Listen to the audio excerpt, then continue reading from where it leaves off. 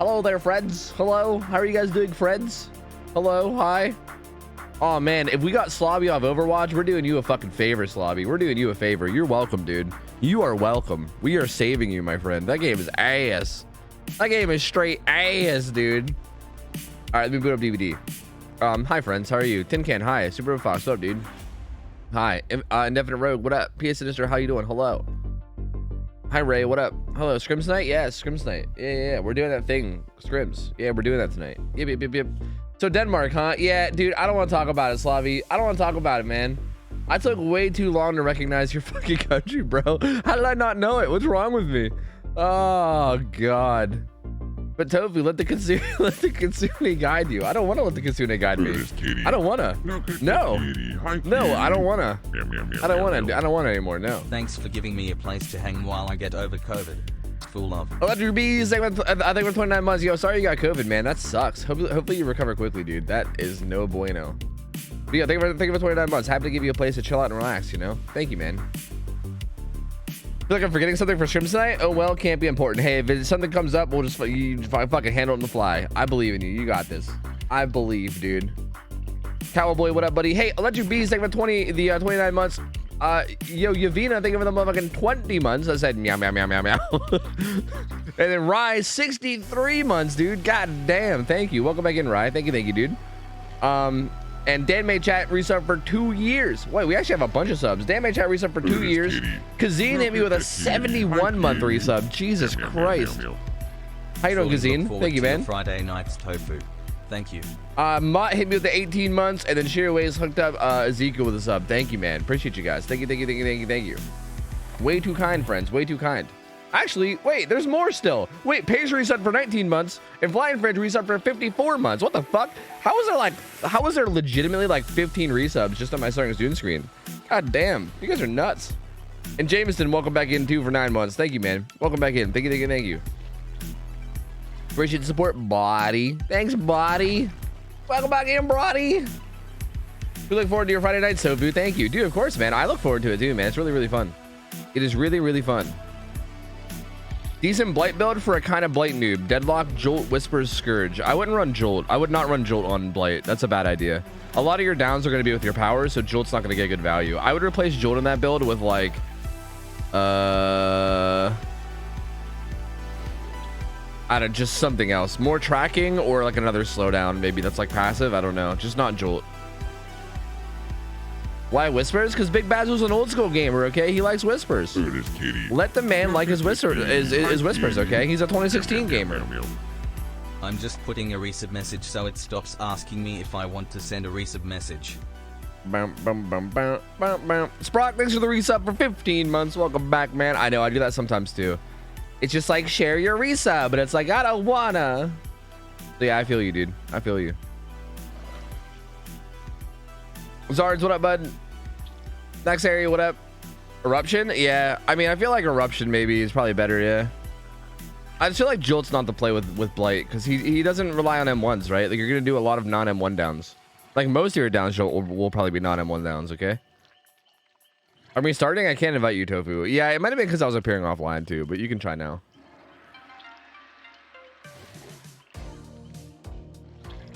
We talk about how good of editing on that night video that Super Ahoy Steve did. That blind transition was chef's kiss. Dude, I know. That motherfucker is so good at editing, dude. He is so good. It's like gross how good he is. He told me that he apparently hasn't even been editing for that long too. Apparently he's just been doing it for like half a year or something. Like, which is crazy to me because he's so fucking good at it. Like, it's nuts. That motherfucker is like a prodigy at fucking editing. I don't understand how he does it. 2016 Tofu does not sound like Tofu. I know. Yeah, dude, when he busted in those fucking old clips, I was like, oh god, this is strange. This is strange. What do you rate this game? 1 out of 10. Like an 8 or a 9, if I'm being honest. Probably like an 8 or a 9. It's not like the most amazing game ever, but it's honestly a really solid game. I mean, I feel like most people I know that play this game put like thousands of hours into it, so. You playing him yet? Playing who yet?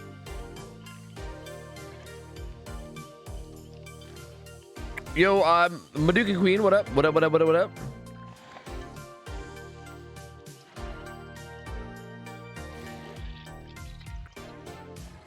Yeah, having a new mic. Yep, having a new mic and also being able to be loud. Yeah, has changed so much. Yeah, like literally having like a new mic quality and also like having my own room to basically stream in has changed my entire audio. You know, it went from a shitty mic with someone trying to sleep right beside me on a bed to literally like having my own room to myself and also having a good microphone setup so I can just fucking yell and scream out all I want. Like, I don't know. It's so different.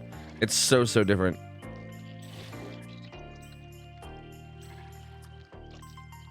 Big Bad, so I can check for you, dude. If you click on your own name, you can see. You've been following since March 10th, 2016. You've literally been following me since before DVD came out. You've been like you started following me 3 months before DVD was ever released, Big Bad. So you were following me from back in the old fucking Left 4 Dead 2 days, dude. Back in the old Left 4 Dead 2 days, man.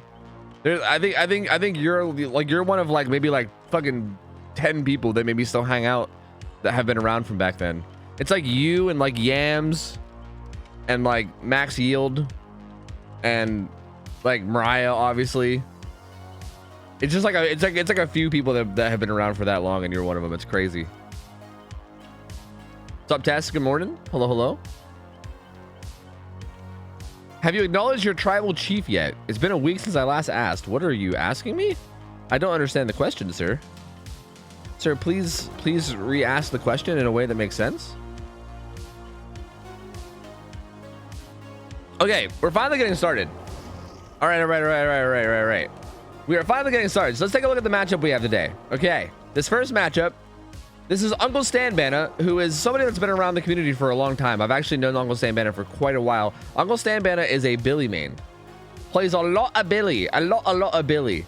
So we're going to be getting Billy on Shelter Woods. Uncle Stan Banna has around 5k hours. I've never seen Uncle Stan Banna play in a competitive setting, so I have no idea how it's going to go. But 5,000 hour Billy main. And this Survivor team is around an average of 5,000 hours too. I think, did we see these guys play last week? I think we might have saw these guys play last week, but I can't remember. I'm pretty sure these guys are juicers. If I remember correctly, these guys are I'm pretty sure these guys are juicers, but their team name is Team CDG. What does CDG stand for? Let's make something up. Team CDG's Team Crankin' Dem. No, I don't know. I got nothing. Nah, Calm Drop Gods is what it stands for. Okay, I actually like that. That's way better than anything else I could have came up with. That's actually fucking amazing. I love that. That's way better than anything else I could have ever came up with. I think Calm Drop Gods is definitely the play. Cranking them glutes? I wasn't thinking glutes, but you know what? Sure, dude. Sure. Why not? Sure. But yeah, Uncle Stan Banna, I'm assuming is probably, yeah, I don't think he has very much like comp experience, if I'm not mistaken. I don't know, but I'd be willing to bet he's probably mostly used to the like public game mindset. So I'm really curious to see how this will go. I feel like people's like introduction experience to like competitive style play is usually, I don't know how to word it, interesting. Like I know my first time doing scrims, and even still to this day when I do scrims, it's very like, it's such a different mindset. So I'm curious to see how he's going to adapt, or if he's just going to play it like it's pubs, or like what exactly he's going to do. I'm not really sure, but we should make a prediction. Here, let me give you guys a prediction. Who will win? Killer, Survivors. I'm only gonna give you 1 minute to vote though, because I don't know how ready these guys are. They're probably pretty ready. There you go. You got 1 minute to vote. You got 1 minute. Place y'all bets. Place y'all bets. Put in yo tofu bucks. Yo Q, what up, man? What up? Calidus, what up, dude? I'm having anxiety. I spent so much money on Paramore tickets today. Yeah, I don't blame you. That's a lot of anxiety over a band that isn't even that good.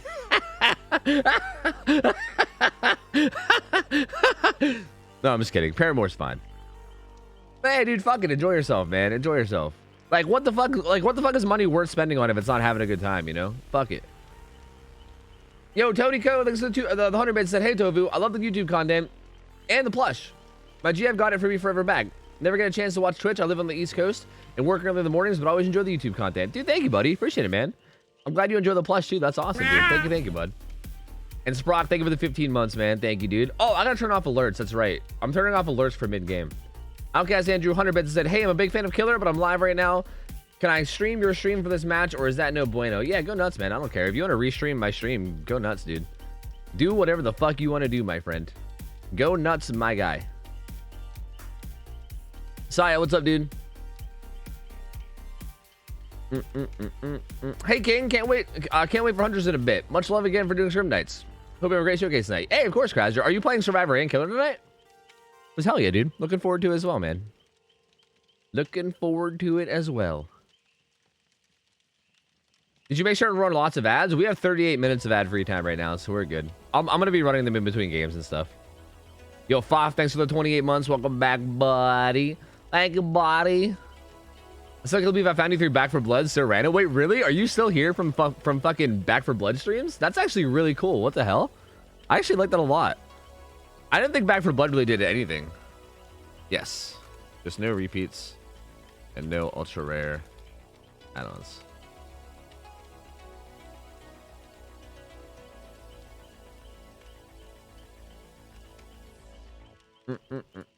Right? I'm not leading them astray, right? I hope I'm not telling them the wrong rules. I'm pretty sure that's where we're at now. We've changed the rules decently often, so I'm pretty sure I'm not lying to them. Fuck. I should probably make sure, huh? Where's like the information tab in Discord? Am I blind? Am I an idiot?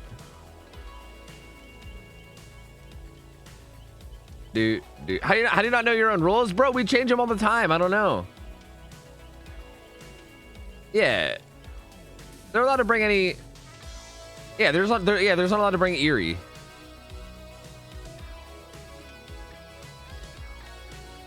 No Eerie / event items. Oh, no Eerie / event stuff at all. Just to be 100% clear. Okay, that's what it says. Okay. We're good. I want to make sure I'm not leading them astray. My lord. No more Eerie maps? I guess not. That's what it says in the rules. It's their job to know the rules. It's easy for them to find as you. True facts. Get an Elise extra 3 sub, by the way, for 24 months. Dude, I'm sorry to hear. That sucks. Is it just like, is it like a temporary sickness? I fucking hope so, man. I hope you're holding up okay. Thank you for the 2 years. Welcome back. Feel better soon, please. Hi, Miss Marie. What up? You still have Eerie items? It says in the rules, it says no Eerie items. The rules says no Eerie items / add-ons. No Eerie / event items or add-ons. So yeah, I don't know if like, I think maybe Eerie keys and maps might be banned. So yeah. All right, here we go. So all 4 survivors running something different. They actually brought in a broken key instead of a purple one, which is interesting. Uncle Stanbana running a pretty good build. So again, that's kind of the first thing I was wondering what Uncle Stanbana was going to do. I wasn't sure if he was going to run like an actual really solid build or if he was going to do something more like pub stompy. But Bamboozle is really good on Billy. It kind of forces him into situations where they'll get chainsawed. Low Pro Chains is his purple add-on that lets him go through pallets after he chainsaws them, but any hits that he get after going through the pallet will only be a 1 damage hit. We're going to see those survivors playing really safe here. So something that you guys are going to come to learn, and again, take note if you guys are a survivor team trying to learn, take note. You see how fast they go through Shack Pallet? Did you see that? Do that, okay? Play safe. The first chase, we say this so often, the first chase is by miles the most important, okay? By miles. Do not be shy about throwing pallets. The pallets are there to use. So they discovered low pro chains and Claudette ate a hit there. That was a really good play by Uncle Stanbana to use his low pro chains there in a good way to zone. He's going to try to do the same thing here. He's going to try to zone and force her to that side. So that was really good play from Uncle Stanbana. He basically forced her to that side of the pallet that was away from the rest of the map, and then broke the pallet with low pro to kind of keep her off to the side. But she actually still managed to get some distance, and she makes it to this tile, which is really good. He bamboozles it though, and she'll have a pallet here as well. How she play this though? Okay, she didn't want to pre-throw it because of low pro. Okay, Uncle Stanbana. Okay, got the ballerina spins. That was fucking nice. That was really good. That was really good. I mean, it might have looked like she greeted there, but she actually didn't throw that pallet because she didn't want to eat a low pro chain hit after the break. So he knew that. He like revved his chainsaw a little bit just to threaten it, and then once she went through it, he put it away. That was actually really smart from Uncle Sandbandit, like really smart. So I'm impressed so far. I'm actually really impressed so far with him. I wasn't sure how he was gonna do considering everything, but I mean, so far really solid. Like he predicted exactly what she was gonna do perfectly and got that down relatively quickly. The unhook comes in though. He should, again, this is something that I think is gonna be a mistake that I was worried about seeing. He really should just be killing that Claudette. He really should not be going after this Adam. He should be killing that Claudette 100%. This might end up costing him. He's gonna get this Adam, which like good. It's gonna give him another stack of No Way Out, which is solid, sure. But I think if these survivors play smart and everybody that gets close to like Death Hook plays really safe and you know stays in like safe areas, it's gonna be really hard for this to actually like turn into enough of pressure to actually win. But we'll see. We will see. That comes in there though. Deadlock comes in on the gen over there, so they obviously know about Deadlock.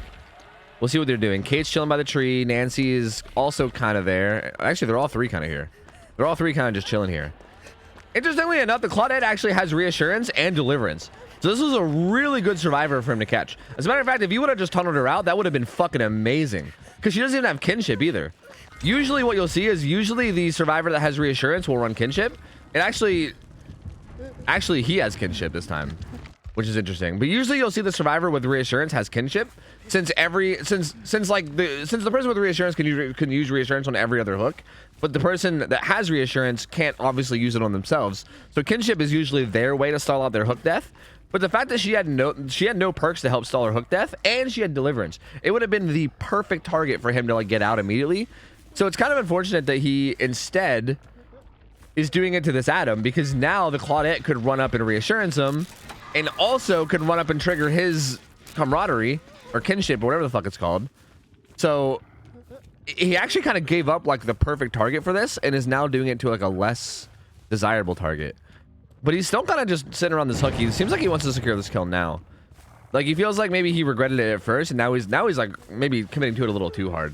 Usually what you'll see is like once you force him to like struggle state, usually what you'll see is that killers will leave the hook, because if the unhook happens right then, it's kind of fine. You can just go right back and tunnel them. But he's kind of just sticking around until death here. Kate is gonna run in and trigger kinship. Kinship is activated, so his bar is not gonna move, right? Kinship's activated. His bar is not gonna move for the next like, what is it? I forget. It's like 20 some seconds, I think, like 24 seconds or some shit. This bar is not going to move. It's going to stay there. So, and the thing about kinship too is that you don't get the little white aura that you do with reassurance.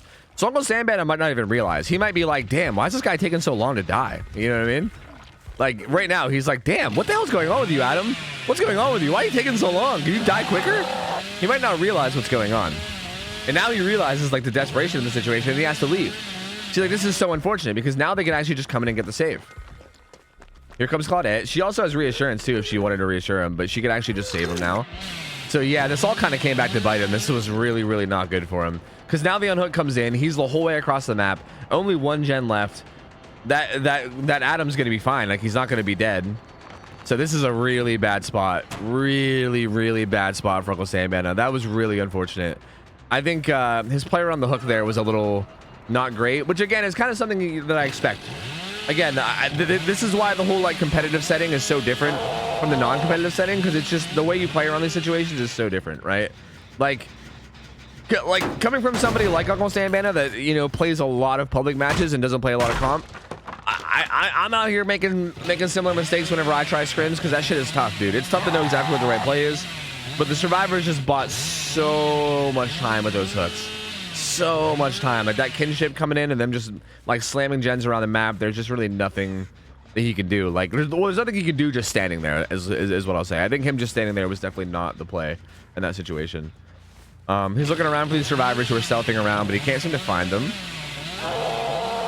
And now he's gonna go. See, and these gens are so far away too. He has to go so far. Like, thank God he's hillbilly, because if he was a less mobile killer, getting around, like getting from this side to the other would be a nightmare. But this gen has a ton of progress. I'm assuming they're back on that other gen too, right?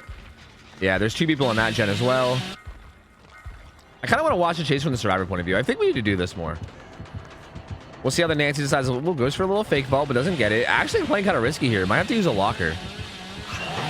Does use a locker really well though. Oh, so good. It also has hope too. Oh, that's so unfortunate for Stanbana that they're chasing the survivor with hope.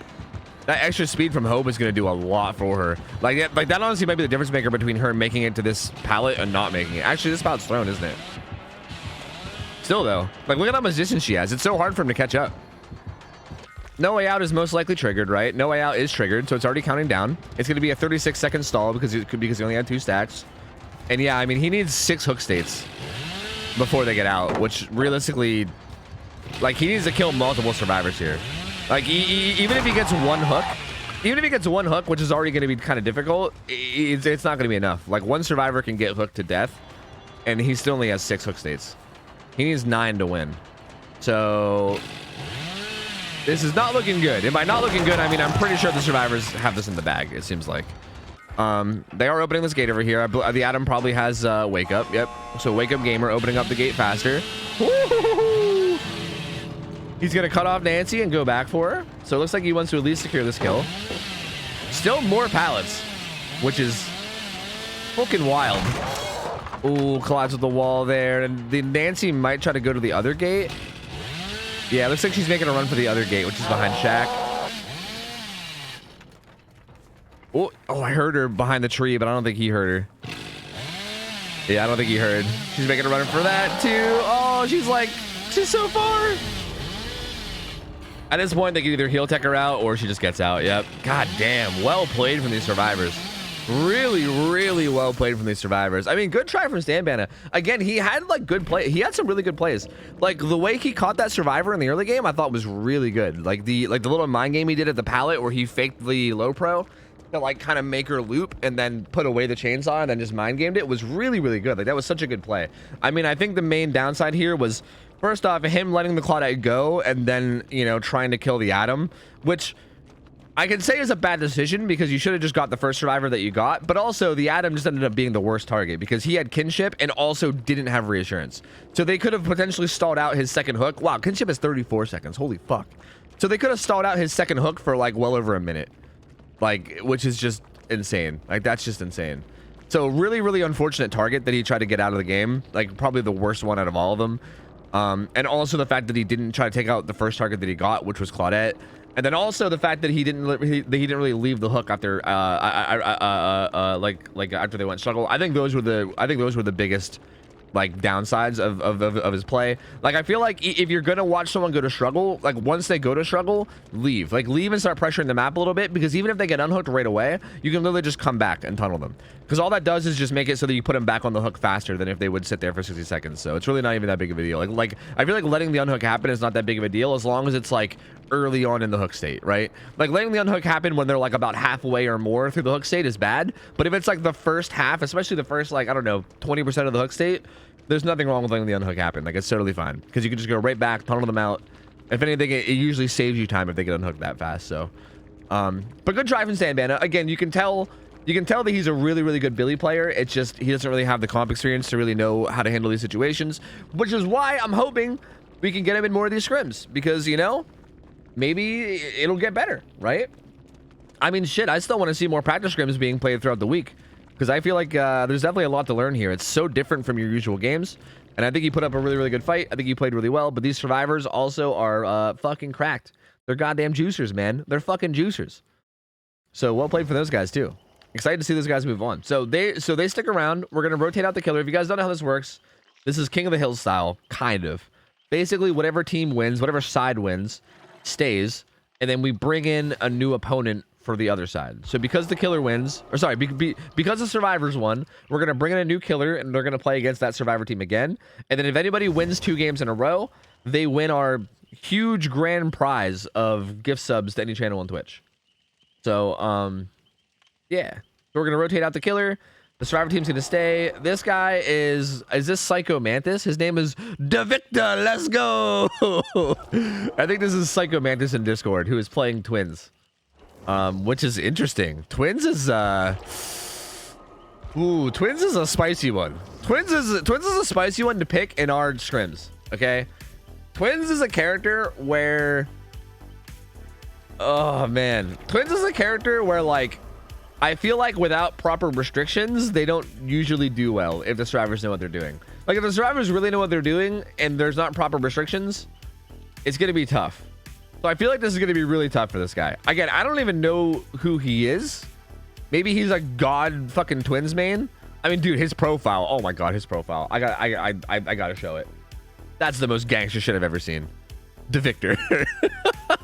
That's the most gangster shit I've ever seen in my life. Never mind, I'm rooting for this guy. Never mind, I'm fucking rooting for him. I'm going all in on this guy. I love him. Holy shit, that is amazing. Holy fuck, I love that. Oh shit. Oh wait, did I pay out the last? Oh no, okay, wait, someone did. All right. He said I'm ready to get 5 stages with these rules. Yeah, this guy. So I'm not trying to sway your bets here, but also I do want you guys to be well informed, okay? When you're betting, Twins is definitely a killer that I think relies on rule sets. I think with all things allowed, like because we have no real restrictions for the rules, Twins gets kind of hard countered in this current setup. Assuming you know how to play against them. That's the thing. It's solely reliant on how good the survivors are at playing against Twins. If the survivors don't know what they're doing, Twins can still shit on people. We've seen it happen in scrims before, but this team seems to be pretty competent. So yeah, like the fact that we allow like Circle of Healing, the fact that we allow so many like different healing perks and stuff, it makes it really difficult for the Twins to actually be able to snowball in any kind of significant way. And if a team really knows what they're doing and they really know how to counterplay Twins and they really know how to like stop them from snowballing, it's really fucking difficult. It's going to be really difficult for the Twins player, I'd imagine. So again, keep that in mind, but you never know because one big slip up could make the whole game snowball the other way, right? Like no matter how much I say this, DVD is a very snowbally game. So one bad slip up from the survivors and the Twins player could fucking, you know, turn it around and turn it into a win. So like you never know how it's gonna play out, but just letting you know, I think if this was Vegas, I think there'd definitely be pretty good odds for the survivors here to win, I would say, especially since this team seems pretty fucking good, you know. But we'll see how it goes. Feel free to place your bets.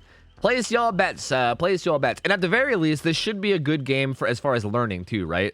Like if you guys are maybe a team that is practicing for this, or a team that's trying to learn, Twins is an interesting killer. Twins has very unique counterplay in this game. Like there's a few killers in this game that are just so different in terms of like how you play against them.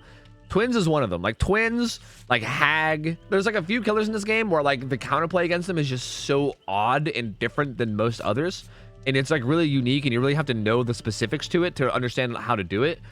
And again, Twins is one of them. So if you're wanting to learn, like if you're a visual learner, pay attention to this game. This is probably going to be a really good like session for just learning what to do. I imagine the survivors are going to make a lot of plays. I'll try to point them out when I see them. They'll probably make a lot of plays that are going to be very huge, and a big thing that like I think a lot of other people maybe are missing out on in their gameplay. So we'll see. Psycho Mantis is a beast, dude. I love his profile. Is amazing. I love it, man. I absolutely love it. Well, goal for once, maybe, dude. Maybe.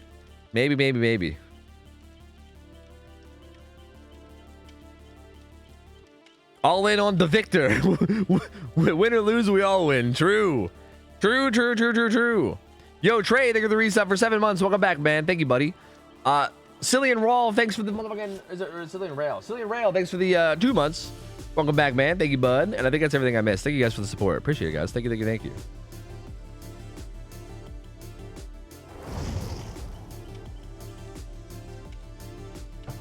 Q, what do we got to do to get more actual comp players to come join Scrim Nights?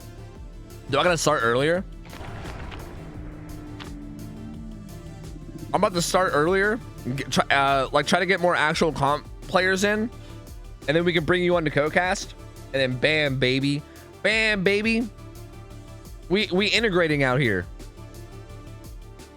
I'm just collecting as much as I can for the hag fund. Yeah, dude. Yeah. I like to play against the comp players. Hell yeah, dude. I think we have quite a few people that would like to. All right, let's see how this goes. So again, this killer is also put on Sanctum of Wrath, which is like the closest thing to Azrael's resting place that we can get without it being Azrael's resting place. So Noed, Deadlock, Corrupt Intervention, and Force Penance. Force Penance is something that you see really often on Twins, because what you're going to see against Twins is most likely a like buddy system. That's a big thing that you see against Twins, is like the survivors playing in like a buddy system style, where two survivors are going to stick with each other, because if you have another survivor with you, Victor is way less of a threat. Like if you're ever off completely on your own, especially if you're injured, Victor is just death. Like he finds you and you're just dead. As long as you have a buddy with you, there's a lot of different things you can do. You can let yourself go down and have your buddy kick him. You can crouch in a corner and have your buddy body block so that, you know, he can't pounce you. You can jump in a locker and have your buddy stand in front of the locker. There's a lot of potential plays that you can make. So you're gonna see that like 2-and-2 buddy system a lot. So and again, it's gonna make it really hard for him to do much of anything. Looks like he is going to patrol around though. Corrupt Intervention's blocking off that whole side, so he kind of has all these gens over here, and it looks like he kind of has like a 4 gen here, maybe. Yeah, there's like 4, dude. There's only 2 gens on that whole side of the map, so his like generator RNG is really interesting. There's only 2 gens on this entire side, and then this side has 1, 2, 3, 4, 5 if you count the one up top. So there's kind of like if he just plays like the middle of the map and over, like if he cuts off that entire half of the map, he has 5 out of the 7 gens here, which is fucking crazy actually. Like that's some interesting RNG. That is some very interesting RNG. Also just to go back to my comment about getting more comp players, I feel like a big thing about that too is that our rule sets are not really made for comp players. Hence why like this Twins thing is like rough, right? Like we try to keep our rules as simple as we can so that people that are trying to get into comp have like a easier time doing so. I think these guys might be waiting out Corrupt. Yeah, these guys are waiting out Corrupt, except for the Atom. But we basically try to keep the rule system like as simple as we can, so that people that are trying to like get into comp for the first time have an easier time doing it. But also in the process of doing that, I think we make a lot of the rules, like a lot of our rules are balanced around people being new. Whereas if we get like really god gamers, like again, like really good survivor teams, will make our rule sets look a little silly sometimes because of the things that they can do, you know. So that's also kind of an issue as well. But again, that's something for that's a whole other topic for like another time. This is gonna be a really slow game also as well, I would assume. Oh my god, this is actually working. Holy fuck, this is actually working. Wow. It looks like the survivors are working on gens across the map now though, and he sniffs it out with Victor. So this is across the map from the 5 gen. This is like the 2 gen side over here. He does jump on Claudette, which means these guys over here are now free to do whatever, because Claudette's going to hold on to Victor. I'm curious to know if she's going to break him right away. Probably not, right? Probably not? No, she is. Interesting.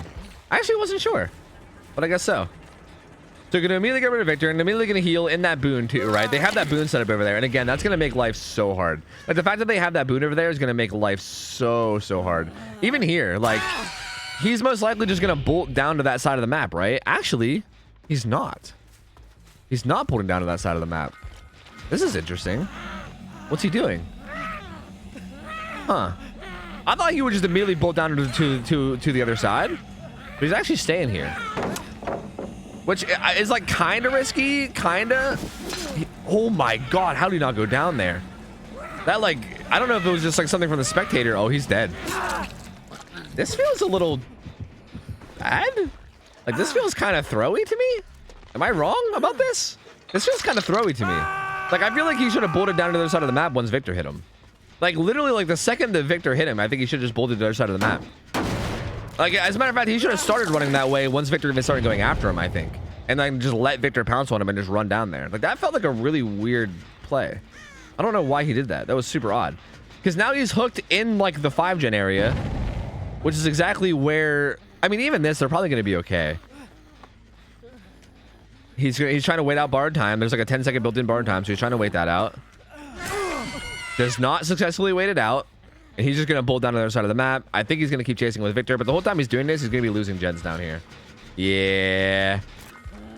Well, the Nancy was on a gen on the other side, but the other ones were on gens. I think Nancy was the only one on a gen on this side. The other ones were on gens on the good side. So like again, that gen that Nancy's on doesn't really matter, because that's like that side of the map is basically dead from the get-go. But these gens over here matter a lot, and they had 2 different people on 2 different gens here. He's gonna come over here with Victor and try to pressure them. He finds Kate. I thought she might hop in the locker, but no, Charlotte's too close. Looks like he's just trying to line up a hit and play safe and get a guaranteed one. Does hop on Brandon. But again, like Claudette's on this gen has a ton of progress. The one that Kate was on right here has a ton of progress as well. Adam gets picked up by the Nancy's and they're doing just fine. Like they're doing just fine. They ended up getting out of that A-okay. This is such a rough, man. Like, I feel like this is one of those things where like I'm assuming Psycho Mantis is like a Twins main. I mean, obviously with like their profile and stuff.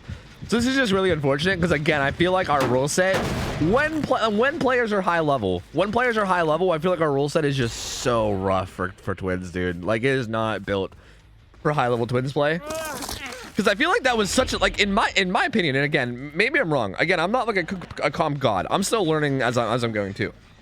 But from my amateur understanding, it seemed like that Adam kind of threw a bit there. Like it seemed like he made a decently large mistake in terms of like staying on the bad side of the map and going down.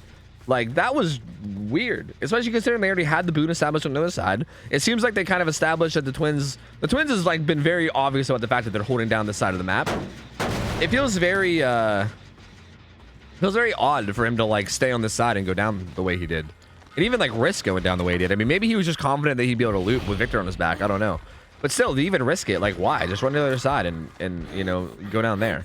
But either way, it feels like even with him making that mistake, it was just so hard to take advantage, which is a shame. He finds Nancy up here, gonna jump on her, but again, she can just bolt way to the other side where the boon is.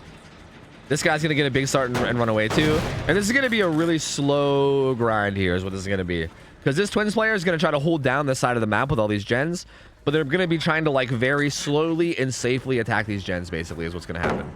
Like they're gonna try to like run up here, get some progress on these gens when they can, and anytime they ever get injured, they're gonna try to run way down to the other side to make sure that they can heal up safely. So it's gonna be a really like slow crawl in terms of getting these done. Well, maybe not that slow. Like honestly, maybe not that slow, because again, like they do have a lot of tools at their disposal. Because I mean, for instance, they just got that gen done. They're gonna body block for Claudette here to make sure she gets away. Force Penance coming in though, and making him broken, which is nice. He knows where 3 out of the 4 are right now because of those killer instincts. So he knows where at least some of them are. Looks like he's just gonna commit to this Kate. He's just like, fuck it. Gets kind of stuck. Kind of unfortunate.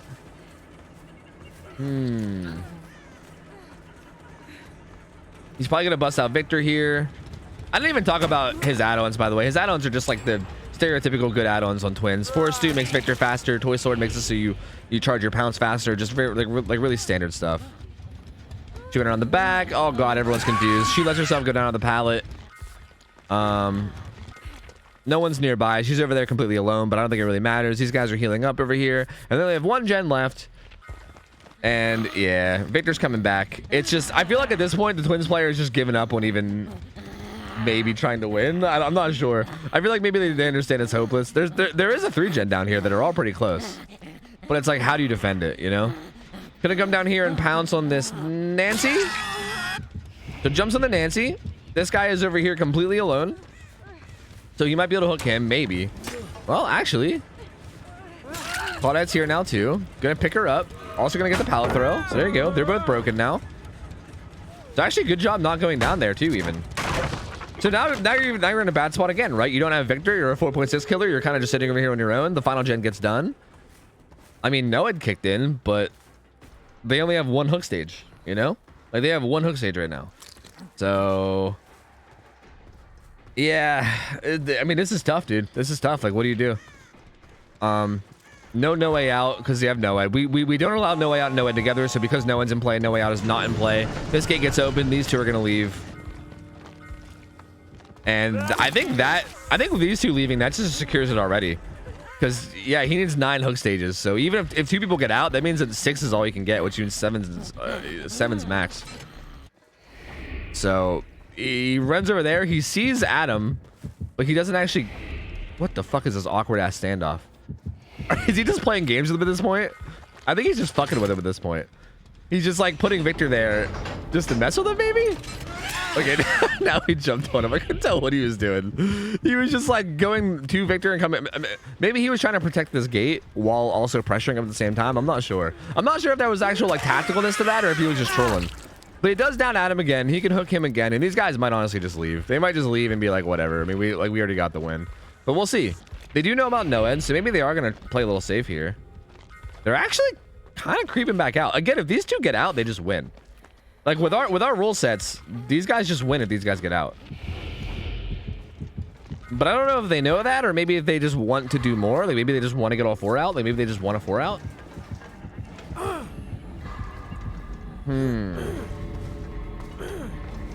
It's because the controller's plugged into port 2. Oh, unlucky, dude. Unlucky. Dude, fucking cheaters. Automatically plugging their controller in the port 2 before the fucking before the match. What kind of bullshit is that? Yeah, so he's gonna get hooked and these guys are just gonna leave.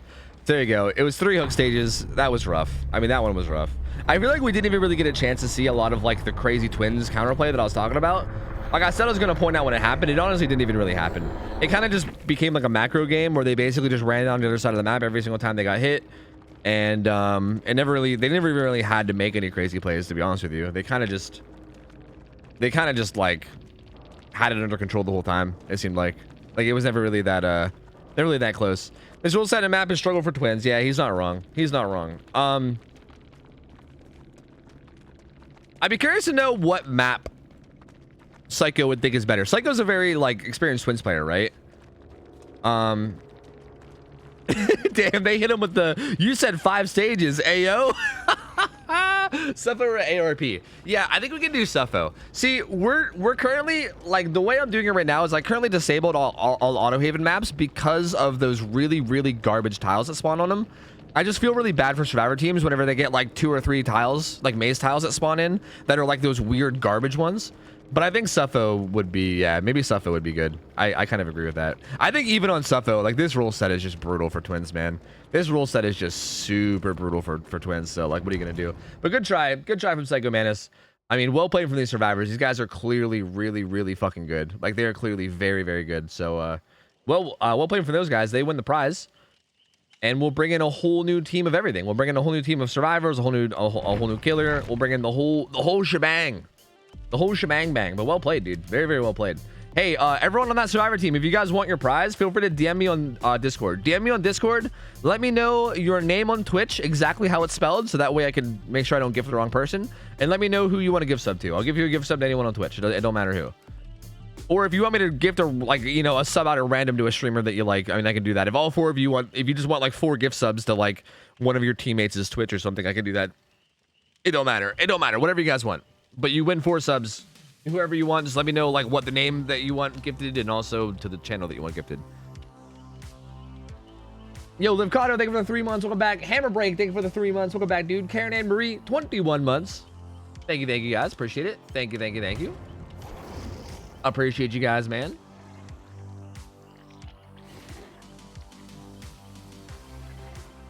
So yeah, GG's, man. That's tough. That is tough, dude. That is very tough. So something that I'm trying to struggle with is I'm struggling with the idea of like how to make Scrim Nights like more like very easy and accessible for people that are like new to the comm scene, while still making it as fair as I can for experienced players. Because again, I can't help but feel like that twins player just didn't even have a chance. You know what I mean? Which is such a shame. But also, I don't really know how to fix it. Because like if we can't really like Ryoxium bitch. Wait, do you have a team called bitch? I don't understand. What is this? What am I looking at? Okay, I gotta play some ads, but before I play ads, let me tell you what's going on. Ray is playing Artist. Ray, I'm sure you guys have seen Ray play a bunch. Ray is like a turbo nerd. She's got like over 5k hours, I think. Yeah, 5,600 hours. She's playing Artist. Artist is one of the killers she's played. She's pretty fucking good. She's quite cracked. But this survivor team is also quite cracked. It's Singularity. These guys played last week. You guys remember. They were the last team that played. They slaughtered, I think, one of the killers. I think it was the Pinhead, maybe, that played really well. And then they lost to Array twice, because Array is just fucking nuts. But these guys are a really good survivor team, but Ray is obviously a really good artist too. So I really have no idea how this is going to go. I honestly have no fucking clue how this is going to go. Let me pay out the last prediction real quick. Or wait, this is for the last prediction, right? We saw the last prediction up, right? I think so. But yeah, Artist is also played on Shelter Woods. So keep that in mind too. Artist is also played on Shelter Woods. I'm actually surprised that the last prediction was like 50-50 in terms of bets. I thought it would be much less so. After that big spiel I went on, I thought it'd be much less so. But here you go. Feel free to get your gamba in. I'm gonna run some ads. I'm gonna hold the lobby hostage by switching to killer. But yeah. Get your bets in. Get your bets in. But yeah, I'm trying to figure out like how maybe it would be best to like make games more balanced for high-end play while still making it simple and like relatively easy for low-end play. Like I don't want to, like, if you guys don't know how actual comp is, like actual comp has so many restrictions, and their restrictions are like very customized for each killer. For instance, like what you can run against Blight is way different than what you can run against like Doctor, you know?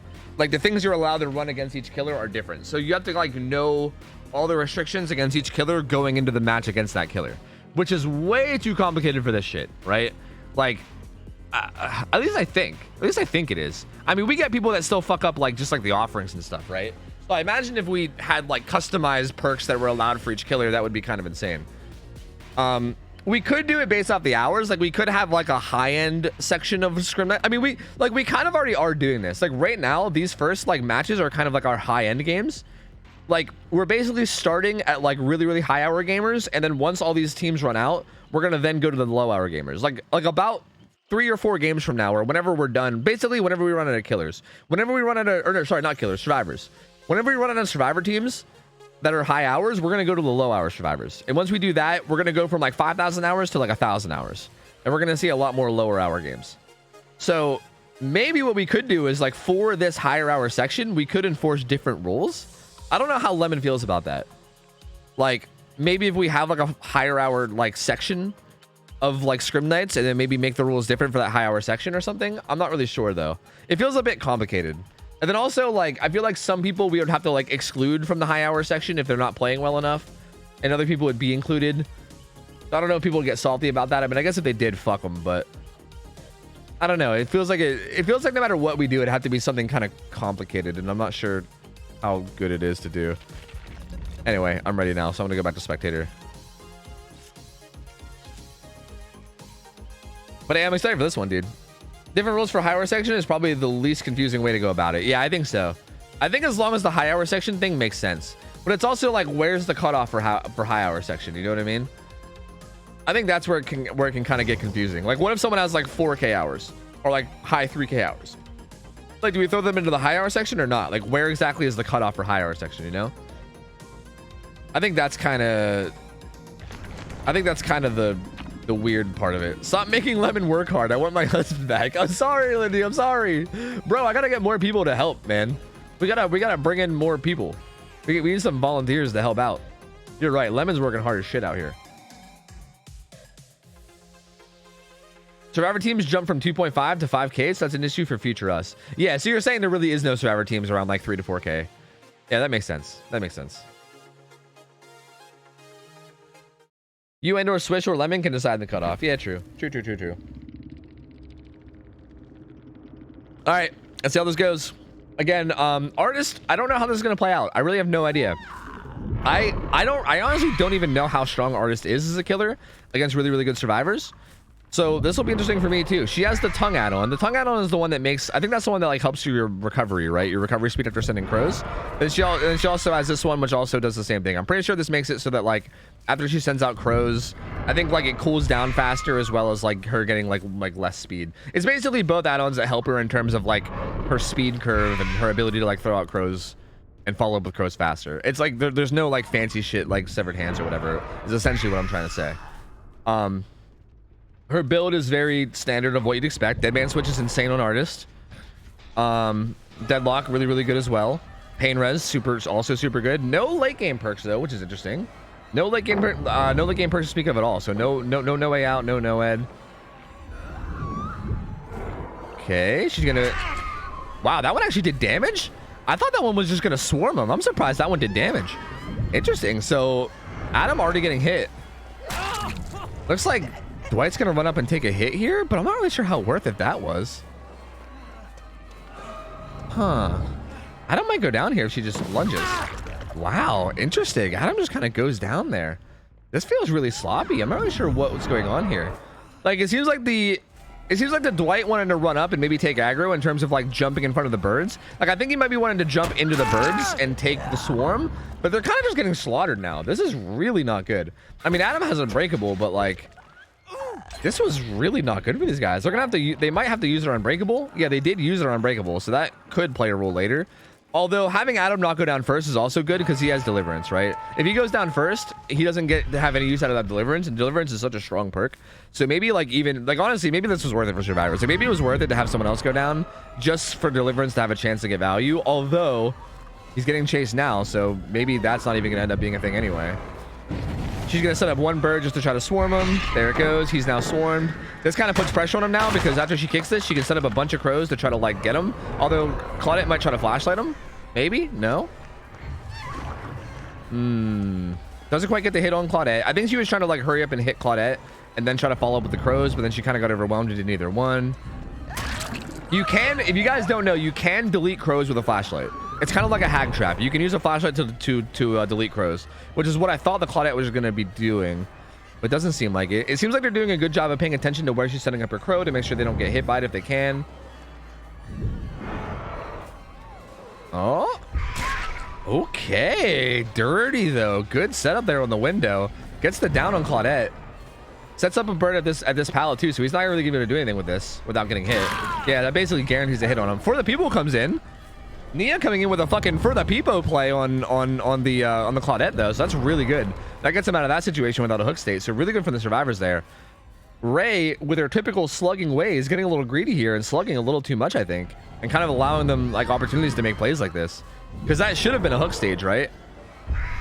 But instead, instead she doesn't get a hook stage out of it because she kind of got a little greedy and tried to get more pressure, and they get away easy peasy. But also, I mean, good play on the survivors to make that For the People play. Adam kind of just walking up and eating that crow. I feel like something could have been done. I feel like something could have been done there better, but maybe he's just trying to get Dwight out of it alive. I'm not sure. Dwight is a survivor that's been hooked already, so I think they're trying to make sure he doesn't die. He doesn't go down again because he already has a hook stage. But they're actually gonna both go down again, dude. Oh no! Oh no, dude. This is not good for these survivors, man. This is not good. You know, I don't know. I was gonna say I'm not really sure how it is in terms of like how artists like fares in these matches, but so far I don't know if these guys are kind of just failing to do the correct things here or what, but so far it seems like pretty fucking good. And right here she could, I was gonna say she could even just camp this out if she wants to, but she's actually gonna hook this guy too. This is kind of interesting. I think this could be a good play because even if they unhook here, she can then just kind of like turn around and see if she can go tunnel them as fast as possible. But honestly, they got the unhook really quick. She needs to find that Dwight like immediately. She did get him before Deliverance though, so no Deliverance will be in play. So that's good. Also, the survivor that has Reassurance is the one that's on Death Hook, so he's gonna be really, it's gonna be really scary for him to try to make a Reassurance play. What the fuck just happened? Did we just have a blind moment? What was that? What the fuck just happened? What? What? Good setups. Okay, that was actually really smart from Ray too. Setting up birds on the other side of the hook, assuming that they weren't unhook, or the unhook was gonna come in and they were gonna run that way. That bird setup was a really safe setup. Like, it's basically a guaranteed hit no matter what there. So really smart by her. She's gonna chase this Claudette away. Again, I feel like she should have got this Dwight out though. Like, I feel like not killing this Dwight maybe was a little bit of a mistake, but also has so much pressure that it might not matter. Like, I feel like she's putting on such a good show right now that not killing the Dwight might end up not even playing. It might not even play the big of a role anyway. Claudette gonna dead her to the window. She's gonna go down. Dude, this guy's gonna go to struggle too. Oh no, he's gonna go to struggle. Oh man, this is bad for these guys, dude. This is bad. Now the Adam and the Dwight are both on Death Hook. Everyone's injured still. Only 2 gens are done. Oh, this is bad for these guys. Oh no. I think that's the sees the Adam out here and the Nia. The Adam's on Death Hook though. Like, even right there, I feel like, okay, the Adam did get healed. I was gonna say prioritizing healing the Adam seems way more important, but maybe the Adam had like the resilience or something. Maybe I just didn't see. Hits the Adam. She should 100% commit to Adam here and get him out, which I think is what she's gonna do. She's gonna wait for a crow to go away, then probably set one up. She doesn't even need to because he's already leaving. Gonna see if she can swarm him, but she basically set it up at the pallet. So if he tries to go through the pallet, she can swarm him. It's basically what that is. She might even still send it here. Nope, she didn't have to. She just downs him. So yeah, like I feel like right there from the Atom, maybe it's worth it to just let yourself get swarmed in order to use the pallet and then try to like see what you can do after the fact. But I mean, I don't know. It's hard to say what the right play is for either side, right? But she basically set the crow up at the pallet to try to like zone him away from it. As in, like if he tries to use the pallet, he'll get swarmed, and then she can follow up with more crows. But if he doesn't use the pallet, then that happens, right? And he's dead now. He's dead now, and on top of that, again, Nia's on death hook too. Or sorry, not Nia. Dwight's on death hook too. So if Dwight gets found and he dies as well, then the game is basically just over at that point. Like you can't win a 2v1 at this point. There's no way. Still 3 gens left. Deadlock's still in play. Deadman Switch still in play. So gonna be really hard. This Connic's doing a really good job of avoiding these crows though. She's doing a really good job of seeing where they're set up and doing a good job of like taking advantage and avoiding the hits. Does vault right into him though and gets an off the record hit. That'll put her into deep wounds. She saw where the crow's set up. I'm wondering if she's gonna try to juke this one too. It looks like she might just try to play the pallet here. She is. A good crow setup from Ray though. I mean, it's just really good artist play, right? Like what can you do about that? There's only so much you can do, you know? Honestly, this feels really strong. Like this feels really strong from the artist. I guess I'm not really sure what to do against it. Oh, did I just bug her? No, we're good. Woo! I thought I just bugged her out. That was close. Yeah, this feels really strong from artists. Like I feel like Ray is doing a really good job of forcing these guys into situations where they go down really quickly. I mean, I think the map choice might be helping her a lot too. Like Shelter Woods is obviously a pretty good map for artist, but she's doing a really good job here. I mean, just shutting everything down really quickly and putting them in situations where they're basically like stuck between a rock and a hard place and they end up going down really quickly. Although I will say that these survivors, it might be worth it for them to like eat the swarming crows a lot of these times and just try their luck with dodging the follow-ups, because I feel like they're kind of zoning themselves into getting killed a lot of the time. So I'm wondering how much of it is on them rather than on her. But I mean, I think it's a mix of both, obviously, right? Gonna find the Nia in this corner. She's gonna go down. Nia's the only one that hasn't been hooked yet. So I guess from a survivor point of view, this is really the only person that you can accept going down. Anyone else going down here is on death hook. So this is really the only survivor that could go down without the game being over. So I guess good on the survivors, but this is feeling pretty over already. Claudette has both off the record and decisive strike, so she might be creeping up towards this hook maybe, although Dwight does have reassurance, so he might be doing the same thing as well. Oh, Ray saw him. That's not good. She's gonna set up a bird at the... Damn, it even got him like kind of around the corner too. The hitbox of those crows are just so huge, dude. They're so huge. So like even right there, I feel like he maybe should have just ran away from the tile. I'm not sure. And down he goes. He's gonna get hooked. That's gonna be death. That's gonna be the winning hook too. That's gonna be hook number 9. So that's gonna be the win for Ray. I mean, goddamn, dude. Ray just fucking kind of just annihilated this game. Honestly, he kind of just annihilated him. Oh wait, did Ray get a penalty? Wait, I see the red number. Did she get a penalty? Okay, so it's not over, but it's still over. I mean, it's not officially over, but it might as well be over. I mean, these guys aren't gonna get 2 gens done. There's no way. With them both being injured, deadlock, fucking pain res, you know, like there ain't no fucking way. But hey, I mean, on the off chance that they make the most miraculous comeback ever, I won't say it's over yet. We'll see. Nia getting chased. Ray kind of setting up crows ahead, trying to just get her swarmed. Gonna set up a crow here. Okay. I mean, honestly, this Nia doing a really good job of avoiding going down so far. Does eat that crow, and now she's swarmed, and now this is where the pressure comes in, right?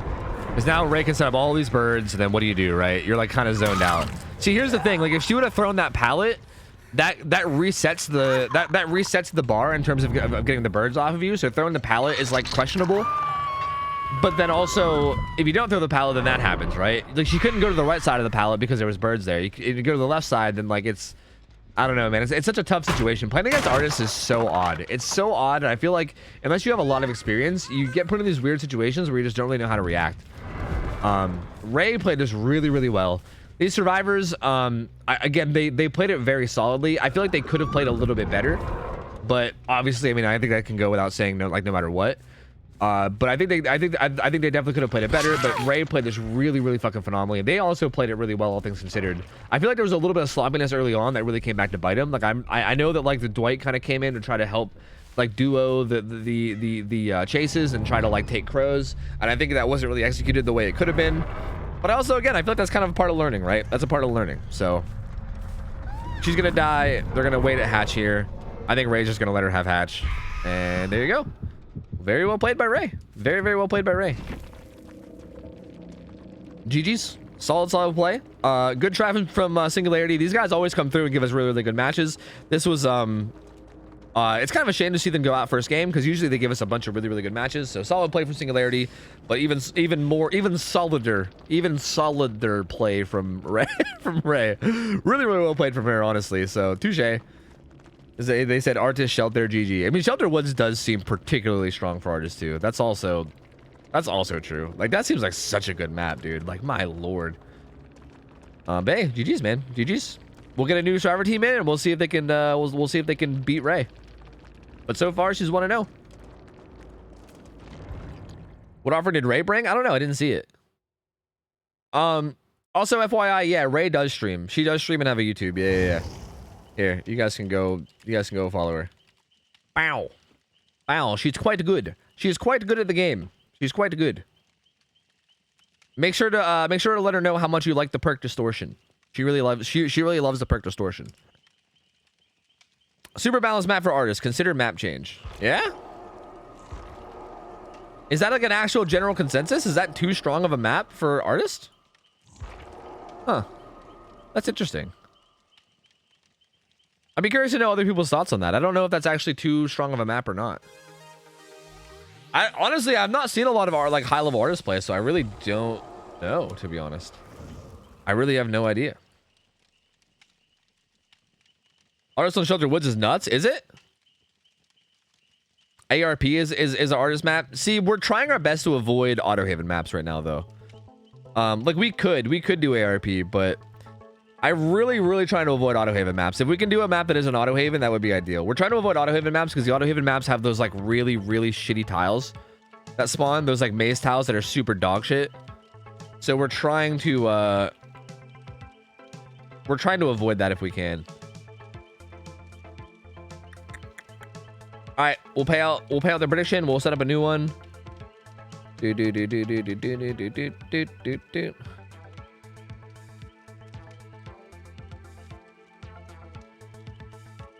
Hey, I mean, we'll see how this match goes. If Ray and other artists are just dominating on Shelter Woods all the time, and it's seeming like a problem, we'll change it. Again, there's a lot of these like maps and stuff we have set up where like until we see a problem with it, we don't change it, right? So we'll see. If this seems like a problem, then I'm down to change it. I ain't opposed. But I want to like make sure it's a problem first, you know? If not ARP, maybe Suffo. We could do Suffo, true. You should do Suffo. Shelter is way too strong for her. Okay. -15 for Rude. Damn, dog. Damn, he hit her with a -15 right away. What the fuck?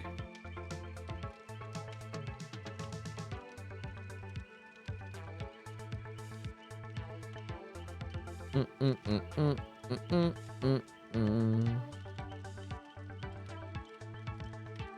don't think there's anything wrong with Artists in Shelter Woods. Seems a wee bit salty to me. I mean, don't get me wrong. They probably were a little salty, but like, I mean, the people that are talking, like for instance, I know Numi has a lot of experience in like comp. I don't know about everybody else. So like, I think there's people with like actual comp experience that are speaking up about this. And if it's an actual thing where Shelter Woods is like a really strong Artist map, then I can get why they'd be a little upset, right? Like they waited a week to play in scrims, and then they get like a very like one-sided match in terms of like maps and stuff.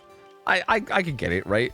Like they weren't like being dicks. Like if it was salt, it was only minor, so it's fine. I mean, if it's an actual suggestion that should be taken into consideration, then I would prefer if they voiced it, right? I don't want them to just stay silent. I would like them to voice it, as long as they're not being rude to anybody, and they weren't. They were being chill.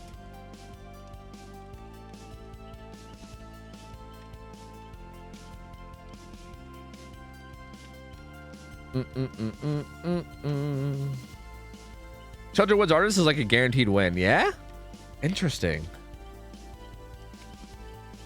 Can't really chain loops. Yeah, that's like artist main counterplay. Yeah, I think you're right. I think you're right. That's kind of one thing I noticed. I was sitting here trying to rack my brain around like why Shelter is a free win for artists. And yeah, I think that's kind of where my brain was going. It seems like all the loops are very isolated. Like there's a lot of really isolated loops. There's not really a lot together. So like if you get like, if for instance, if she just like shuts down a loop, like if she just sets crows up on a loop and shuts it down, then like where do you go? You know, like you have nowhere to go. You just kind of die at that loop. If you try to transition, you don't even make it to the next tile. Whereas on a map like Suffo Pit, if you run to the middle, there's like so many maze tiles there that even if she like shuts down one loop, you can just go to the next maze tile, you know? So yeah, maybe you guys are right. Maybe you guys are right. We're gonna keep this next match on Shelter Woods. I feel like it would be pretty rude of us to like make that team play on Shelter Woods and then have the next team be like, oh no, it's fine. Like the next team can play on an easier map. Like that feels kind of rude. So we'll make the next team, or sorry, we'll have the next team play on Shelter Woods too. But if Ray just like annihilates this game as well, or if it's just like looking unfair, then maybe we'll consider a map change. And honestly, depending on how you guys are feeling, I know we still have a couple high hour killers. Depending on how you guys are feeling, we can even bring back that previous team for the next two kills. Because okay, from what I'm seeing, it looks like we have three high hour survivor teams and 6 high hour killers.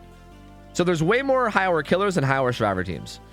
So depending on how you guys are feeling, it doesn't matter to me. We can do whatever. But if we wanted to, like, after this game plays out, especially if Ray just kind of annihilates these guys on Shelter Woods, we could bring back the previous team if they're down and have them play against the next killers that are coming up, right? Which would be what, like Numinous. I don't even know what this person's name is. It just looks like an L or an E. There's like a Blight. Who the fuck is Kazan? Who the fuck is Kazan? I don't even know who that is. What killer's name is Kazan? Is that like Dredge or something? Oni? Oni's name is Kazan? Oh, Dredge is there. Dredge's name is just Dredge. Dredge doesn't have a name, I guess. What the fuck? Jesus fucking Christ. Okay, so we still have a Blight, an Oni, and a Dredge that are all like in queue for high hours. And I'm just saying I would not be opposed to bringing back the survivor team and have them play against like those killers. Because again, they seemed like they were maybe a little upset. Maybe they feel like they got cheated in terms of like the, you know, like the killer map setup. Put artists on records. I scrimmed against ID on that map, and it's really difficult. Again, I'm trying to avoid Auto Haven, though. If we're ahead of schedule, they can have a show rematch on another map, but with the time this is taking, probably not. Yeah, that's fair. Apparently, the last team is out.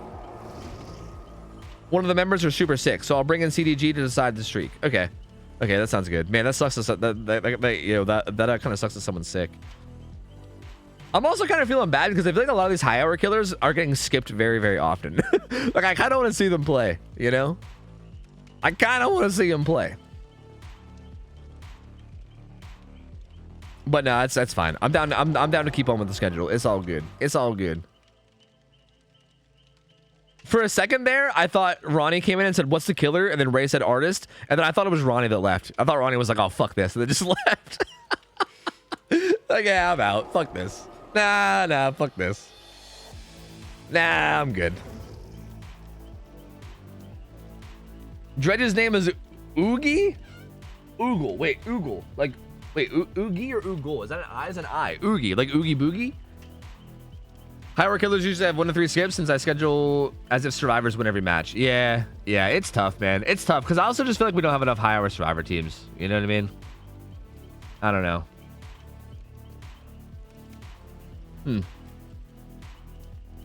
I don't know, man. I'm just saying I would still consider starting Scrim Nights earlier. If starting Scrim Nights earlier means that we can get more like people from EU or just in general more like comp players to come, you know, play, because I feel like it's really insightful. Like I feel like don't get me wrong, I'm not trying to like neglect like the lower hour teams. Like the lower hour teams are like the foundation of all this. Like I love watching them grow and stuff, but I feel like watching the high hour teams and watching the high hour players is what helps us all grow. Like even myself, right? Like even me as a caster, like knowing what to say and knowing what the right plays are and stuff. Like the more I watch high hour teams, the more I kind of realize all that stuff. So I don't know. I'm considering this whole like starting early thing. Armendez, thank you for the 15 months, by the way. That said Peepo Comfy Blanket. Sorry, that was 2 years actually. Thank you for the 2-year resub. Welcome back in. Tin Can, thank you for the 16 months. I gotta play ads, guys. I gotta play some ads to make sure they don't play mid game. Okay. So if you're a non-sub, bear with me. It's just like a minute and a half just to make sure they don't play mid match. All right. Nyctophobia, thank you for the resub. 11 months. Welcome back. Tin Can hit me with a 16 month that said scroll. Yo, thank you. Welcome back. Resident Vegan, thank you for the 38 months. Welcome back in. Liv Cotto, thank you for the 3 months. Thank you guys, man. Start at 7 p.m. Maybe. Maybe. I can do like 6 or 7. Maybe.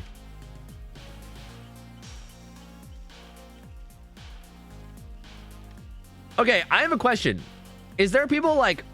Maybe I should wait for the ads to be over. But I'm curious to know, like, if there's like people from like EU that can't sign up because of the time block or whatever, like how, like for instance, would 7 p.m. still be too late? I mean, that's only 2 hours back, right? Like 7 p.m. is still like midnight starting time, right? Is that like not pushed back far enough? Like how early would I have to start in order to actually make this matter? You know? I'm not sure.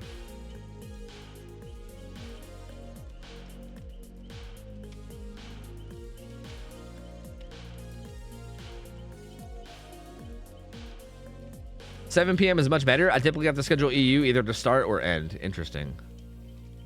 7 p.m. would basically solve all my team's problems. Interesting. Interesting.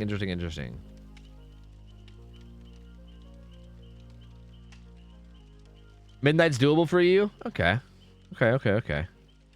Yeah, maybe I'll consider starting it a little bit earlier. Maybe we can look into doing that even like next week. Do I have anything going on next week that matters for? I don't think. I would not be opposed to that. Anything would help. 1 to 2 a.m. is a lot more doable than 4 to 5 p.m. Yeah, that's fair. That is definitely fair.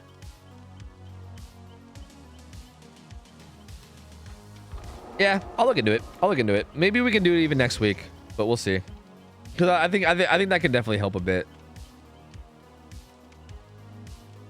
Can we ask Gamba? I thought I already did. Oh no, I guess I didn't. Okay, so yeah, Ray's killer on Shelter Woods again, and this is the first survivor team that we saw today. So these guys went 2-0 earlier. We saw them play really, really fucking well. But again, Ray's artist on Shelter Woods, and from what we've seemed to establish, it seems like Shelter Woods is a fucking ridiculous artist map. So yeah, you know, take this how you will. Take this how you will. I don't know, man. Gamba, however you feel like. This team of survivors is definitely very good, but like, yeah, I mean, I'm gonna make this like my test to really see how busted this really is. But I feel like based on the logic of people telling me of like, I mean, it makes sense, right? If you think about it, like chaining tiles is the #1 counterplay to artists. So yeah, the fact that there's not really very many chainable tiles at all on this map, and a lot of them are just like random rock tiles and shit, is very like, yeah, it seems very not great. It seems very not great for the survivors. Yeah.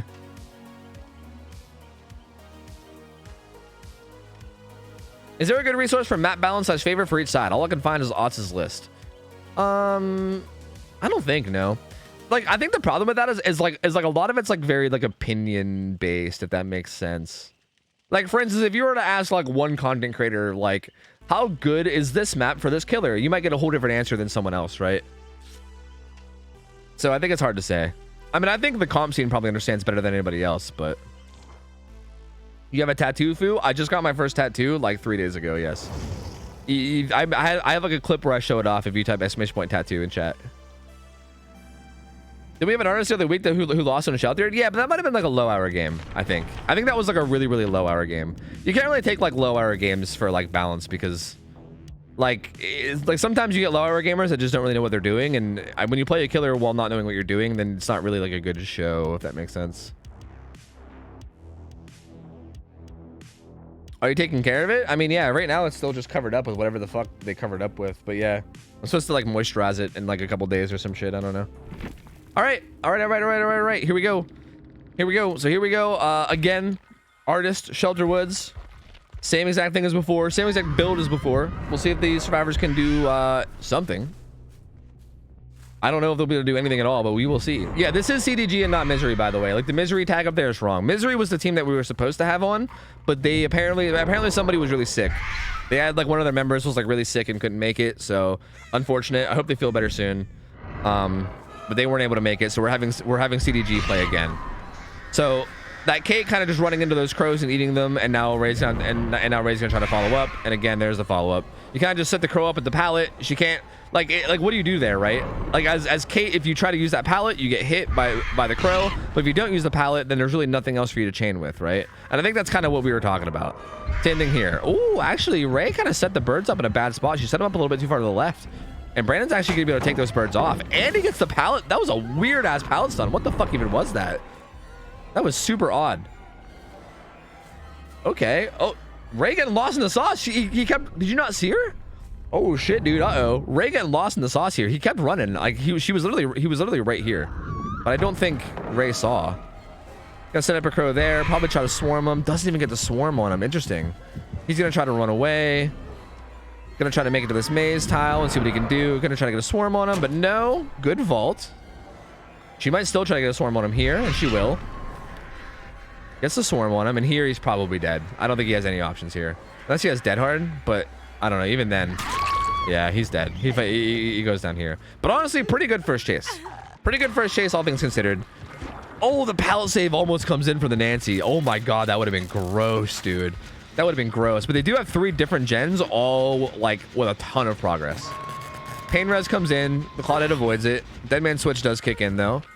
And I feel like the others are probably just going to be holding on for dear life, trying to like get as much progress as they can before Deadman switch.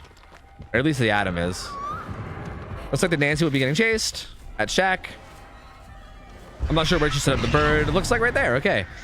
Swarms a Nancy. Again, this puts the Nancy in a weird spot. She threw the pallet. Now she has to try to avoid these birds. She actually opts to go downstairs. But again, yeah, Ray can just vault in. I mean, smart play from Ray there. That was a really good, smart heads-up play from Ray to just to vault in and force her to go up. I mean, that was a good play from both sides, right? Like, the Nancy tried to use the elevation of the stairs to avoid the birds, but then Ray was just like, yeah, but what if I just force you to go upstairs? You know? And, like, really, what can you do? Same thing here. She sets the bird up at the pallet, so Ronnie going and using the pallet, but then gets hit by birds. Now Ray can try to follow up, but she might be able to avoid them. She did, actually. She did avoid them. See, that's what I'm saying. I feel like in a lot of situations, it's kind of worth it to just eat the swarm. Just let yourself get swarmed and then try to avoid the follow-up. I feel like avoiding the follow-up is a lot harder than, like... Or sorry, I think avoiding the follow-up birds is going to be a lot easier than like trying to play around a tile with half the tile cut off, you know? Especially like the pallet cut off. Ronnie does go down eventually though, but again, decent chase. The chase did at least take a while, right? The chase did at least take a while. They're getting a gen done over here with Prove. Looks like it didn't get pain resed either. A different gen got pain resed. And that's going to be a different survivor hooked, by the way. So, like, Brandon's been hooked, and now Ronnie's been hooked. So, 2 different survivors have been hooked now. No one's, like, really close to being death hooked yet. So, this is looking a lot more in favor of survivors than the last game. Ray was trying to set up birds to do damage on that gen if someone was still on it, but they weren't. She does find the Claudette here. I'm not sure if Claudette's just going to try to reassurance or what exactly this is. This might just be a reassurance play. No, she's actually just getting the save. Interesting. And Ray didn't really stop it a whole lot either. Didn't really do any damage or anything. Just kind of like, for the most part, let it happen. But she's going to be chasing Ronnie now. Going to set up a bird at that window. But Ronnie's going to go around. Still might be able to get a follow-up swarm here, depending on where he goes. Not quite. Ronnie holding W, just trying to get distance. They get another gen done. Huh, interesting. We'll probably get swarmed here. Actually avoids that one too. That's so good. That's so good from Ronnie here, dude. He's doing such a good job of positioning himself in a way where, like, he's not getting hit with these swarms. Oh, that was good play by Ray there. Good prediction play from Ray there. Ronnie was trying to avoid getting hit through that window and then kind of ends up taking that corner right as Ray turns the corner too, but decisive strike comes in. I mean, DS doesn't do a lot, but this definitely buys a good bit of time. It's a random crow and Claudette across the map, but this is all bot time. Oh shit, this team is doing so well. She's gonna run to the corner. Gonna dead hard as well. Oh no, dude. Gonna keep running. Was that like a fucking 10,000 IQ bait running to the corner and making it look like she was just gonna go down to the calm corner and then dead harding? Holy fuck. Ronnie, dude, coming through. What a gamer. They only have 1 gen left and she only has 2 hooks. Holy shit, dude. This is so well played from these guys. Claudette's here to like try to take a hit if she can. And it looks like Ray is just going to hit her. Maybe trying to go around her. But Claudette's actually doing a really good job. My God. Dude, are any NFL teams fucking higher? Dude, fucking sign this Claudette as a linebacker. Holy Christ. Final gen gets done. Dude, this is over. This is over. There's no late game perks. She has no end game. There's no way out. There's no Noed. This is over, dude. This is over. These survivors put on such a good show this game. Holy fuck. Ronnie in particular, fucking juice, dude. Absolute juicer. Ray's gonna try to do something here. Gonna slug and try to make something happen. But god damn, that was such a good play. That was so well played from the Nancy. She did such a good job of like avoiding like the crow pass no matter where she set him up. Swarms a bunch of these guys, but it's not gonna do anything. Gonna hit that at him. He's just gonna get out of here. These guys can all just leave, and there they go. And damn, dude, that was impressive. Very impressive. Holy shit. Very, very impressive. Wow. Well played from these survivors. Very, very well played from these survivors. Again, Ronnie in particular put on a fucking clinic. A juicing clinic. A clinic of juices. So really well played. And again, I think Ray even played it pretty well too. Like obviously I think there was some crows that were maybe misplaced and a little bit in a bad spot. I do feel like she could have tunneled out the first survivor as opposed to going after the second one she downed. Like maybe that was a little bit of a slip up too. But it didn't seem like it should have been that big of a slip up that like it was this different of a performance. But god damn they played that well. Holy fuck, well played from these survivors. And that ends the race streak. So Ray doesn't go 2-0, she goes 1-1. These survivors technically went 3-0 today. So well played from these guys. And honestly, just very fun match to watch overall. God damn, that was so good. That was so good. Holy hell. So I'm curious, does this change anyone's outlook on the Shelter Woods artist thing? Or like, are we just gonna consider this just a rough game for Ray and a good game from the survivors and say that it was just like a one-off? Because like, I don't know. I still feel like, I think the logic is still there. Like I do feel like being able to chain tiles thing is really important. And I still feel like, and I feel like this game, that game, I feel like, I think if we did like a best, like if we did like a best of 5 or something, and we sat here and played like a bunch of games with Ray against that team of survivors, I'd be willing to bet that we would probably get a lot of results that were the opposite. We'd probably get a lot of results where like Ray wins, right? And it looks like the opposite.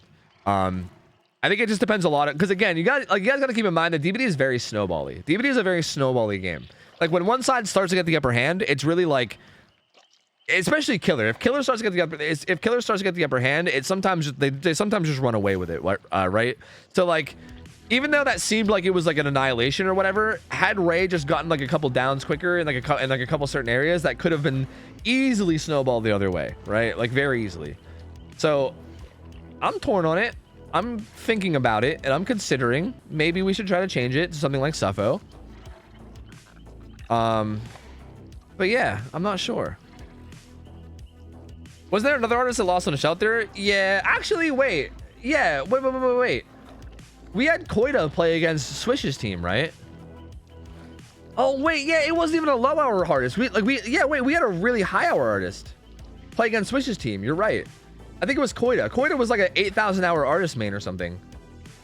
And they played against Swish's team. They played against like Instant Dodge, I think, on Shelter, and kind of got annihilated.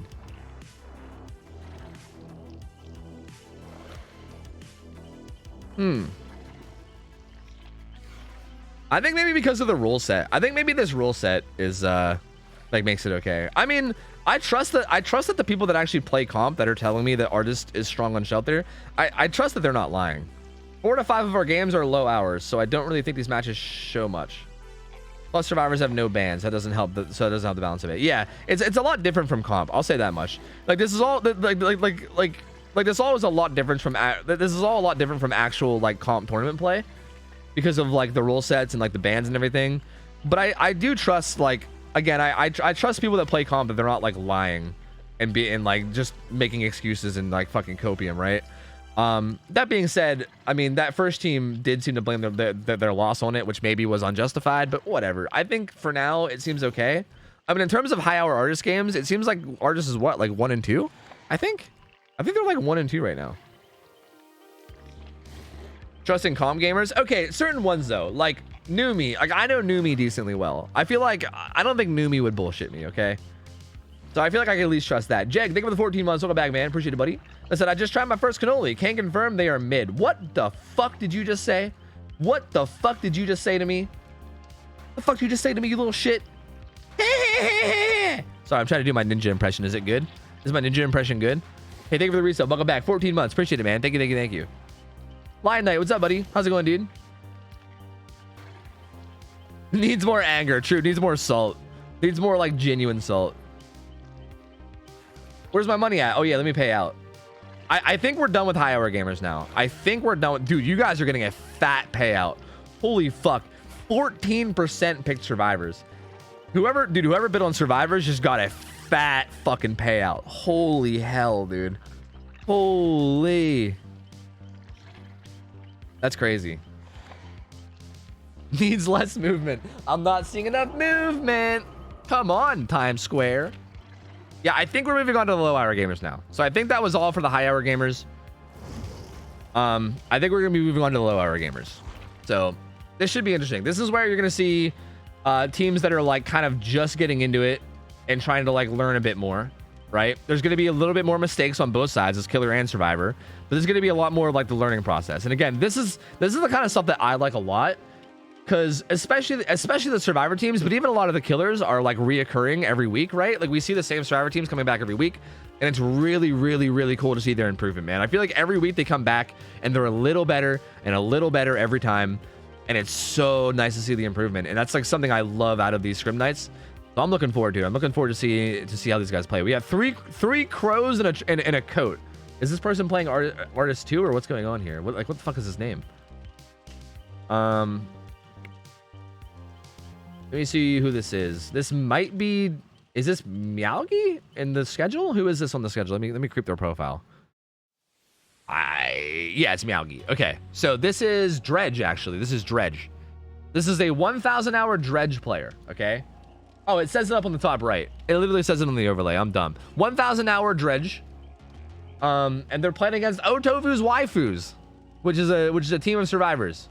That is Slasher, I think. Slasher, I think it's a team that Slasher put together like semi-recently. I think we've seen them play quite a few times. Fuck, I'm trying to remember who all was on the team, but I can't remember. But they're around 1,500 hours average. So it's around 1,000 hour killer, around 1,500 hour survivors. And it's Dredge. Dredge is played on Sanctum of Wrath, if I'm not mistaken. Yeah, Dredge is played on Sanctum of Wrath. So same map the Twins played on earlier. So we'll see. Yo, Amicar, thanks for the 2 months. Welcome back. Thank you, thank you, thank you. Appreciate you. And Axie Lottie, thank you for the 1 year. Yo, Q donated 15 bucks and said, what it do, Tofu? I generally don't get to talk much, but I love either ending or starting my day with the best duder of all duders. Keep being dope, brother. Yo, thank you, Q. I appreciate it, man. Way too kind, dude. Way, way too kind. I appreciate you, my guy. And I still got to get you on here one of these days, man. I'm really bad at, like, hitting people up and doing this kind of shit. But eventually, I'm going to fucking stop being an introverted fuck, and I'll get you on one of these times, okay? I appreciate you, man. Thank you, dude. Thank you for the kind words always, dude. I appreciate you, buddy. Seething Inferno, thank you for the 9 months as well. Sir Knock, thank you for hooking up a sub to Sage. If I missed any other subs, I'm sorry. I think that's everybody though. Thank you guys. Thank you. All right, yeah. Here's the new Gamba. I'm also gonna play some ads. So again, 1,500 hour survivors. They have some high prestiges though. God damn. 1,500 hour survivors versus 1,000 hour Dredge. Dredge is being played on Sanctum of Wrath. I don't really have much info to give outside of that. I don't really know much about... I know we've seen the survivor team play maybe like once so far, and I don't think we've seen this killer play at all. So I don't really have much info on like how these guys play in terms of like trying to sway your bets. So I guess just bet completely blindly, whatever you're feeling, you know, whatever you're feeling, whatever feels right to you. Just go nuts. But I am... Dude, that was like in unison. That was kind of cool. But I am going to play some ads to make sure that they stay out of the game. So yeah. Also, I don't think using lockers, or sorry, do you think locker bird removal would be good in comp? I don't think locker bird removal is that good in comp. No. I don't think using lockers to remove birds really is even going to come into play that often in comp. Maybe in like very specific situations. Like if you get swarmed from like really far away and the artist is actively trying to hit you, then maybe. But I feel like there's very few situations where that's actually useful. I feel like more often than not, you're only going to get swarmed if you're like probably close to the killer, you know? Maybe if you're like on a gen or something, but even then I don't think you really even got to use lockers either. Like I think it's like a very rare situation. So I don't know.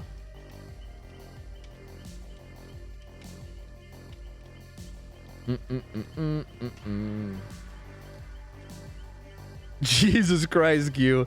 Yeah, like I said, man, one of these times, like I've been meaning to get a bunch of people on. Like I've been meaning to make it like a thing where I get like a co-caster on all the time, but literally I've only done it once. I've done it once. I had Ralph on one time and that was it.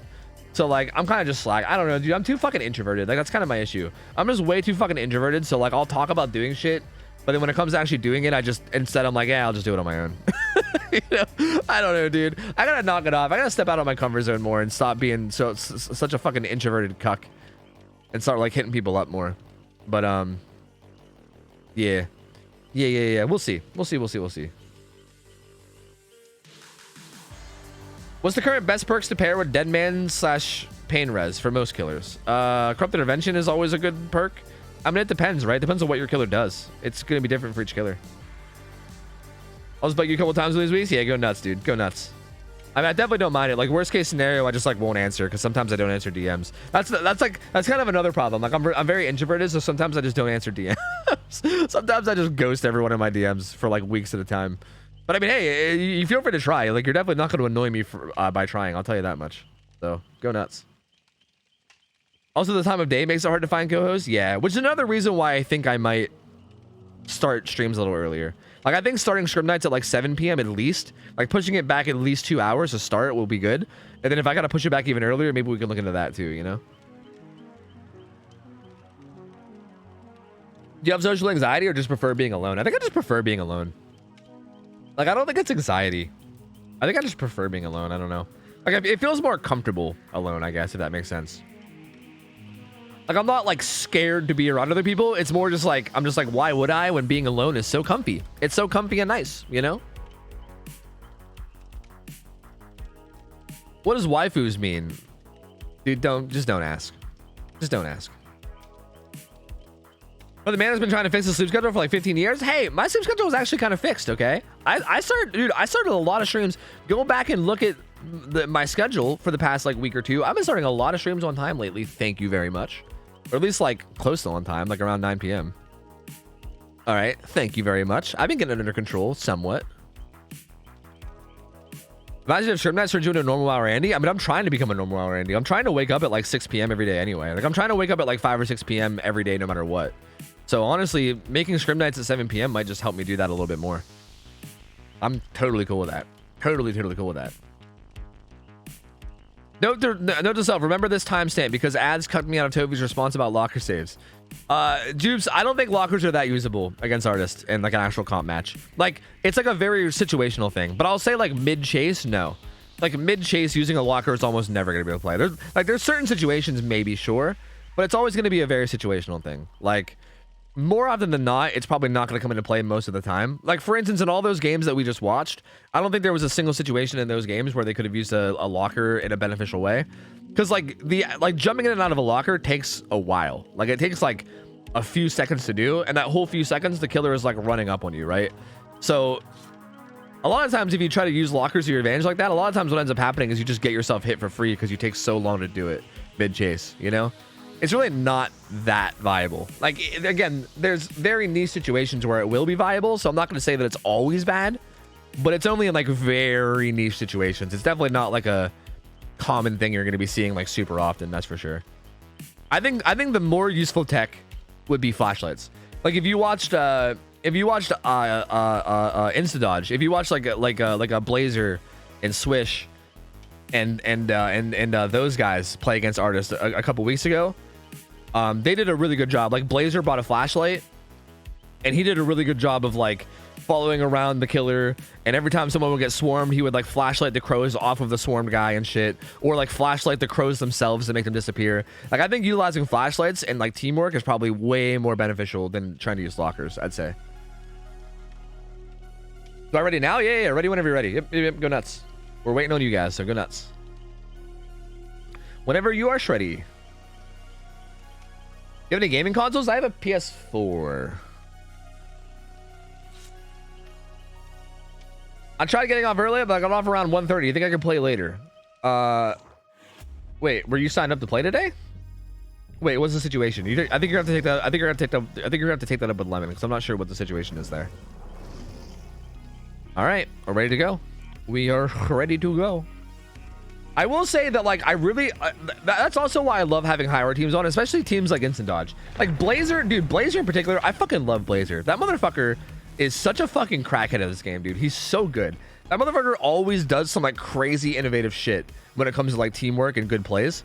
So I love getting him on. I love getting that whole team on and like having them like do like fucking work their magic and like show these like crazy counter plays you can do. What a coincidence. I hate Blazer. Do you just hate him because he fucking juices you? Because yeah, I mean, I hate going against him. He's a fucking juicer, but I love watching him play. I love watching him play. He always, I feel like Blazer in particular is always like one of the ones that's doing like crazy innovative shit. And it's really, really cool to see, man. It always makes me really, really happy to see. The survivors have voice comms. Yeah, I would be very, very offended if the survivors weren't on comms. Like, the survivors need to be on comms. If they're not, I would be very, very offended. Like, I would be upset. I would be legitimately upset at them if they weren't on comms. I want to see how someone like Lilith would do against some of the Scrim Knight teams. Dude, I would love to have Lilith on to play against like some of the actual comm teams. Absolutely.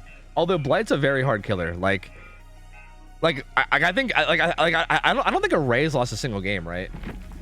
Like, I don't know how good like Lilith and Array like are in comparison to each other or whatever, but I don't think Array's lost a single game. I think he's like 8-0 or some shit in Scrim Knights. Okay, so has the add-on that starts Nightfall right away. Interesting. Okay, so live. Oh fuck. Oh god, the add-ons. Definitely not googling. Definitely has the add-on that makes it Nightfall right away. And I think the other one might be Lavalier microphone. Is that what that is? Or is that the other one?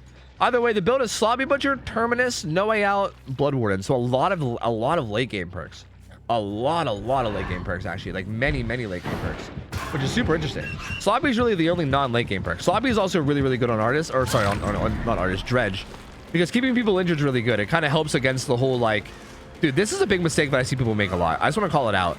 That Ada tried to like 360, and in the process of trying to 360, lost so much potential distance. Like, I feel like that's a big thing that I see a lot in these like lower hour scrims, where you don't really see it in high hour scrims. Which says something too, because you'd think high hour gamers would be like, quote unquote, better at 360ing or whatever. But I feel like the whole like going for a spin thing is so risky, because if you don't get the spin, you end up just losing a bunch of distance. And it's like, is that worth? Like, I don't, no, not really. Like, I think like the Feng kind of had to come in and body block there to save her. That was a really good call out from the Ada though, to recognize what was happening there and then double back. Okay, this is actually field, it's field recorder and boat key. So field recorder is the one. Oh, it goes down. Field recorder is the one that makes it so Nightfall is beginning at the night, or is already active at the start. And it also activates. Okay, this also makes it so that when the final gen is done, Nightfall activates. So that's going to be really important, because when the final gen gets done is when Terminus is going to activate. It's when No Way Out is going to shortly activate. It's when most of the perks are going to activate, right? So kind of huge. I'm surprised that they went with No Way Out. I guess in combination with Terminus, it makes sense. And then the other one is Boat Key, which makes you teleport faster during daytime. And also all locks get broken when the final gen completes. So this is actually a really interesting build. This is a really, really interesting build. Both of these add-ons have a very strong effect that happens when the final gen gets done. Like when the final gen gets done, it turns into night immediately, and then all locks on the map become broken. So all the lockers become like freed up that were locked, and it's night. So you just have like instant teleporting everywhere, and like free reign to teleport wherever you want. Oh, good job from Meowgi here to like utilize that power to like double back. That was really, really good. Kate goes down. That's gonna be the second hook. We'll see what it's looking like over here. Feng is doing a gen in Shack. Looks like Ada was doing the middle gen, and Steve is doing the gen on the other side as well. But both those gens are on the other side of the map. Keep in mind, this is like, or no, actually, the Shack side was on this side, right? Wait, I can't tell where they are exactly. Shack, I think Shack is on the side. Yeah, Shack is on the side. So this is actually really good gens for these guys to do. These guys are tackling gens in a really smart way. And again, you can see the deja vu value, baby. Deja vu value coming in. And they're utilizing it really well and getting correct gens done. They're making sure they don't 3-gen themselves, which is really, really smart. You definitely want to make sure that you get gens done around the map and not, like, you don't want to get all the gens done on one side and leave. What the? What? What is happening? See, the problem here is that it's nightfall, so we can't really see what the survivors see. Like, it kind of looks like they're just making dumb plays, but we can't really tell what they're seeing. I mean, I think this was undeniably questionable. Like, the fact that it's nightfall and you're injured and you're on a gen that, like, has a lot of progress you got to know that you might be in danger, right?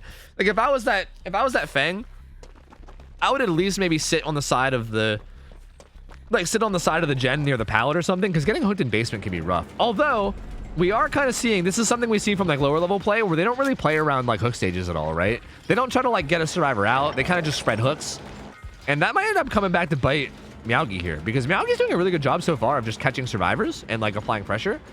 Like people are going down pretty quickly, I'd say. Like the chases are going pretty well in Meowgi's favor, but I'm a little worried about the overall efficiency. I mean, we'll see. There is like the full late game build that still has to kick in, but I'm a little worried about the efficiency. They have 2 gens done. This gen is really close to being done. That must have been a styptic, so it looks like Kate's gonna run away. We'll see how Kate opts to play this. I don't even know if she has a pallet here. She might just be dead. She does have a pallet here. Okay. Just throws the pallet. That's pretty smart. Oh, that's not it though. Oh God, I don't know if this is like inexperienced against Dredge. Maybe they don't know what to do. Like, I feel like in that situation, what you got to do is you can still kind of loop the tile. You can either hold W to the side and go to the maze tile that's in the corner, or you can try to like bait the teleport back, right? Like you can kind of get like sort of close to the husk, but then run away before they actually teleport, right? Like try to bait them in the teleporting and then taking advantage. Like there's a few plays there you can make, but running into the Dredge is definitely not one of them. Definitely not one of them. Gonna be on Fang here, setting up a similar situation, and again, like a lot of the times what these guys need to do is just leave the tile. Like if you see him like setting up his power like that, just leave the tile, man. Just walk away. And you don't really have to like, you don't have to stick around. You don't have to like keep looping the same tile. Just leave. Just leave the tile and go to the next one, you know? Gonna come out here. Okay. Finds this guy during nightfall. Sprint burst comes in though. He's gonna get this vault, but he's not gonna get too far, I don't think. Yeah, he's gonna die like immediately. Yeah, I mean, I was saying that like not focusing on the hook states might play a factor here, but it looks like it's not. Like, these guys are just going down so fast that it's not really mattering too much. Do they have a boon up? They don't even have a boon up. Yeah, looks like the unhook's gonna come in down here. He's locking a locker before he gets out. Dredge teleporting back though, gonna find the Steve. 3 hook states away from the win. Still a bunch of late game in play too. Shaq Gen does have a good bit of progress. Steve's like comp cornering it out here. He's just literally just comp cornering it, which I guess I don't entirely hate. I don't like it, but I don't really hate. I don't like it, but I don't hate it either. Like, he's the only person that's not on death hook, so I mean, him going down is not the end of the world, but I still feel like you maybe could have made something better happen. I mean, you had a pallet here that you could have played with, right? Like, it's not like you had nothing. You had stuff to play with. But he's gonna go down 2 hooks away from the win. I feel like a big issue that I'm seeing with these survivors is that they're staying injured. Like, the whole like staying injured seems like such a problem, especially again when they have a survivor with a boon. Like, I can't believe that this Kate has not went and booned up a boon somewhere on the other side of the map. Like, especially once you realize that there's like a certain 3-gen happening or whatever, which I don't think there even is a 3-gen anymore. I'm pretty sure these gens are super split, but still, just like boon up near like a completed generator, right? Like, if there's an area of the map where there's no objectives, if there's like a completed gen, set up a boon there. And then that way, if anyone's ever injured, they can run over there and reset themselves. Because staying injured is just not great. Especially against a killer like Dredge, who's like a very hit and run style killer. And also, staying injured gives him... Oh, no, dude. No, you can't. This can't be happening. Especially because staying injured also gives him Nightfall, right? It gives him more charge for Nightfall. So for every person that's injured, he gets more and more Nightfall charge, and you're just going to have to deal with Nightfall even more. So it just kind of like helps him snowball a ton when everyone stays injured like this. And that's kind of what's happening right now. I mean, this guy's about to go to struggle. This guy's about to go to struggle. If he just hooks this Fang, it's over. I think that's what's going to happen, right? Yeah, just hook the Fang and it's over. There is somebody here, though. Right there. Yeah, I saw the grass move. It's the Ada. We know she doesn't have Dead Heart because we saw Steve have it. Okay. I don't know what's going on here. A little tap, tap, tap. I mean, it doesn't matter who he hooks. He hooks anybody and it's over at this point. So, yeah, there we go. Ada's going to be hooked. And, yep. That's it. Dredge comes out on top of this one. That's interesting. Didn't even utilize any of the late game perks yet. Again, it felt like the survivors were doing a really good job of like being efficient and tackling the right gens and stuff. And it felt like in the early mid game, I kind of thought that the Dredge was going to lose. It felt very like it felt very in the favor of survivors, and I felt like they were tackling the objectives in a good way and spreading their macro really well and making sure that the gen split was good. But they kind of like, I think it was a mix of them just dying in chase like instantly, as well as them not resetting. Like, look, everyone's injured like all the time, right? Like they're never full health. Like even still, like this Claudette's, or sorry, this Feng's gonna finish his gen, but even still, like, I mean, I know the game's over at this point, so maybe they just don't care now. But like, it just seemed like people were injured throughout the entirety of the match, right? Like it seemed very rare for anybody to actually become healed. On top of the kind of rough chases, it was just enough for the Dredge to, you know, come out on top here. So kind of unfortunate, very, very unfortunate for the survivors. I mean, well played from Meowgi, all things considered. Again, I still feel like the macro was not great, but the micro advantage was so high that it didn't matter, right? Like, I don't think the macro play from Meowgi was really that good at all, just to be blunt. But the micro was like there was such a micro disadvantage, like there was such a micro advantage, I should say, between Meowgi and the survivors that it literally didn't matter. Like Meowgi didn't have to play macro at all, just literally just chase people and fucking slaughter them, and that's what Meowgi did, and it worked. So like, who am I to say? Who am I to say? You know, who am I to say? Yeah, macro gameplay can only take you so far if you only last 2 seconds in chase. I agree, but even then, like the survivor macro wasn't that great either, because I think a big part of macro is staying full health, right? Like resetting and staying full health. And these guys didn't really do that at all. Like there was a lot of situations where people went down because they were like injured on a generator, and they just like stuck on the gen injured. Like realistically, especially like during Nightfall or even against Dredge in general, you really shouldn't be doing gens while injured, you know? Like you gotta treat it like you would treat any like a hit and run killer, right? Like if you're playing against an Onryo, if you're playing against a Ghostface, you're not gonna do a gen injured, you know? Like Dredge is not that much different. Dredge can teleport to a locker near your gen at any moment, right? Or if Nightfall exists, he can sneak up on your gen at any moment. So you can't really be doing gens injured unless you are just like wanting to die, you know?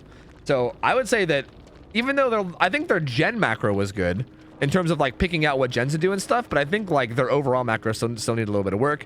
And I do think their chases were a little rough as well. But I think that just comes with hours. I mean, this is a really low hour team. You got to keep that in mind. Like everyone, like this whole match is like relatively low hours, all things considered. I will say Meowgi played the chases really well for being a low hour killer. The survivors definitely needed some work, but also you got to keep in mind that playing survivor in this game is not fucking easy, dude. I know a lot of people like to give DBD shit and call DBD an easy game, right? Everyone's like, oh my god, it's so easy to be good at DBD. But you got to keep in mind, dude, like how many practice matches do you get against Dredge, right? Like how often do you boot into a game of DBD in like a public match and you find a Dredge player?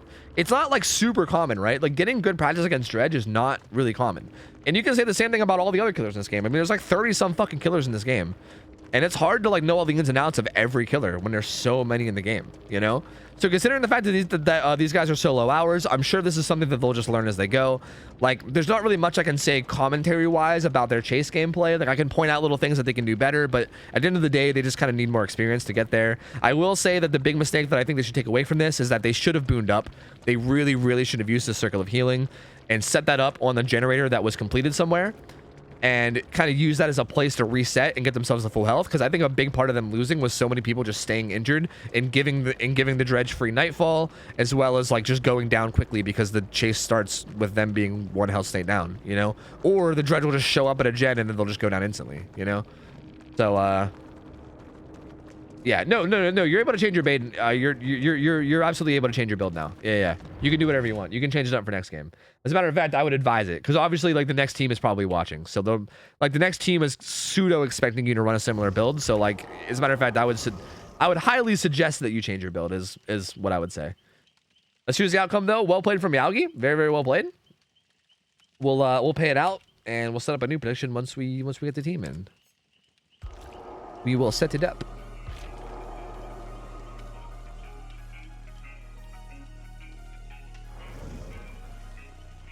Would you give this slaughter for the survivor team skill or the killer player skill? See, it's tough because like if I'm being really realistic here, like I don't want to be like mean or hard on anybody, right? But like realistically speaking, I think there was still a ton of mistakes from both sides. But I think what happened was I think both sides macro was like not great, right? Like I think the killer's macro was almost non-existent. And I think the survivor's macro was like at least somewhat there, but it was mostly just generator macro, and that was basically it. But I think like the actual chases and like the micro difference was just so big, right? Like when it came to like chases, it felt like Meowgi was just way better than like the survivors in that regard. So Yeah, it was interesting. It was very interesting. I don't know. It feels like it was like, I can't say that like one side was dominatingly better in all aspects. It just felt like the chase difference was so big. Like I feel like the survivor team had a little bit better macro than the killer, but the killer just had such better micro. Like the chases were just so much better that it just didn't matter. Each injured survivor increases Nightfall's charge speed by 1. So if 2 or 3 are injured, you're causing Nightfall to happen 2 or 3 times faster. Yep, which is insane. That's a lot of Nightfalls, right? And Nightfall is such a huge power spike too. So like, yeah. Yeah, 1,500 hours on 4 survivors. That's like 2 pub games. Exactly. That's like literally 2 pub games against Dredge. Because who the fuck plays Dredge, you know? That's why it's tough, man. And again, I would highly advise anybody that wants practice against certain killers in chase, because keep in mind, no amount of strategy, it's kind of like we said earlier in that game, no amount of strategy will help you if you go down quick in chase. Like if you die quickly in chases, no amount of strategy is going to make you win. You're just gonna lose. Like you will lose every time. So if you want practice against certain killers, like if you're not super familiar with the killer and you ever want practice, keep in mind that like you can go into Discord and ask people for 1v1s and shit.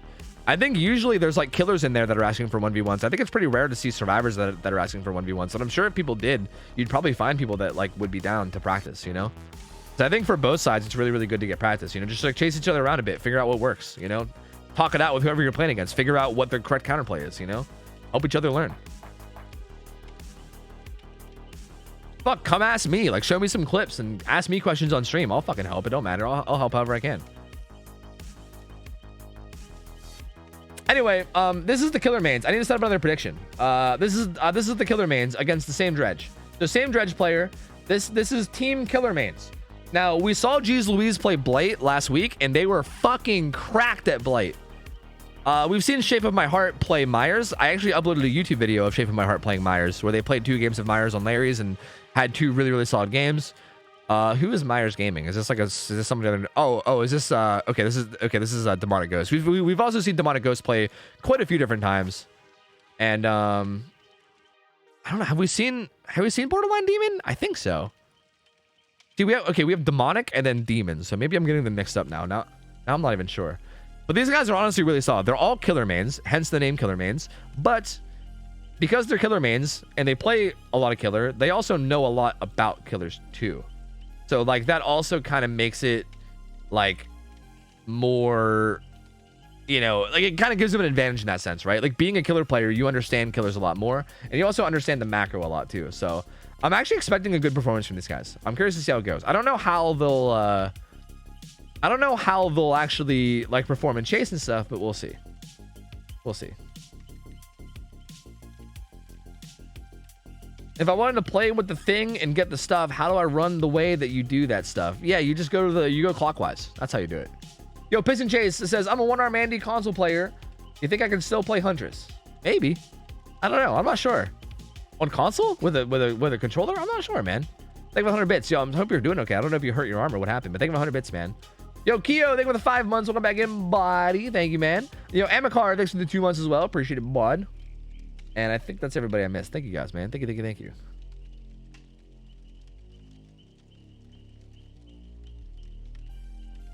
Yo, totally not Shay. Thank you for the resub as well. 8 months. Thank you. 8 months with my favorite weeb-loving hag main. You what now? You fucking what? Thank you for the 8 months. Welcome back. Medusa, hi. Hello. Advice on knowing whether to commit or drop chase. That's a tough one to like sum up quickly. That'd be a very tough one to like sum up quickly because I feel like like there's kind of a lot of things that go into play there, right? It's like, are there objectives where you're chasing a survivor? Are there potentially easier survivors in the game for you to chase? Like, is it like an entire team of like bad survivors and then there's one that's like a turbo juicer? Because if so, maybe you should just leave them alone no matter what. Are they in a strong area? Is there like a lot of strong pallets around them? Is there a lot of strong windows? Are there objectives there? Like, there's a lot of things that go into play. And also, like, it depends on like what's going on with the rest of the map too, right? Like, do you have a lot of pressure around the map? Is there like another objective, like a hook or something that you should be actively defending instead? There's like there's just too many things that go into play there. It's hard to give like a one size fits all answer to that, you know? Commit unless one of 50 different factors are in play. Exactly. It's like there's just too many like factors that go into that it's hard to like give you a one-size-fits-all answer, you know? Brad Snow, thanks for the 4-month resub. Welcome back, buddy. Yo, Autumn, what up? Welcome. Oh, are you able to be here at 4 a.m. today, though? Poggers?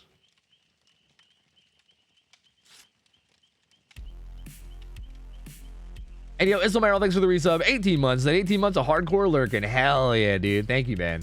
Appreciate you lurking. Thank you for subbing. Dude, year and a half, man. Thank you, buddy. Year and a motherfucking half of being subbed. Thank you, thank you, thank you. It's very kind, dude.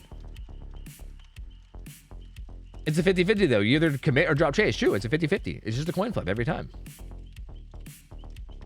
Yo, Mage Mingus, thank you. I appreciate it. Do you not play this game at all? Like, have you never played this game, or do you just not play it anymore? Because that's interesting. Yeah, I appreciate you, Mage. That's fucking cool, man.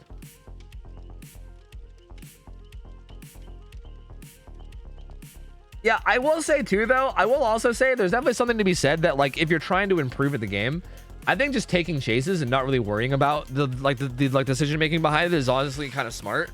Because again, I feel like learning chases is like the hardest part of DBD. Like, you can learn strategy like kind of as you go, like pretty easily. But like learning to play chases well on both sides is like the really hard, difficult, like skillful part, I'd say.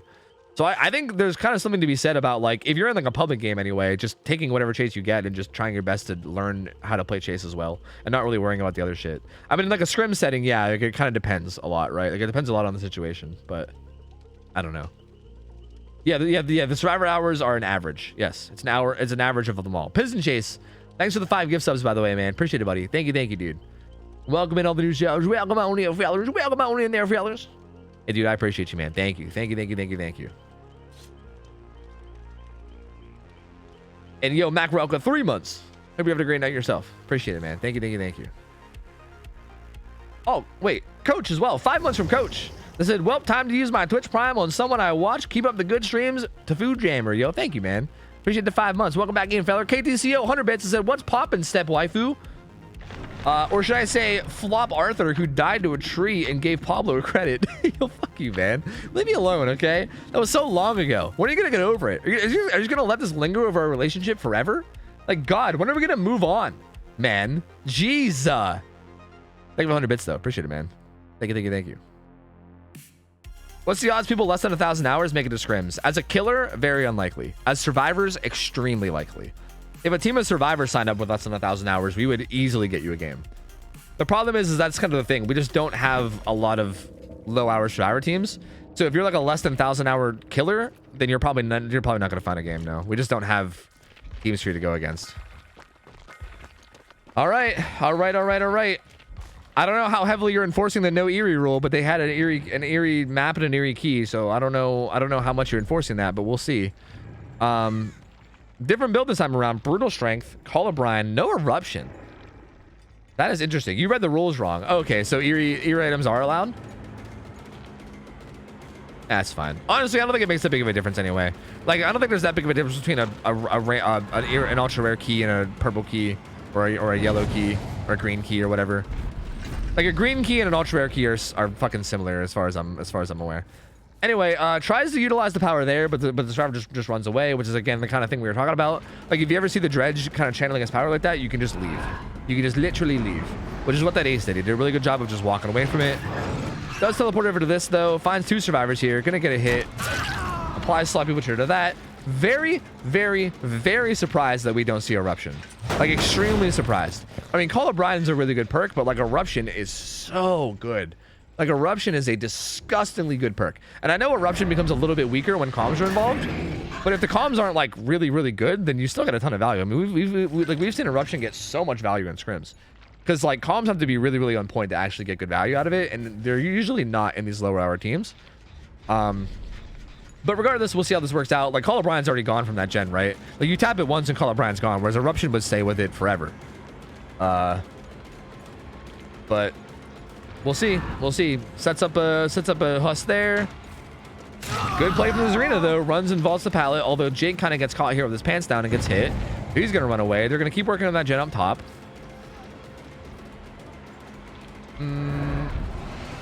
Gonna teleport over. Okay. Gonna interrupt it again. Gonna hit the ace. This is really good spreading damage though. Spreading damage. Every time the dredge gets a hit, it gives a little bit more nightfall. And also every single time someone's injured, it slowly builds up. They're also running Malformed Skull, which makes it so the injured survivors build up nightfall even faster. And I don't actually, oh god, what's the other yellow add-on? I know what it is. It's Hattie's Calendar. It reduces the time to exit a locker by 1 second apparently. Wait, is it a locked locker? Or is it just a locker? I think it's supposed to be a locked locker, right? I think the wiki's lying to me. It doesn't say locked locker on the wiki, but I'm pretty sure that's locked locker. Because you can't exit just every locker faster, right? That'd be absurd. Oh no, the auto aim! Oh, I was gonna say the Zarina goes down, but then the auto aim randomly kicked in and hit the wall, and now Zarina's actually safe. That was actually kind of game breaking right there. Like that was momentum changing. Because this Zarina's actually probably gonna be safe now. Wait, what is happening? That was super awkward. I don't think Zarina knew what was happening. I don't think Dredge knew what was happening. Breaks out of that locked locker faster, thanks to Hattie's Calendar. Finds the hit on the Jake. They did get a lot of progress in this gen, but this gen's not done yet. So, like, man, I mean, at first I was like, okay, these survivors seem to know what they're doing against Dredge a little more than the last team, and they're like doing a good job looping and stuff. Okay, finally a gen gets done on that side. They still definitely want to get that gen done on top, but first gen gets done just now. Ponce hit on the ace. To be fair, no one's been hooked yet. That guy over there is still slugged, so he might get picked up. Ace getting chased. Kind of does a little bit of a bait at that window, but he has lives, so he's going to get out of here. Looks like the Dredge wants to teleport, but maybe not. Doesn't actually teleport. Sets up a husk around the back. Ooh, good attempt at it, but again, Ace playing smart. Again, this is what you got to do, right? If Dredge is like setting up husks around a tile, just leave it. Just walk away from the tile. Just go somewhere else. Ace doing a really good job of this. Doing a really good job of just leaving the tile and going somewhere else, you know? There's really no need to continue playing the tile if you don't have to. Just literally go somewhere else. Might have done the same thing here. Yep, same thing here. Again, this is exactly what needs to be done, right? Ace was just like, yeah, if you're going to set up your husk here, I'm just going to go to Shack. Like, bye, later. So Ace playing is really smart. Oh, he also has... Oh, he has Blood Amber, too. That's also helping him a lot. He has Blood Amber, so he's also seeing the aura while the chase is happening, which is also playing a huge role in this. Still trying to get this middle gen done. Zarina gets chased off. Wow, this gen regressed a lot. Holy shit. That gen regressed a lot. But honestly, really good chase from Ace. I mean, the Dredge kind of did nothing there. Didn't really get much done at all. I don't think even any pallets got broke. I think it was literally just a flat waste of time. I don't know if there was really any net gain on the killer side whatsoever from that chase against Ace. I think it was just survivor gain. Finds a Jake in this corner though. Jake is in trouble. He's gonna go down. That's gonna be his oh yeah, first hook. Yeah, that's right. He never got hooked before. Oh, this is the first hook of the game. What the fuck? I forgot that, like, I think it was the Zarina that went down over here before but never got hooked. No, yeah, actually no one's even been hooked yet. This is the first hook. So 2 gens done. First hook coming in just now. Gonna teleport here and chase these guys off this gen again. There seems to be a big battle over this gen. Like, they really want to get this gen done and like not give them the opportunity to keep this up, but the Dredge seems to really want to defend it. Ooh. Ace makes it to the pallet though, ends up being okay. Nightfall is going to be over very shortly. The Nightfall is over. Ace gets his vision back. And again, he's just going to leave. He's just going to leave the tile every time. Like, this Ace knows what he's doing, man. Like, you can't do these little mind games against him. He's just going to leave. He's just going to walk away every time. I feel like we need to watch this Ace whenever he gets chased, because I feel like it's a good, like, here you go, this is what you should be doing point of view, you know? He just literally walks away. Because Dredge goes slow. Like Dredge moves so slow while doing this. Like, you go slower than survivors while you're actually, like, holding your husk. So you can literally just leave, and like the Dredge can't catch up to you. Jake though, kind of running to this corner. It seems like okay, I will say that Jake doesn't seem to know exactly how to loop too well, to the point where, like, I feel like that chase just kind of ended instantly. Like, he didn't really play that T-wall very well. He didn't really like loop around. He kind of just went to the window and vaulted it without really thinking, and then the Dredge took advantage. So Jake goes back down him, and if I was the Dredge, I would literally just kill that Jake. I would just kill that Jake like immediately is what I would do. I would immediately get this Jake out of the game. But instead, wants to go back and defend this gen again. Chases Zarina off. Doesn't even kick it though. I can't help but feel like Eruption would have gotten so much value. Like even if we're not talking about the incapacitation, right? Like even if they had like really good comms and they avoided the incapacitation or whatever, just the 10% the fucking 10% regression would have been huge. It would have kicked in so many times. They're doing this gen again though. The Jake's gonna get hooked. They're also two-minning a gen. This is on the other side of the map. No, actually it's on the same side of the map. So two-minning a gen on the same side of the map, and they're also doing middle gen still. Why did the dredge get a skill check? What the fuck was that? That must have been some kind of like a lingering UI.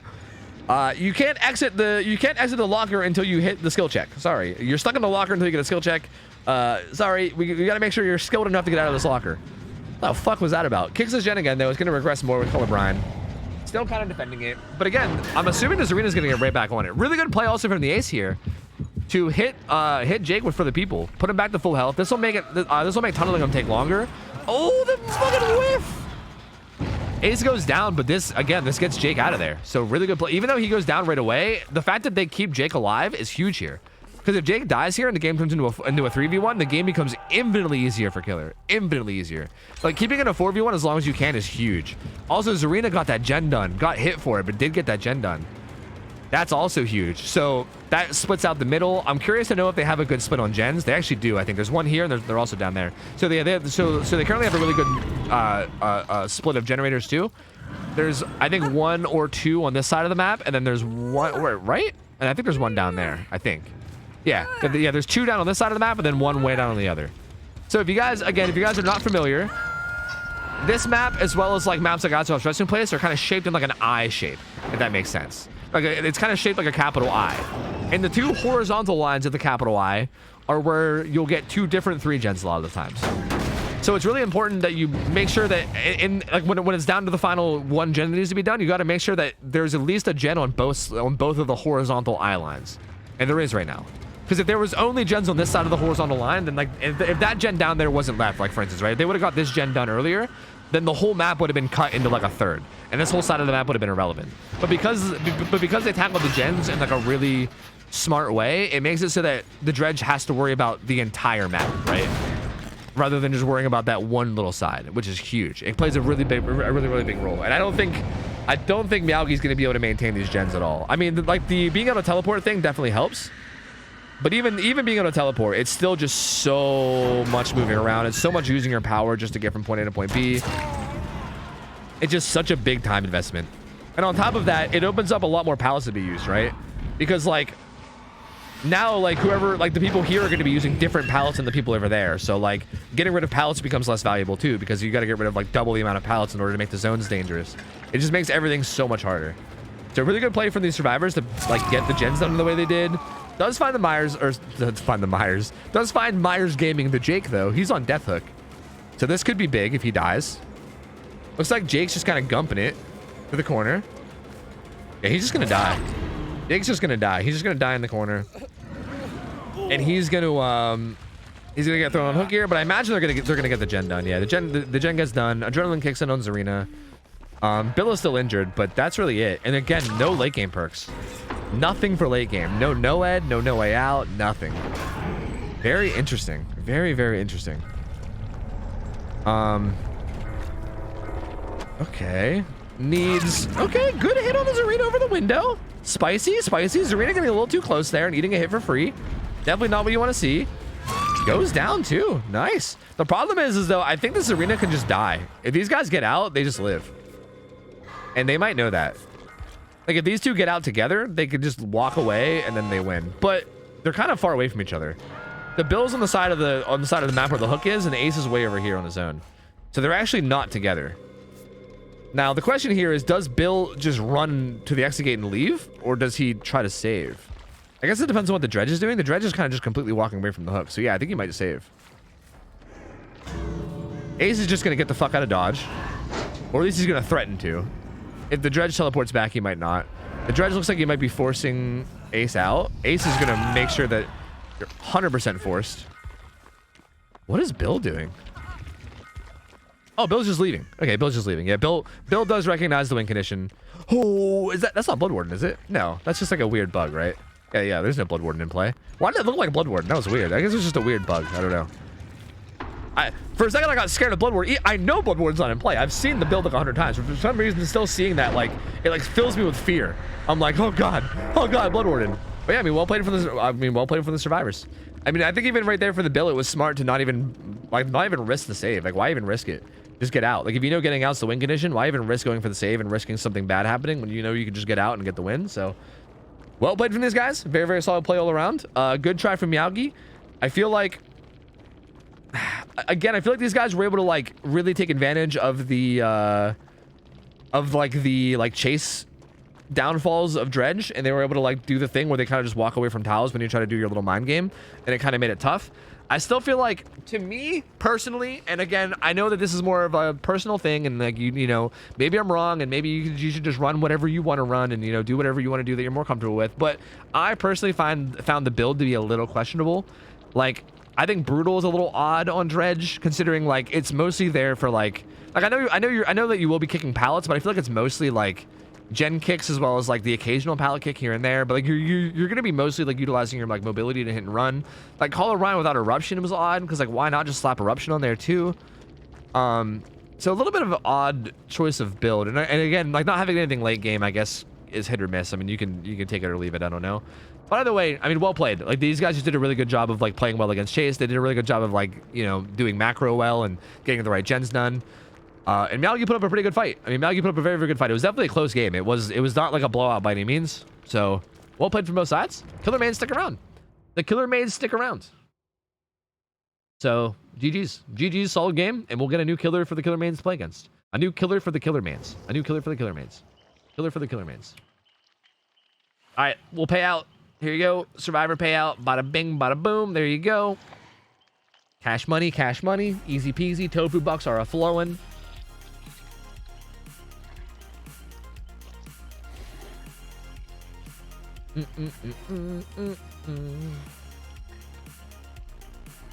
Yeah, and I also do think that I think committing to the Jake would have been big too. Yeah, I think getting the Jake out would have been big. It felt like Miyagi wasn't really wanting to play in the way where you like tunnel someone out.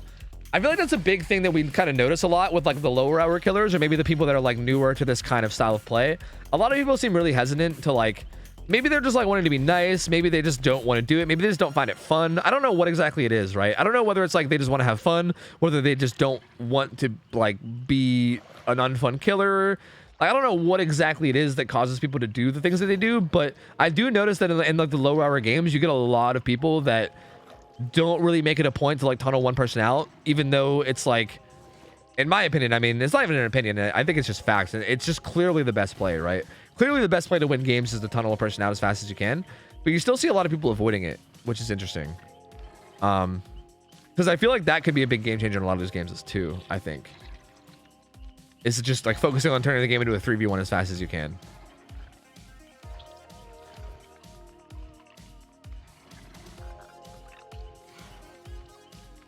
Have you been keeping up with the Mick Gordo Doom Eternal drama? No, I have no idea. No idea. I don't even know what the hell you're talking about. No idea.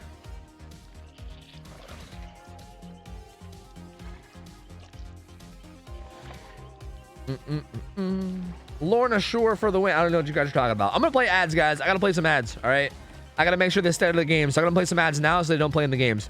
I'll wait to do the prediction until we get into the lobby. I'm waiting for an invite. I think we're waiting for the killer to be ready.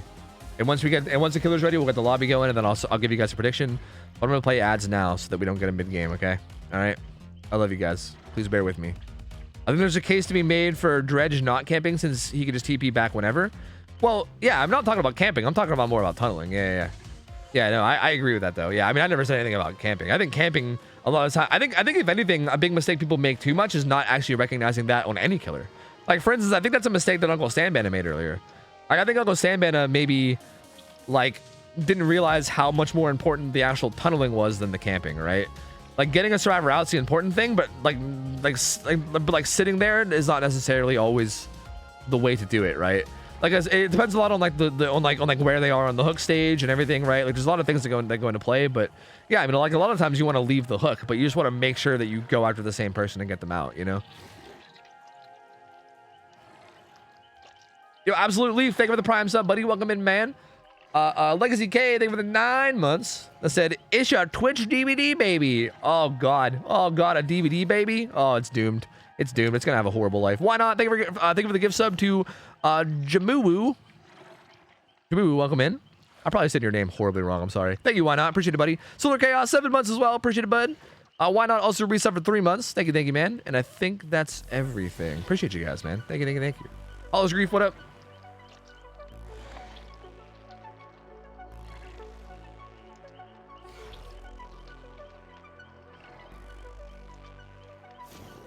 Yo, thank you, Piston Chase. I appreciate you, bud. So if you inspired me to start playing Slinger, and I'm having a blast playing him. Dude, Slinger's so fun, man. It blows my mind that there's not more Slinger mans out there. He is such a fun killer. Like, how is there not more people playing him? It's crazy. Like, he's so good. He's so fun. Yeah, I don't know. To me, it's weird that more people don't play him, honestly.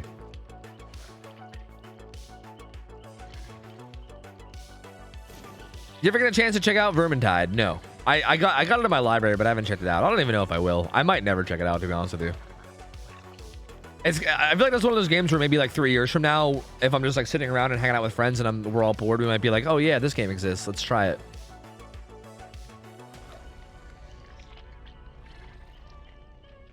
You were so funny and light in the vlog. Yo, thank you, Kiki. Thank you, man. I'm glad you liked it, dude. Thank you. I guess I'm not more people. Oh, calm down, Super Fox. God, chill, my guy. My lord. What is Scrim Night? Scrim Night is basically, it's almost like a grassroots competitiveness where you can like sign up as either a killer or a team of survivors, and you can go up against other people that have signed up to play in like a competitive show match, like exhibition match, whatever you want to call it, a scrimmage. You can have like a competitive match where it's like killer versus survivors. And I cast it, and also like there's like minor prizes involved. If you can win 2 games in a row, you get a minor prize of gift subs on Twitch. And yeah, and I cast your games. You get to have your game streamed to my channel, and also I like try my best to commentate in a way that gives feedback to help you improve. And also I also offer like scrims throughout the week if you guys want to improve. Like that's another big thing that I need to keep saying. If you guys have a survivor team and you want to practice like throughout the week or whatever, like if you want to practice on days that aren't scrim night or whatever, and you want a killer to go against, feel free to like hit me up on stream, and like I'm down to like play against you on stream. And then even like after the game, we can go back and like review the footage, and I can talk about all the things that I think like could be done better from like, you know, your side. I can talk about where I fucked up, like what you could have done to, you know, I'll help you out to try to get better if possible, like if you guys want to. Like I offer that when I can. So yeah, I mean, feel free to do that too. Would you ever accept the 1v1? I don't know about that. No, probably not. I feel like that's like you could 1v1 almost anybody, right? Like there's a lot of people out there that'll 1v1 you. And I'm sure a million people would take me up on a 1v1. Like that's just, I would be doing nothing but 1v1s like all day. How do I deal with how sluggish his aim is when his gun is up? That's my main stumbling block with Slinger.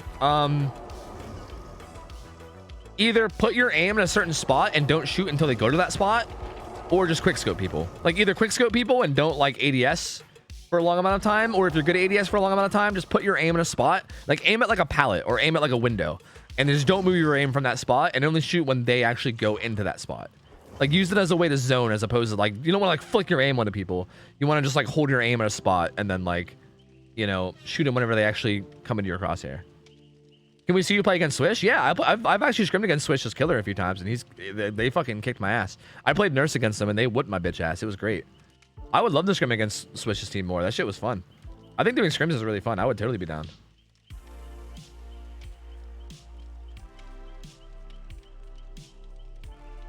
Hell yeah, Snarky Shark. Hell yeah, dude. Oh, hey, by the way, predictions. Snarky Shark is playing killer right now, by the way. Nurse. 1,600 hour Nurse. So this is, again, very, like, what's the word for this? What's the word volatile mean exactly? That's not the word I'm looking for, right? It's very, like, no, volatile is not the word I'm looking for. Wait, liable to change rapidly and unpredictably. Especially for the worst. Maybe that's not the word I'm looking for. Like, there's a lot of, like, I don't know how the fuck this is gonna go.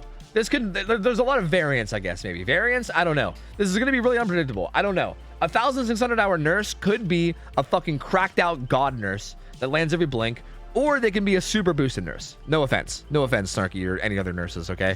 But like, it's a weird hour range, right? Because if like all of your hours are on nurse, you might be a fucking god, right? And also, some people just learn faster than others, right? Like if all your hours are on nurse and you've done nothing but try to like become a god nurse for 1600 hours and you've been hyper focused on it since like the beginning of your fucking time on DBD, maybe you're a god. Maybe you're like an insane nurse. But also, it's possible that 1600 hours you're still kind of learning and you're not really that good yet. Like there's really no way to know. And because nurse has potential to be so strong, I literally have no idea how this match is going to go. Like this could be a slaughter on the survivor side. This could be a slaughter on the killer side. I really don't know. I really do not know.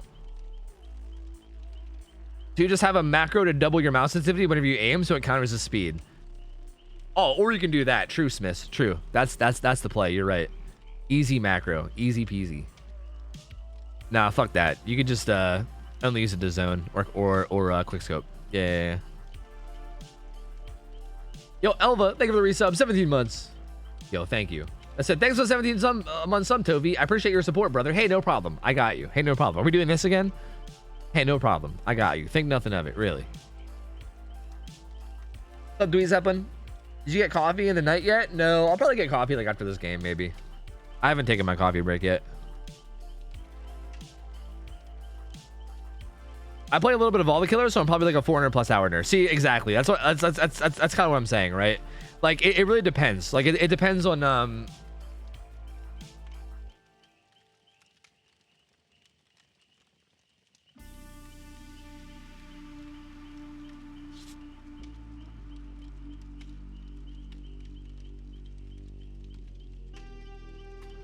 bum bum bum bum bum bum bum bum bum.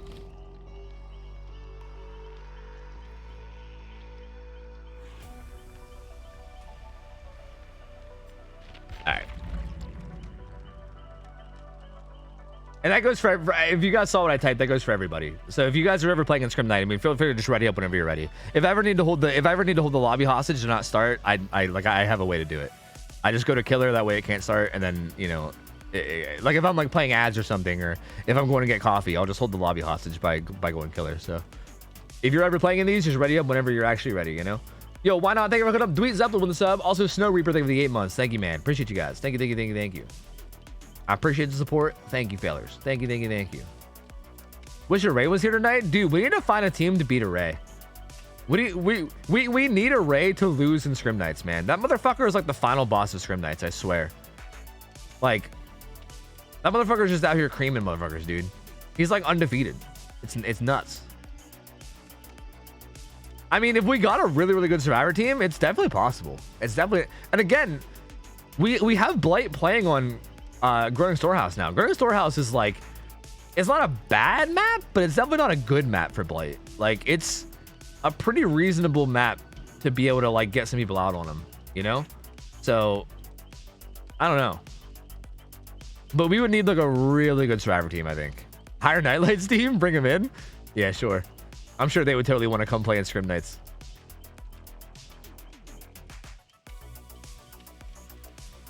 Did Ray play already? Yep, Ray played earlier. Yep. I think my team can take him. Yeah, best of luck with that, dude. Yo, Eyeless, thanks for hooking up Learning League of Games with a sub. Appreciate it, buddy. Thank you.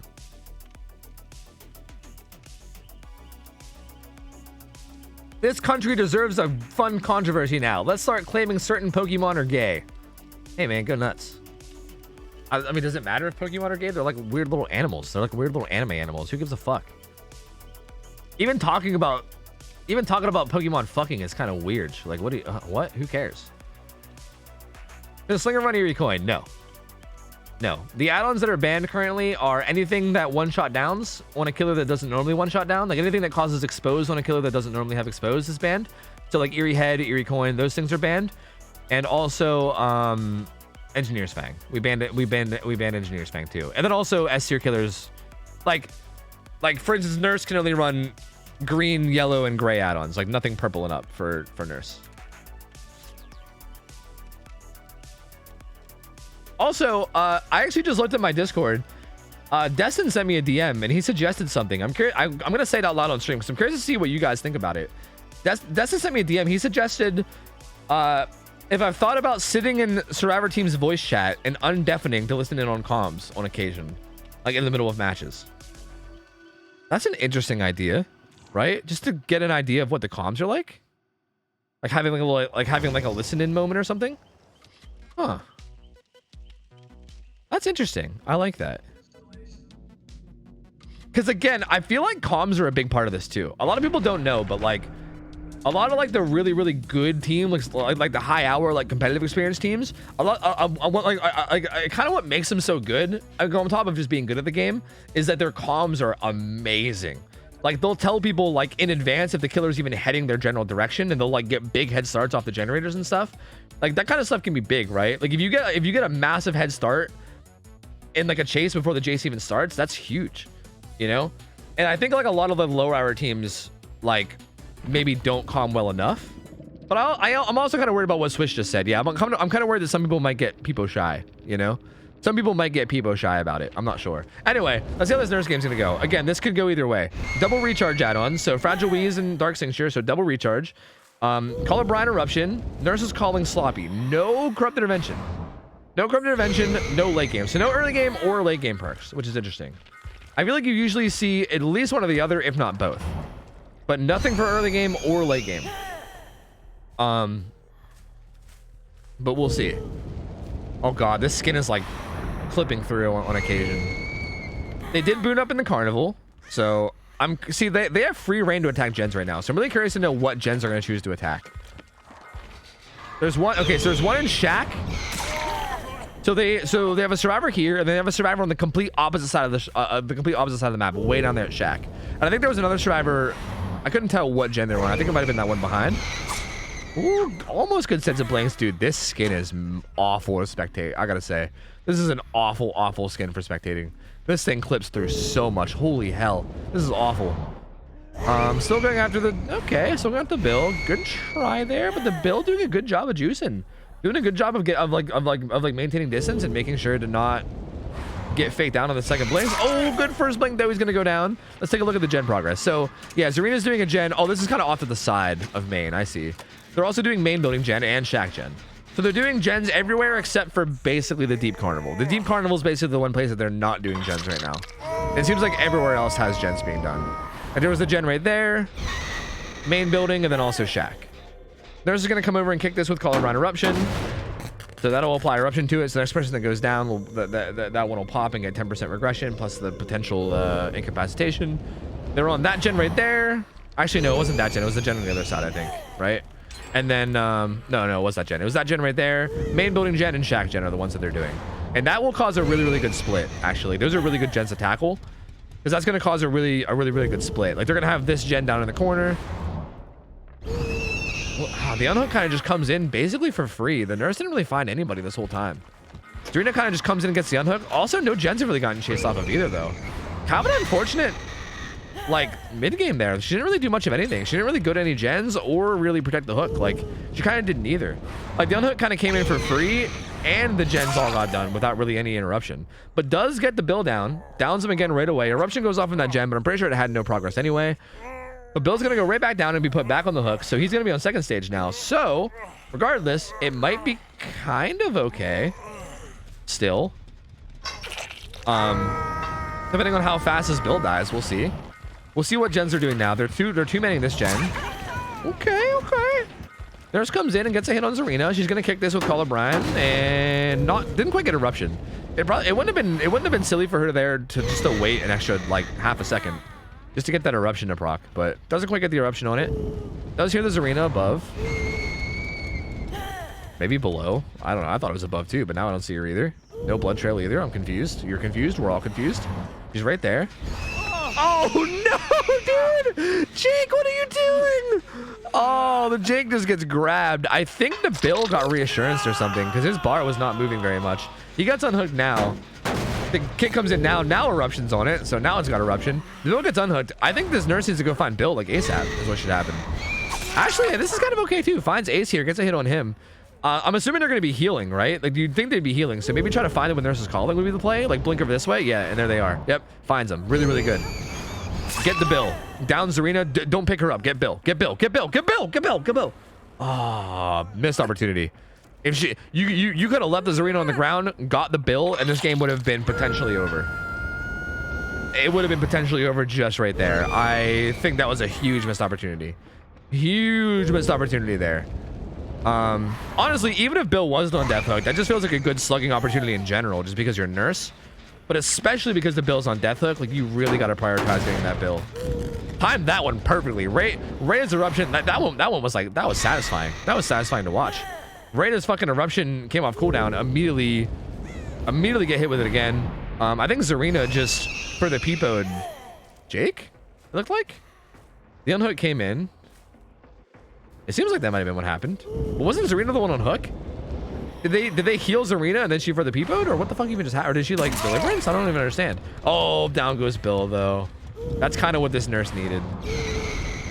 I feel like they have to know about Nurse's Calling by now, right? You would think. You'd think that you think they would have known about Nurse's Calling from before.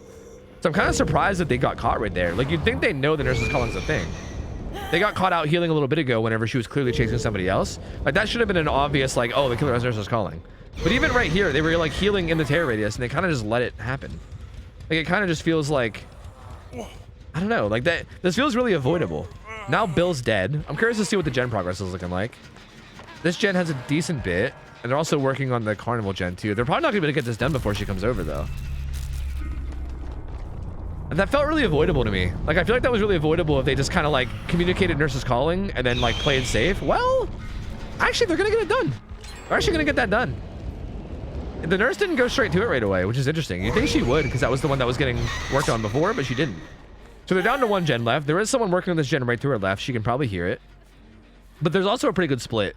There's a gen here, but there's also two gens down on the other side of the map. So again, these guys, one thing I will say about these killer main survivors, the killer main survivor team that we currently have, is they do a really good job of tackling gens in like a smart, efficient way, so that they're split around the map really, really well. They do that every game. They do such a good job of it. But Serena's gonna go down. She's gonna get put on the hook. That's gonna be her second hook. Gonna kick this with Call of Brown Eruption. I'm a little bit worried that it's too little too late now though. Like that Bill dying is gonna make this way harder, right? Like everything is so much harder now. Like imagine if they had a whole other survivor just to be down on the other side of the map doing a gen right now, right? Like turning the game into a 3v1 is such a massive game changer. The nurse is actually opting to camp this out a little bit. Kind of playing safe, like looking around the hook, sees the ace running away, but doesn't go after it. Then when it comes in, she can just go after this arena here. Doesn't quite get that. Swings too, so her cooldown's going to be a little bit more. They're going to try to get some distance.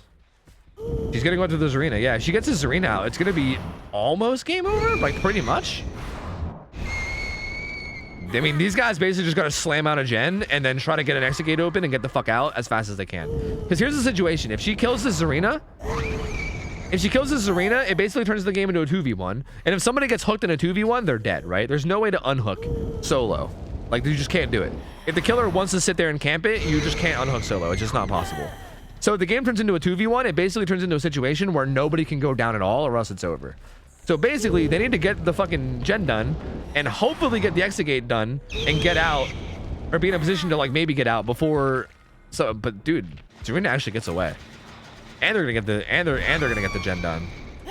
It's actually kind of sloppy. The Zarina ran to like the area of the map that was really strong with like the shack plus maze tile, and did a really good job of just kind of like losing the nurse. The nurse just kind of lost her. So she kind of blinked like the whole way across the map away from the gen that she knew that they were nearby to chase that Zarina, and then didn't get it down. So that was a majorly bad play. Like that was a really, really big throw there. I mean, I'm not sure whether she lost the Zarina or whether she just chose to stop chasing. But I feel like at that point, it was too late to like give up. Like if she knew what the Zarina was or had an idea, she should have just stayed on her. Because it was kind of too late at that point to like, you know, give up. Although, this ace is a really good target. Because this is the only person that hasn't been hooked yet. Like, the nurse needs 3 hook stages to win. And the only person that has 3 hook stages on them is this ace. So if she can down this ace and put them on hook, the survivors actually have to save him. They can't leave without him. This ace is the only target of all the survivors that needs to be saved if he gets hooked. This is actually a really, really good target for her to be chasing right now. We'll see if he can actually get the... Oh, no! He's went for a tricky double vault! But it blinks, we're still recharging. Oh, God. I mean, the gates are going to be open, right? The gates are going to be open, but they can't leave. They have to know that, right? They have to know that they can't leave. Jake's going to get hit. Oh, for the people! For the peepo! Wait, she's not even going to for the peepo. Are you sure you're not going to for the peepo? Are you sure you're going to... But you have for the peepo. Would you rather just try your luck? Does he have soul guard or something? Huh. Dead hard. I think for the people would have accomplished the same thing. Oh no. That's it. The killer wins. They should have just for the people. That's it. The killer wins. That's enough hook stages. Gonna hook the ace, and that's gonna be enough hook stages. That's gonna be 9 hook stages. That's so unfortunate. They literally had it. I don't know why she didn't for the peepo. She could have for the peepoed, and then they could have just like both ran into the map even, right? Like Ace could have ran to Shack, and then she could have ran to the gate, because you know that had you get. Wait a minute. Hold on. Check that fucking exit gate, dude. Okay. I was gonna say, jeez, hold on a fucking second. There's no way. If this nurse would have lost from this ace crawling out, I'd have lost my shit. I would have lost my mind, dude. I would have been flipping shit. There's no way. All right, dead though. Hey, that's crazy. Literally getting just enough hook stages. So that's 6, 7, 8, 9. Just enough hook stages to win there. That's crazy, dude. I feel like that was very odd not for the people there. I think she wanted to get him up in full heal for the people. Yeah, I think you're right. I think it was a greedy play. I think they recognized the situation. I think what happened was I think the Zarina recognized that Zarina could have died. Like if Zarina was the one that got downed and hooked, they were fine. Like if the Zarina got hooked and the ace walks out of the exit gate, they win. But if the ace goes down and the Zarina walks out, they lose, right? So I think what Zarina was trying to do was get him to full health. Okay, she was trying to get him from downed to injured, and then once he was injured, then take him to full health. That way he guaranteed gets out, and Zarina potentially dies, and if Zarina dies, there's no problem. So yeah, that makes sense, right? Like if that would have happened, if she would have got him to full health, it would have been a really good play, and it would have basically guaranteed the win. But I also feel like it's risky, right? Like with how slow the heal was, and with the nurse being literally right there, I feel like the safer play is just to hit him with further people right away, and just get out of there. You know, just get out of there. Like run towards Shack. Like you have a potential like basement at Shack that you can use. You know. Maybe even like let the survivor of the exit gate come back into the map and reset himself. That way you have all 3 survivors in. There's a lot of plays that could have happened there, but I feel like, I don't know. I kind of went for the risky one, like the greedy risky one. It didn't quite work out. And hey, Snarky Shark coming through, dude. Coming through, baby. Getting the fucking win just barely at the end. That was interesting. That was a really, really close one. That was so close. So GG's. And hey, Killer Man's not quite getting their 2-0, so they're gonna lose, and we're gonna have to bring in a new survivor team, and we'll see Snarky continue to play nurse. We'll see. Close one, dude. Close one. I'm back. Oh man, I'm shaking. Don't get nervous, man. You're doing great. You're doing great. Don't get nervous. You're doing fine, man.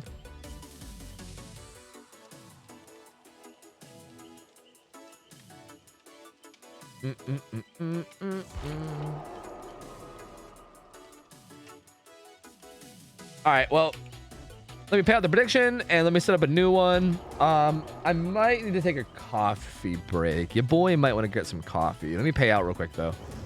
Killer, what survivor team do we have coming in? Why not? Thank you for hooking up Bindi with us. Appreciate it, man. Yo, Dylan, what up, dude? Thank you for the raid. Oh, I missed that. That was the note of the game. Dylan, thank you for the raid, buddy. Hope you had a good stream. Thank you, dude. Hope the stream went well. Appreciate it, man. Little Wendy resubbed as well for 2 months. Welcome back. I have all my alerts off for the sake of casting, so bear with me while I do everything in between games. But Dylan, appreciate it, man. Assuming you're still here, if anybody from Dylan's community is still here, thank you guys for coming by and chilling. Dylan's an awesome dude, and I appreciate you guys coming over and hanging out. Thank you. What's the next team we have coming up?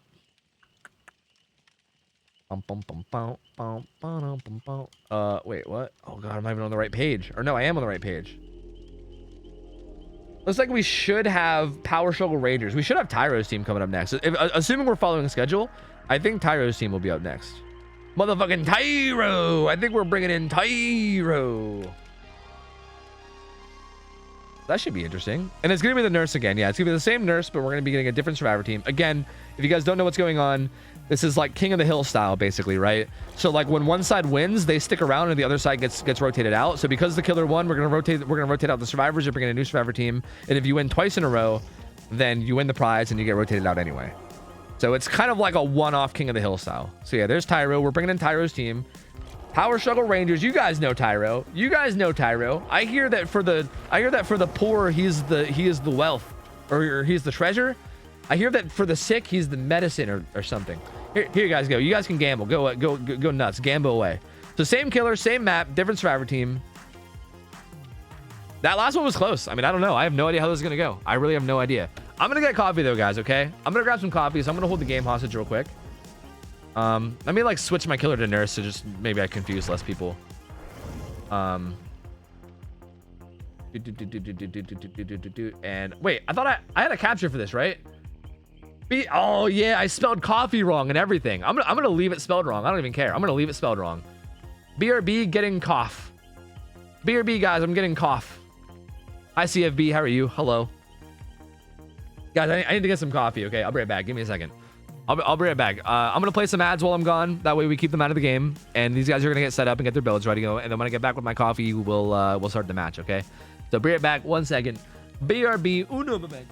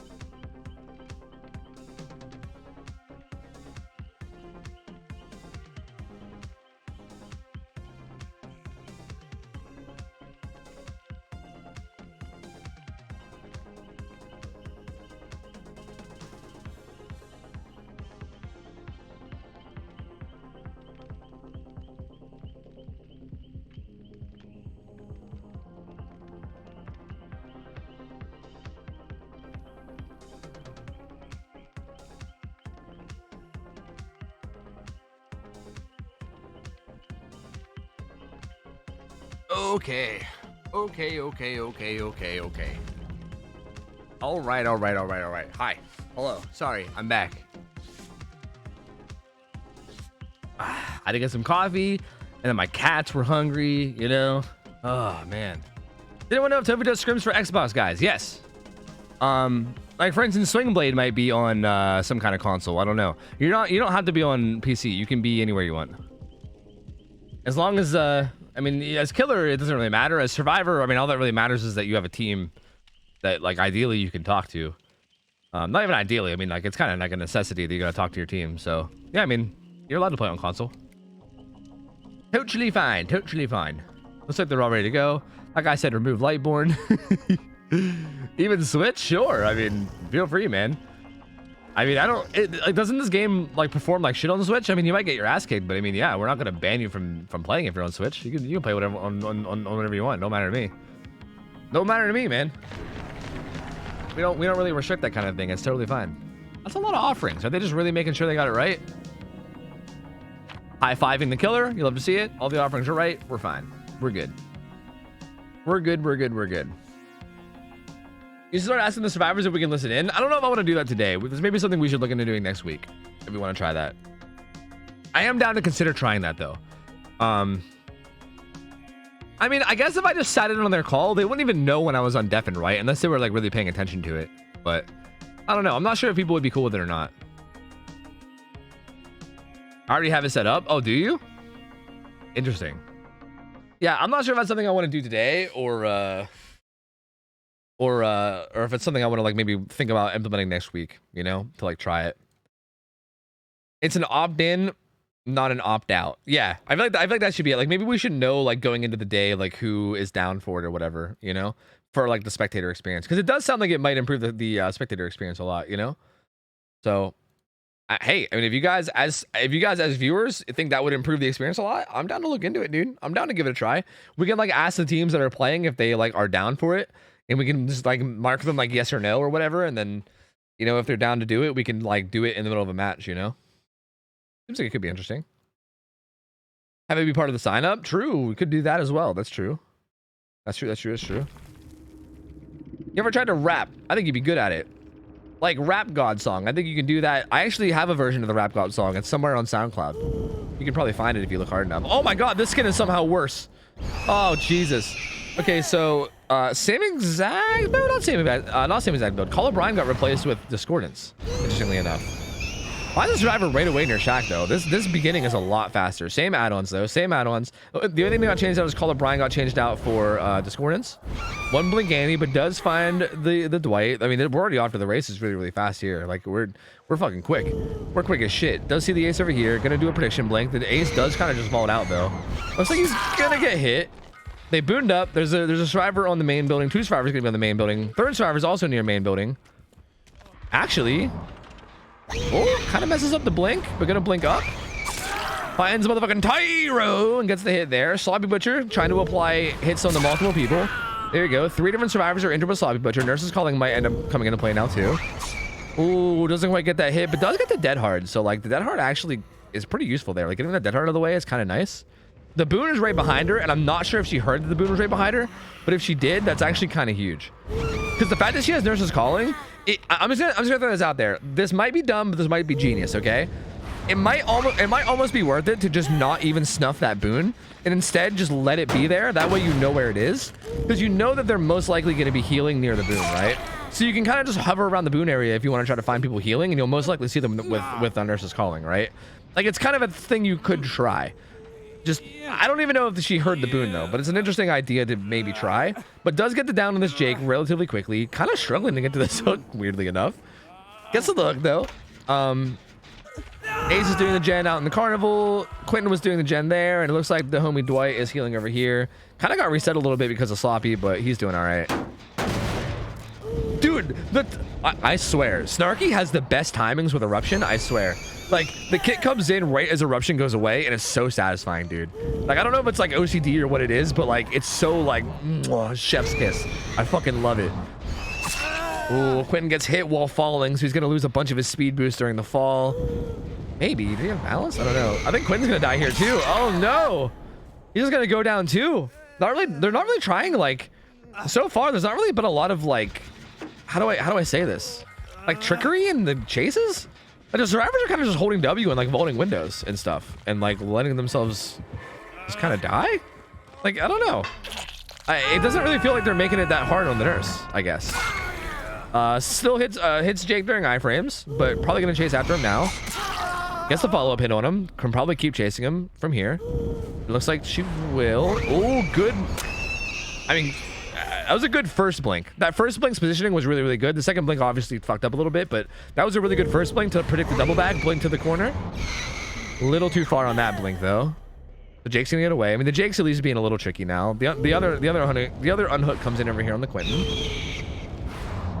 I'm not sure if I like the aggro change there. Like, just kill the Jake. You already got him into deep wounds. You know what I mean? Like, you already got one of the 2 hits you need on him. Just follow up and kill him. Lets the Jake go though. He's gonna heal, and they're kind of just gonna recover now. And now you're chasing Tyro, who hasn't been hooked at all yet. I'm not sure I like this. I'm not sure I like where this went. I feel like at first I was really liking the nurse's position. What? Huh. Going for a very like hit and run style play style here, it seems like.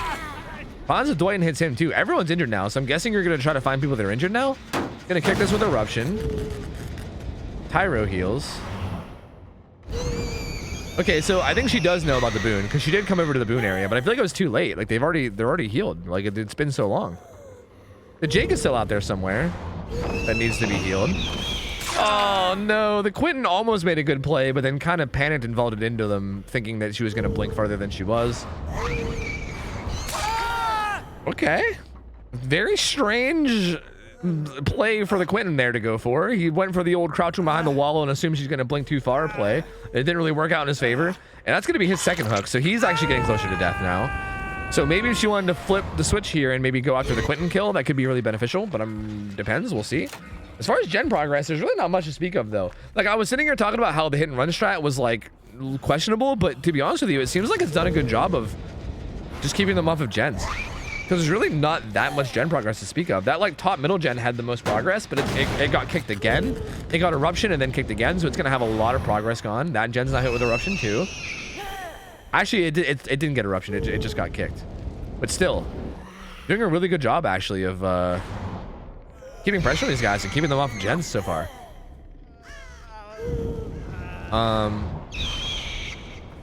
Okay. Oh, the ace gets the unhook, but now you can just kill Quentin, right? Kill Quentin, right? Kill Quentin, right? Yeah, kill Quentin, right? Okay, something that the nurse could have done there, if you could actually bypass endurance if you get a grab, by the way. But the fact that Quentin was beelining, did you lose him? Or are you just going for the... Why? Just kill Quentin. Why? Why do this? Why now? Out of all times. What? That was such a weird decision. Why now of all times to do that? I was gonna say you can bypass endurance by grabbing them off of windows and pallets. And the fact that Quentin beeline to the pallet means that she probably could have just blinked really quickly to the pallet and then grabbed them to avoid the endurance. That was a really weird decision. Quentin was on death hook, and she hit him once and got him into endurance. And all she had to do was just commit to him and kill him, and then that would have been a kill with 3 gens left. But instead, she decided to snuff the boon that's been there. Like, that boon has been there, like, the whole match. And she hasn't snuffed it at all. Like, she's left it up the whole match. She had a chance to snuff it like 300 times while he was sitting there hooked. But didn't, and then snuffed it right when she was about to secure the kill on him. That was really weird. That was really odd timing. Now we're kind of in this weird little standoff here where she's kind of just blinking around this T-wall but not quite able to actually get a hit. I'm not sure what's going on. Snarky's kind of falling apart right now. Like, maybe it's like a nerves thing? I don't know, but like... Yeah, the decision making right now is really odd. Like, it felt like Snarky was in really, really good control for a minute there, but now it kind of feels like... I don't know what the hell's going on. Like, I just don't know anymore. Because I know that Jake, he doubles back. That was a good double back from him. Gets some distance on her. Takes advantage of the overblink. There seems to be a bit lost. Does, I think, hurt him, though. I'm curious to see where the Quentin went. He has to be playing really safe. He is. He's way down in the carnival. He booned up. He's going to crawl into the corner and heal. He needs to play really safe. The fact that he's on death hook, this is a really, really big thing. He needs to play really safe. And they also need to not, like, run the nurse towards him. So, like, this Jake needs to make sure to not go to the left. Don't go to the left. Don't take the nurse to the Quentin. Whatever you do, for the love of God. That's a big thing that like I think is important that I know a lot of teams do mess up on, is when someone gets the death hook, they need to make sure that that survivor plays really safe Because again, if that Quentin dies and the game turns into a 3v1, it becomes infinitely harder for the survivors, right? So keeping him alive is going to be really, really high priority, and they're doing a good job so far. He went way deep into the carnival, healed up on his own. The Jake did a good job of not leading the nurse too far into the carnival to the point where he got found. They are getting gens done. It's looking like it's kind of falling apart for Snarky now. I'm not really sure. Like at this point, I'm not really sure what's going on. Like it's like chases aren't being committed to. Snarky gets like a hit here and there, but then the chase drops and then they just heal up. Like it's kind of falling off. Like they're kind of back to fine now. Everyone's healthy. They're all completely reset now. No one's even being chased.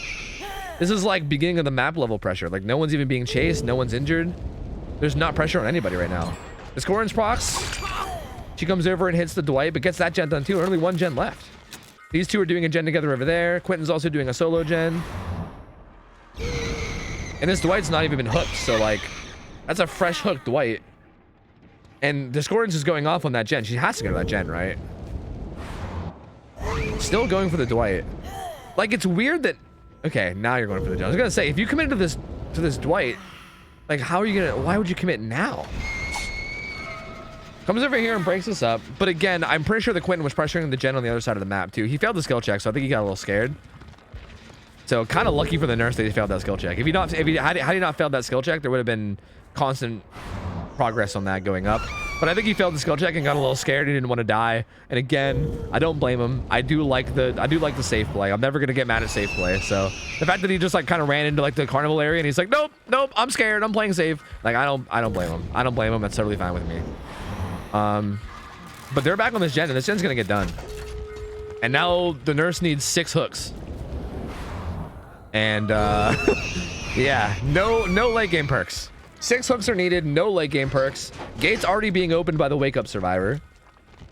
This game's over, dude. This game's over. This was a really weird game. Super odd. Like, I just feel like very odd decision making.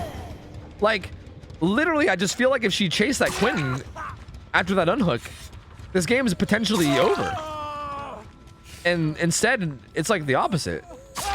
See, Swingblade can even die here. It doesn't matter. Like, she needs 6 more hooks to win, and this is only going to be 3. Or hook stages, I mean. So, interesting. Yeah. I don't know. I'm not sure what happened there. I'm not sure if Snarky, like I don't know if Snarky lost track of the survivor and, like, genuinely lost them in terms of tracking. Or if Snarky just made the active decision to not chase them and do the totem instead. Like, I'm not sure what exactly it was that happened there. Like, I don't know if it was a decision or if it was just gameplay losing people or what. But yeah, I mean, I think letting that Quentin go was the big turnaround here, honestly. And then from there, it kind of just all fell apart. Like, I feel like after that, there was a lot of, like, just blinking around and not really accomplishing much. And I mean, kudos to the survivors, though. I will say they played really smart. I mean, like, once the Quentin got away, he did a really good job of, like, playing really safe, going into the corner of the map, booting up, just healing up and not really taking any risks. The other survivors did a really good job of tackling gens in a really good way. I mean, kudos to the survivors. Like, I know I've been talking about the decision making of the nurse, but kudos to the survivors. They played that really well, all things considered. Like, once, like, given the situation that they were in, they played it really, really well. Why am I typing GGs? I don't know. So yeah, I mean, kudos, man. Kudos to the Power Struggle Rangers out here coming through, dude. Coming through. Good play. A good try from Snarky, but he's gonna go 1-1, and we're gonna have to rotate out the killer, get a new killer in. The survivor team's gonna stick around, and GG's, man. GG's. That was very interesting. Very, very interesting. That match went in a very interesting way.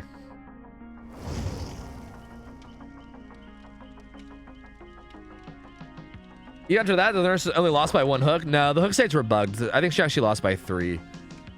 I think it was 3 hooks.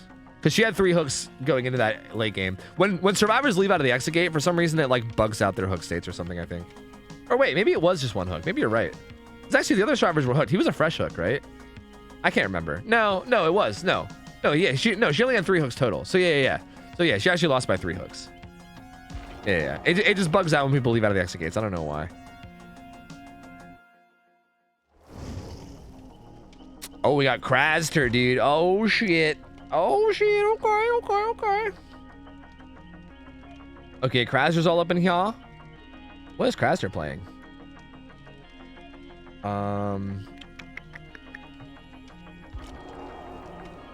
Get Tyro in here. Hold on, let me go look. Let me go look. Let me go look. Let me go look. Why do I not just have this open all the time? What's wrong with me? Looks like Craster is playing. Wait, I don't even see him here. Am I dumb? Huh? Why do I not see him? Is his name like something else on Discord? Am I dumb? Anna, 1800 hours. Anna. Oh, it's X. Oh, okay. His name on Discord is like, it's like a little face. Okay. Okay. Jesus, man. Jesus, man. All right. Well, this is Craster. He's playing Huntress. Huntress is now played on Ormond, by the way. We changed Huntress's map. Okay. Keep that in mind. It's very important. Huntress was played on Coal Tower for a long time. Sorry, Coal Tower. But we noticed that Huntresses were kind of dominating. And I think a lot of it was because like a lot of the Huntress players that signed up around the mid-hour range are like dedicated Huntress mains. And Huntress is also one of those killers that's like hard to play against if you're like Huntress is one of those killers that's hard to play against if you're like a newer Survivor team, right? Like unhooking against a Huntress is fucking hard, and a lot of people don't really know how to do it.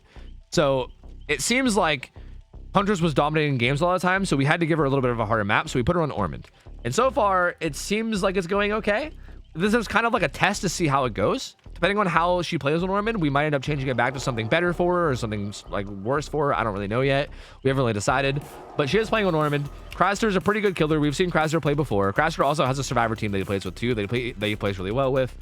And this is Tyro's team, who you guys just saw on Survivor. So feel free to gamba away however you want. Wait, who won the last one? Survivors. Yeah. And here, I'll give you a new gamba. So gamba away. Gamba away, however you please. Gamba it up.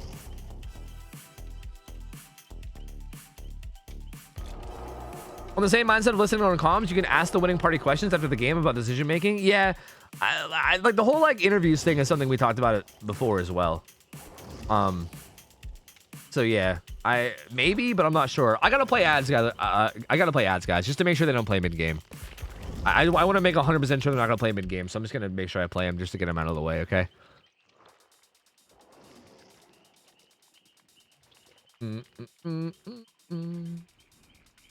Chris wants to know if you like 311.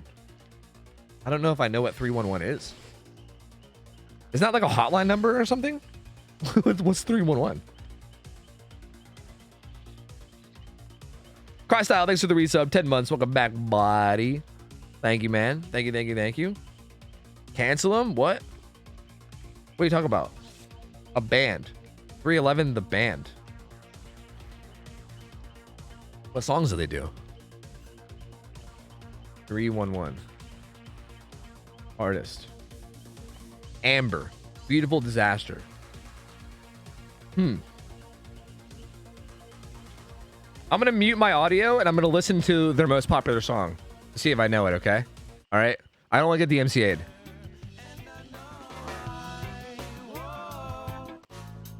They have an amazing drummer. Their bass player, Peanut, is pretty insane too. Their bass player's name is Peanut. I love that.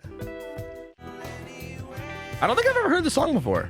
This is like by miles their most popular song, and I don't think I've ever heard it before.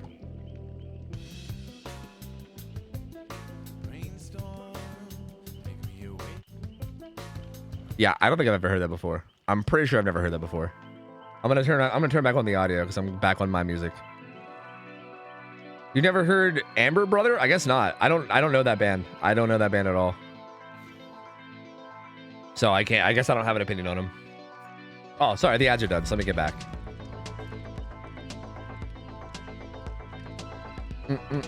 Any hag today? I don't think, no. I don't believe there's any hag signed up. I don't think anyway.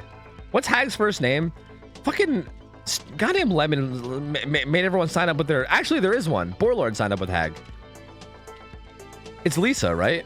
Yeah, Borlord signed up with hag. Fucking Lemon wrote everyone's name as their actual first names like a fucking asshole. Anna and Lemon and... sorry, Anna and Lemon. Anna and Lisa and Danny and Michael and Kazan and Talbot and Carmina. Fuck it. God, I hate this motherfucker. I hate this motherfucker, man. So yeah, Borlord apparently signed up as hag. So there is one hag signed up maybe to play tonight.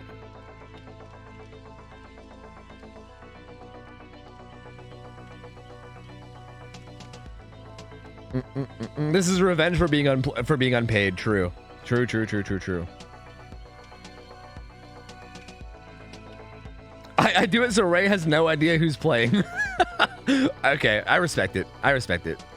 Also, dude, whoever was asking about why so many ads, the reason why I'm playing so many ads is I'm trying to make sure they play in between games. Because if I don't play ads manually myself and I let Twitch do whatever they want, Twitch will just play ads randomly during my streams without me knowing it, and it's kind of annoying. Like, I would hate for there to be like a really exciting moment, like a game deciding moment in game, and like have it be like this really tense moment and then have you get hit with an ad. That'd be horrible. So I prefer to make sure they play in between games. That way we can guarantee without a doubt that the games will be ad free. So yeah, you're gonna get ads like every other game, sometimes maybe more, just to make sure that they stay out of the actual games. Yo, is your name Jusa? What's up, man? How you doing, dude? What up? Welcome in, Failure. Also, yo, Crystyle, thank you for the resub. 10 months, man. Welcome back. Thank you, bud. Thanks for more scrims, and thanks for being a cutie. Yo, thank you. Thank you for stopping by. Thank you for supporting. Appreciate you. And dude, thank you for just watching. Flopper resubbed as well with a tier 3 sub. Jesus. Flopper with a tier 3 big dick $25 sub for 18 months. Welcome back, man. Appreciate you, Flopper. Cherry Bun resub for 6 months. I said my first scrim night. Very happy to have caught it. Good luck all. Yo, thank you, Cherry Bun. Appreciate it. Thank you. And I think that's everything I missed. I appreciate you guys, man. Thank you for the support. Can we get ad command mon/tofu where there's a clip of you explaining it like this? Yeah, if someone even wants to clip what I just said, they maybe make that a command. I mean, go nuts. Yeah, because at the end of the day, that's really what it boils down to, right? I mean, we kind of have a command, yeah, but it's kind of just like it's like text. But yeah. That one's not even accurate, actually. I'm not running 3 minutes at the top of every hour anymore, though. That one's actually kind of wrong now. So we actually probably should update it. We don't have to do it right now, but at some point we probably could. The month agreement's almost up, right? You decided if you're going to keep doing it? At this point, I think I'm going to play ads just to keep, like, ads. Okay, because again, I talked about this before, but basically, from what I'm told, apparently, if I just don't play any ads manually myself, right? If I'm like, okay, I'm going to not choose to play any ads myself ever, and I'm just going to let Twitch do pre-rolls, right? Like, if I just let Twitch have pre-rolls, apparently Twitch will run pre-rolls, but then they'll also run mid-rolls on occasion. Like, people told me that they have gotten mid-rolls on my channel even before recently, like years ago and stuff. Like, apparently, like, mid-rolls just happen if you don't play ads, and there's nothing you can do about it. Like, if I can 100% guarantee that no ads would play during my streams, no matter what, outside of pre-rolls, then I would be down to have pre-rolls. I'd be down. But like, my choice is either pre-rolls with the occasional mid-roll that I can't control, or just manually run mid-rolls in between game. And I feel like that's probably the better play from like a viewer experience, right? Like, literally, I feel like that's like, at this point, it's not even like a sellout thing. I think this is just like, I didn't, like, for the record, I didn't even take the ad deal for this month. Like, for the month of November, I didn't take the ad deal. I don't have any deal with Twitch. I think this is just the best way to do it, I think. In terms of, like, keeping ads to a place where they make sense, you know? I think, anyway. Hard to say. I mean, feel free to give me feedback if you guys have an opinions on it, but I feel like I would rather have controlled mid-rolls in between games rather than, like, pre-rolls plus random mid-rolls that happen fucking, like, whenever the fuck. The better play is to not play at all. But that's the thing, you can't have no ads. You cannot have an ad-free channel. If I choose not to play ads myself, then pre-rolls will be activated. And on top of pre-rolls being activated, there will also be occasional mid-rolls. Like, there's literally no way to just say no ads at all. Trust me, if I can turn off ads on my channel altogether, I would do it. If I can make my channel 100% ad-free, I would do it in a heartbeat. Trust me. You literally cannot do it. Like, you can't. It's impossible. It's impossible for a streamer to do it. Does it harm your stream if people use ad block? Well, I mean, I get less revenue, but I don't really care. If you want to use an ad block, go free or go nuts. Actually, I think as a Twitch partner, I'm not supposed to advocate for ad block. So don't you dare avoid my ads. Don't you dare do that. You better watch those ads and pay me pennies for you doing it. How dare you? Don't you even consider having a better viewer experience with ad block? What is wrong with you? Anyway, let's get into this game. Huntress running. Okay, that's a fucking interesting build. What the fuck? Okay, Iron Maiden for faster reloads, Corrupt Intervention for the early game, Fire Up and Noed with Oakhaft and Begrimed Head. What the fuck?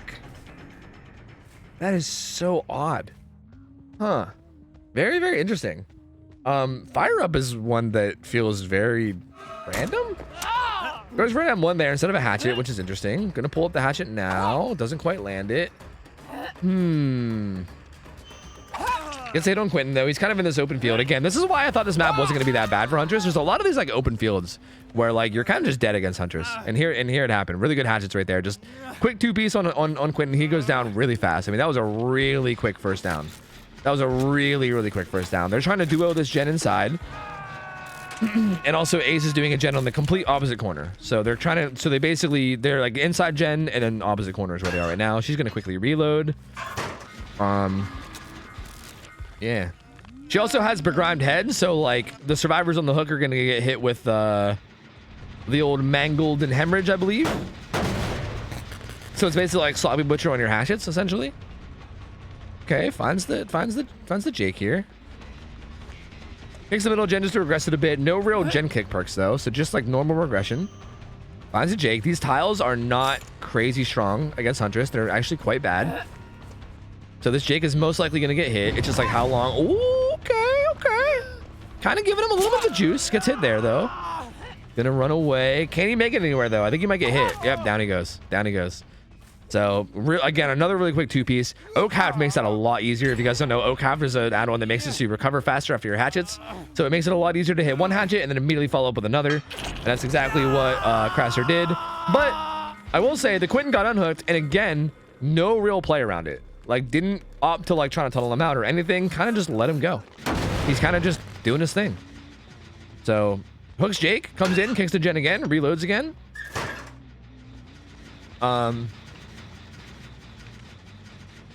He sees somebody. He sees Dwight over there, but I don't think he wants to chase. I think he's actually going to be keeping an eye on this hook now. Yeah, he is. Oh, doesn't quite get that hatchet. That was a little bit too far to the right. That's so unfortunate. And he's going to chase Ace, so he's not... Okay, never mind. He turned. I was going to say he's not opting to actually try to get anybody out of the game. And he's still kind of not. He's going back to the middle gen again to keep kicking it. I mean... They did add this thing where every time you kick a gen, you instantly lose 2.5% of the progress. So, like, even though he doesn't have gen kick perks, every time he kicks that, it's an instant 2.5% plus whatever regression he gets before it gets tapped. So that gen is actually getting regressed a good bit just from him kicking it over and over again. Iron Maiden coming in on Ace, I believe is who that was. Tyro exposed for the next, like, 30 seconds, 60 seconds. What is it, 30 seconds? No, actually, it was Jake. Never mind, it was Jake. I lied. It was Jake and he was already injured anyway, but he goes right back down. That's actually not ideal. And then the boon gets snuffed too. That's his second hook. Oh, there's someone lurking now. Oh, he gets sniffed out. Oh, not like this. That would have been a sick save if he got it. Good fake there though. Why go for the M1? Huh, a little interesting. Maybe he got frustrated with the misses and just went for the M1. You definitely want to go for the hatchet there every time. The going for the M1 there is not ideal. If she would have landed a hatchet, he was dead. That was kind of questionable from Crasser there. A gen gets done. This is going to be Jake's second hook though. I think they got the middle gen done, right? I think they finally got the middle gen done, which is good. That's like the easiest gen for the killer to get to because it's right dead center of the map. So that getting done is nice. Now they can start splitting the gens up. There's kind of 3 on that side that you can see. The Quentin can see it. And there's probably like, like 1, 2 on that side. So yeah, really priority wise, they should be prioritizing one of the gens down on the other side, right? Like these 2 gens down here, they don't really have to, like they can get progress on them if it's convenient, but they really shouldn't like stress about them. Whereas the gens on the other side are really, really important for them to do to make sure they split up to different 3 gens. But again, like I can't believe the Huntress like walked. This is so weird. The decision making here is so weird. Like the Huntress had 3 gens on that side of the map. And then she had a Jake hooked on that side of the map who was also on Death Hook. So like to me, it blows my mind that she came down here. I think this is a major mistake, like a huge mistake. Like she could have just sat there and like kind of patrolled these 3 gens while also staying somewhat near to the hook. That was a good hatchet though. That was a very good hatchet. I gotta give her credit there. That was a good hatchet. But she could have stayed close to that Jake and basically just patrolled those 3 hooks. Or sorry, patrolled those 3 gens. And then basically just secured the kill on Jake while also holding down that side of the map. And then she would have been in a really good spot. But now they get this gen done on this side. The Jake is still injured, so he's actually kind of in a rough spot. He needs to be really careful, which I think is why he went to the outside of the map. He's trying to be really careful. Like he needs to be super careful. But assuming that Jake doesn't die and he actually gets away from this relatively unscathed, they're in a good spot now. They have a really wide split of gens. Like their gen split is huge. Now she's protecting the hook, but like, why now? Why now? Why not when you had the guy on death hook with in the 3-gen? This is like, why do it now? This is so weird. It's an odd time to like prioritize protecting this hook now when you're not near any objectives or like on a full hooked guy. This is super odd. Super odd. The Jake is, or the Quentin is blessing up. These guys are doing a gen and shack. They're gonna try to get this gen done as fast as they can since it's the last one. And it's miles away from the killer, so I don't think the Huntress is gonna be going over there. It's like, oh, he has deliverance! I didn't even see that when I hovered him. He had deliverance too. So that also buys him even more time as well. So those guys in shack are free to just do that gen as they please, and Tyro can buy time. Even if Tyro dies again right now, this is all just time that he bought for free, right? This is all just extra time added to killing him. He's gonna go to the corner. He's just gonna go down in the corner. And again, the whole time he's doing this, these guys are getting this gen done. Who has wake up? The Quentin has wake up, so he might just go to a gate. Looks like he is. There's a gate like right near him, so he's gonna hover near the gate. They're gonna get this gen done. The Quentin's gonna start working on the gate, and it's gonna, yeah, you know, we'll see. He has hope and wake up, so the gate's gonna start getting done. And yeah, Huntress is in a bad spot now, right? She needs more than Tyro. She can't just kill Tyro and get away with it. She does have Noed, which Noed Huntress is again kind of weird, but it could work out maybe. Does find Quentin, so chases him off the gate, which is good. Could also down him with Noed potentially, which is also kind of good. The other gate is kind of near Tyro. Snuffs the boon. But now leaves the chase to go back to Tyro?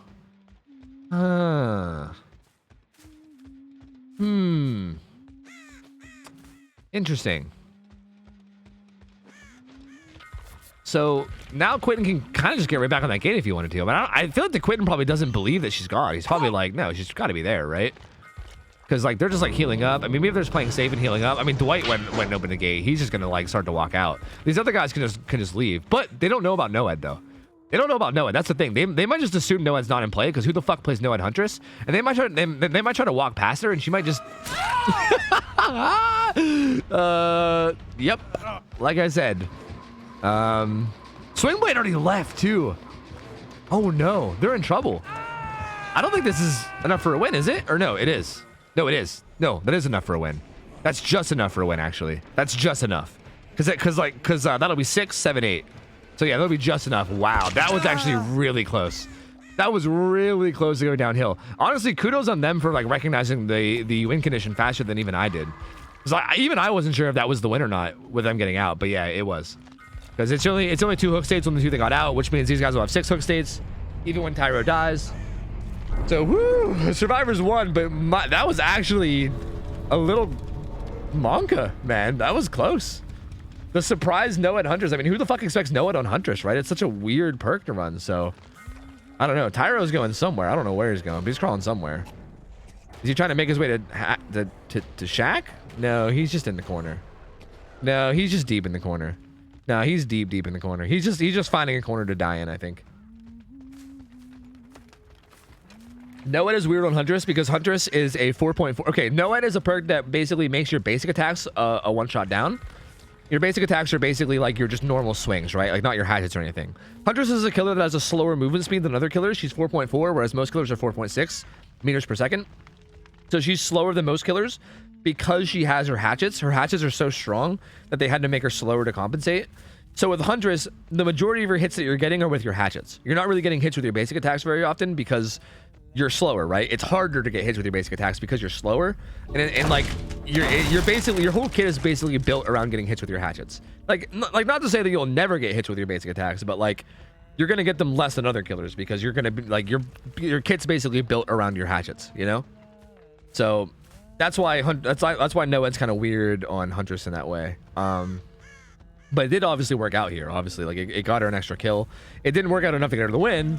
We did get her a kill. They're kind of close to each other. They were close to each other. Go, Tyro, go. Find a nice comfy corner to die in. Go find a nice comfy corner. Go find a nice patch of grass. Or maybe the Noed totem.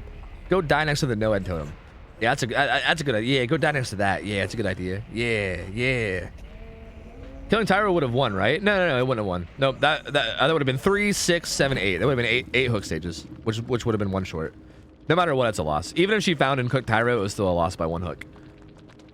So, Survivor team 2-0. Good job from these guys, dude. Wait, right? Yeah, because they just beat that nurse. So yeah, Power Struggle Rangers 2-0. Touche. Well played, dude. Well played.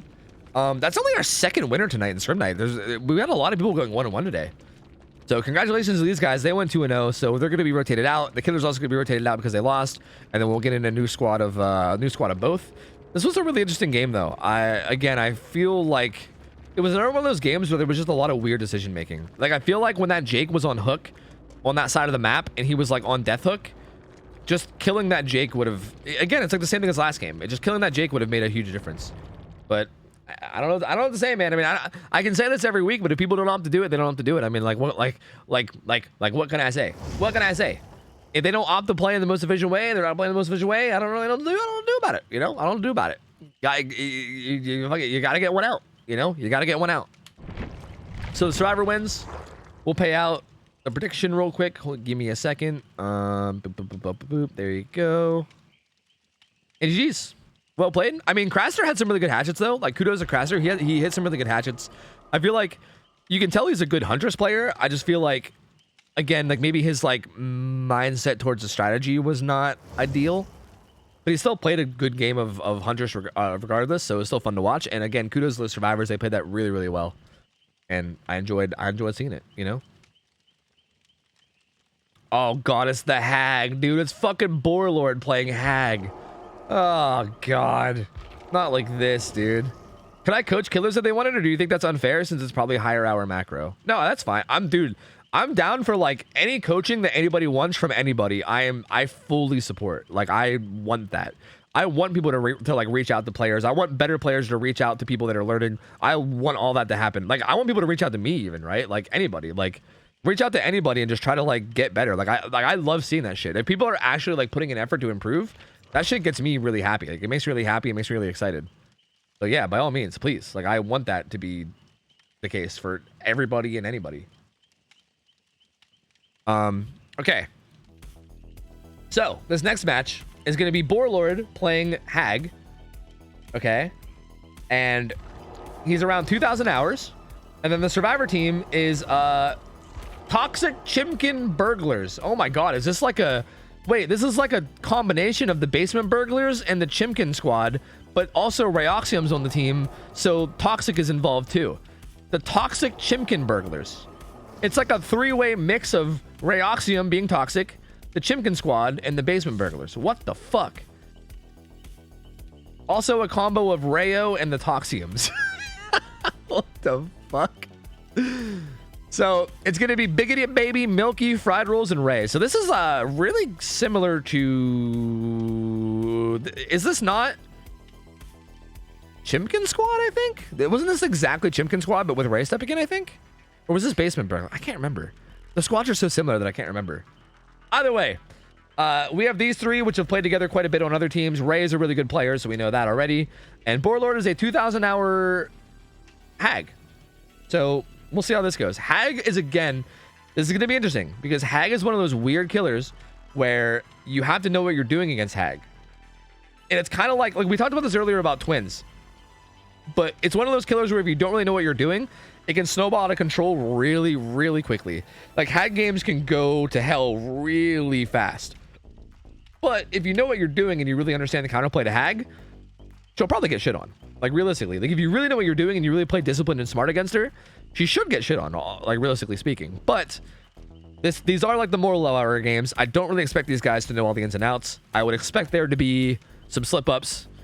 And again, it's just like, are those slip-ups going to be enough to completely throw the game in one direction? Or are they going to be able to manage to deal with those slip-ups? Or what exactly is going to happen? I don't know. I'm not sure.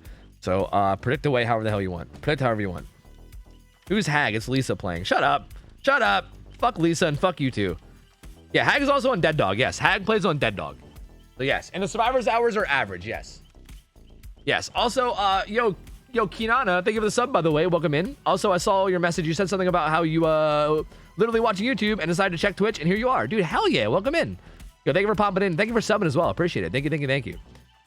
You caught me on Friday Scrim Nights. Normally, I'm more interactive with chat throughout the week, but this is like our special event stream, so good to have you in. Appreciate you. Thank you, thank you, thank you. Thank you for subbing as well. Very, very kind. This is low hour? This is relatively low hour, yeah. I mean, I think Ray is also bringing up their hours a lot. Ray has like 5,000 some hours. If Ray wasn't on this team, their hours would be more like in like the high thousands, I think. So Ray is single-handedly bringing up their hours a lot. But yeah, I mean, this is low hours. Like it sounds dumb, but honestly, like 1,000 hours on DBD is low. Like DBD is a weird game because you don't really have high hours until you're like 4,000 plus. You know what I mean? Without Ray, they were the lowest hour team. Yeah, see, there you go. Like Ray brings up their average by a lot. Matt Mike, thank you for the 200 bits. And dude, thank you, man. Thank you. I'm glad you liked it. Reminder that there is a new compilation up on YouTube. Scoops Away Steve has been doing work, dude. His editing is fucking god tier. And we have a new compilation up on YouTube that I put out today. So if you guys have not seen it, feel free to check it out. I really want that like series of compilations to get more traction because I think they're really good. I think he does a really good job. So feel free to check it out if that's kind of your thing. Or not, don't matter. But feel free to. Anyway, let's see how this goes. I mean, and like here's the thing too, like you might say like, okay, well 2,000 hours isn't that low of hours, but you got to keep in mind again, oh, something happened. Something happened. The game died. What happened? I don't know what happened, but the game died. Uh-oh. Uh-oh. I have no idea what happened. Oh.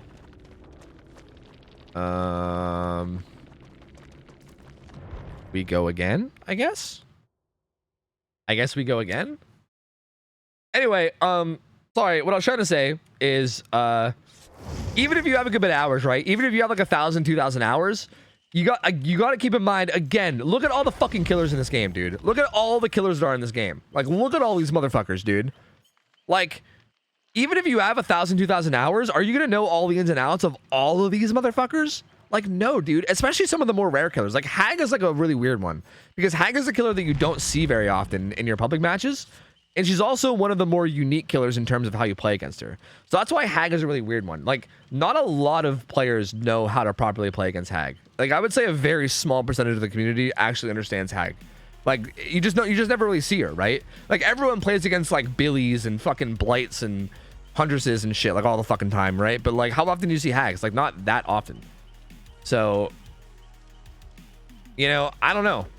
I don't know, man. Like I feel like killers like Hag is where you really start to, really where you start to see, like, the inexperience. And again, I know, like, 2,000 hours might not seem like an experience, but, you know, that's where, like, there's a big difference maker between having, like, 2,000 hours and having, like, 5,000, 6,000 hours and really, like, putting in the time and effort and really, like, learning all this shit and having, like, that crazy experience, you know? I don't have a fan art tag, no, Res Vincent. I have an art channel in Discord, and you can just tag me on Twitter if you make anything. I do love fan art, but I don't have, like, a tag or anything, no. Array is not playing in scrims tonight, no.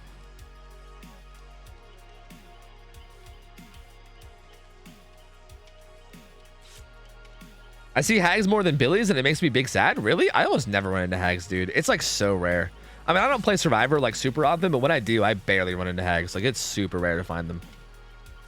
And that's the same thing with, like, what we said earlier about, like, Dredge. Like, we had, like the very first game of the night with, like, the lower hour gamers was a Dredge game, and it was very obvious from that game that there wasn't a lot of experience there, too. Because there's just a lot of killers that all play very differently, and it's just very tough to, like, know them all, you know? Probably soon, NJ. Probably soon. I would assume very soon. If my fan art's a stick figure of you, will you still like it? Yeah, sure. I mean, as long as it has meaning, you know? If it's just a stick figure with nothing else, then I'm gonna hate it. But if you put something in it to spice it up and make it meaningful, then hell yeah, dude. Hell yeah.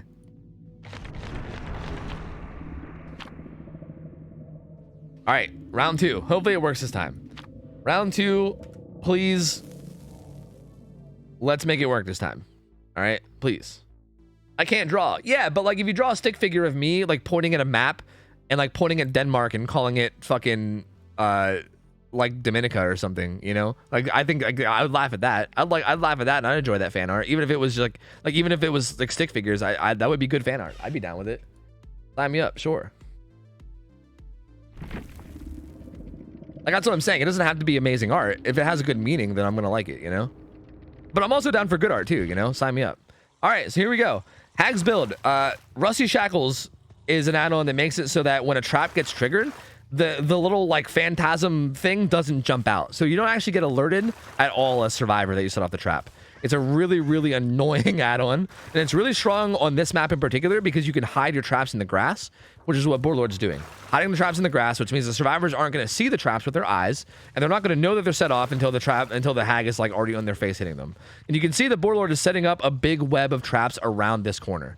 Like, honestly, Borderlord got a really good spawn for Corrupt Intervention. This is usually like the 3-gen, 4-gen area that people try to hold is this back corner. So the fact that this is where Borderlord spawned, and like the gens further away from this are blocked, and you can kind of like preemptively set up traps around here, is actually a really, really good like RNG spawn for him. So sets up a bunch of traps.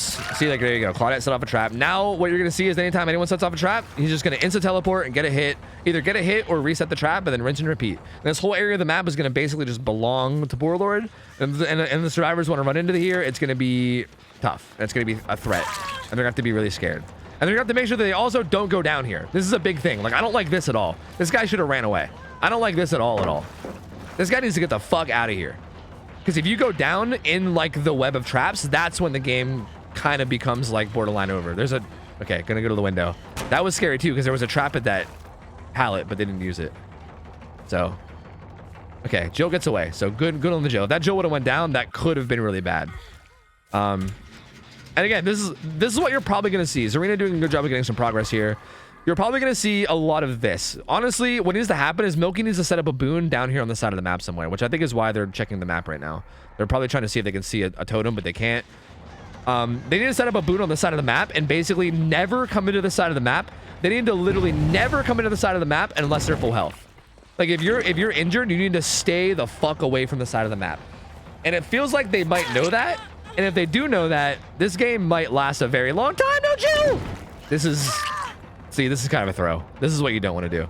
This is what I was saying about making one mistake against hags, sometimes making you lose the whole game. This might be that mistake. This is that mistake. This is that mistake for sure. This might be GG. This might be GG. This is, oh yeah, what is wrong with Hag's Pinky? You're right. Hag's Pinky is kind of jiggly, isn't it? It's kind of jiggly wiggly, huh? She's just fancy, guys. She's just setting down her traps fancily. It's okay. You guys just must not be as fancy as she is. They do get the gallows gen done, which is nice, but I still think there's 3 gens back here, right? There's still this one, and then I think there might be 2 in that corner, maybe. I need the hag to look or turn around so I can see, but I think there might still. Well, no, I think it might be that one over there. Actually, I think the gallows gen was actually kind of a big deal. No, yeah, that actually kind of was a slightly big deal. But again, getting this unhook is gonna be miserable, dude. Like, it's gonna be tough.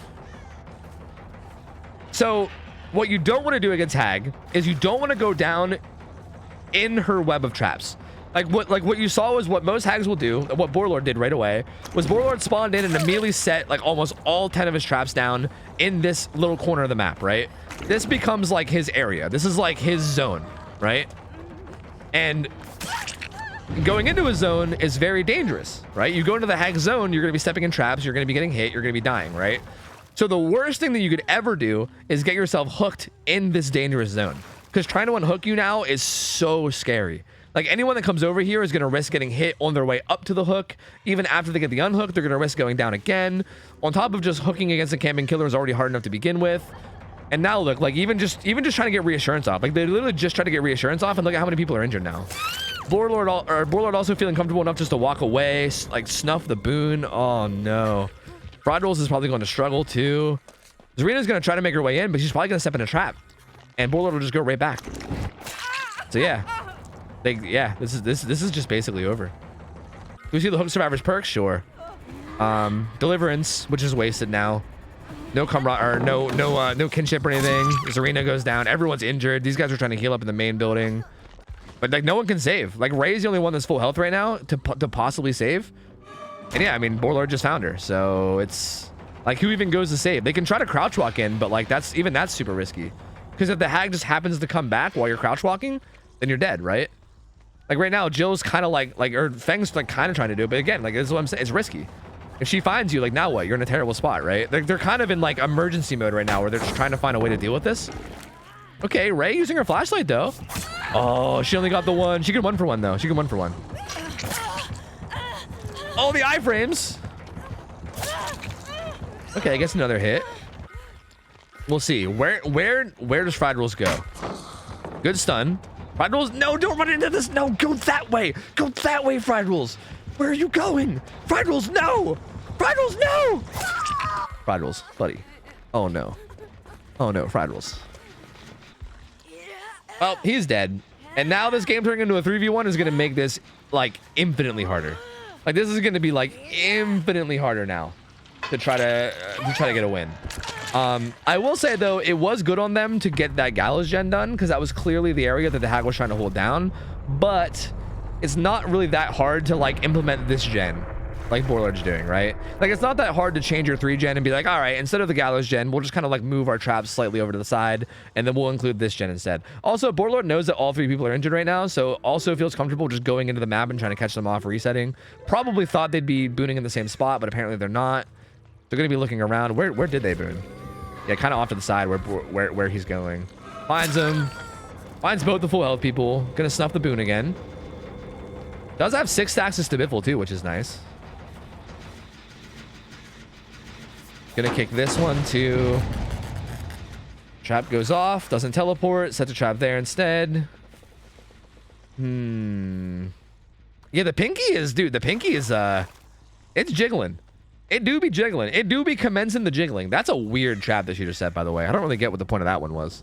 That's a really weird spot. I can't, dude, every time you guys point out the pinky, I can't stop looking at it now.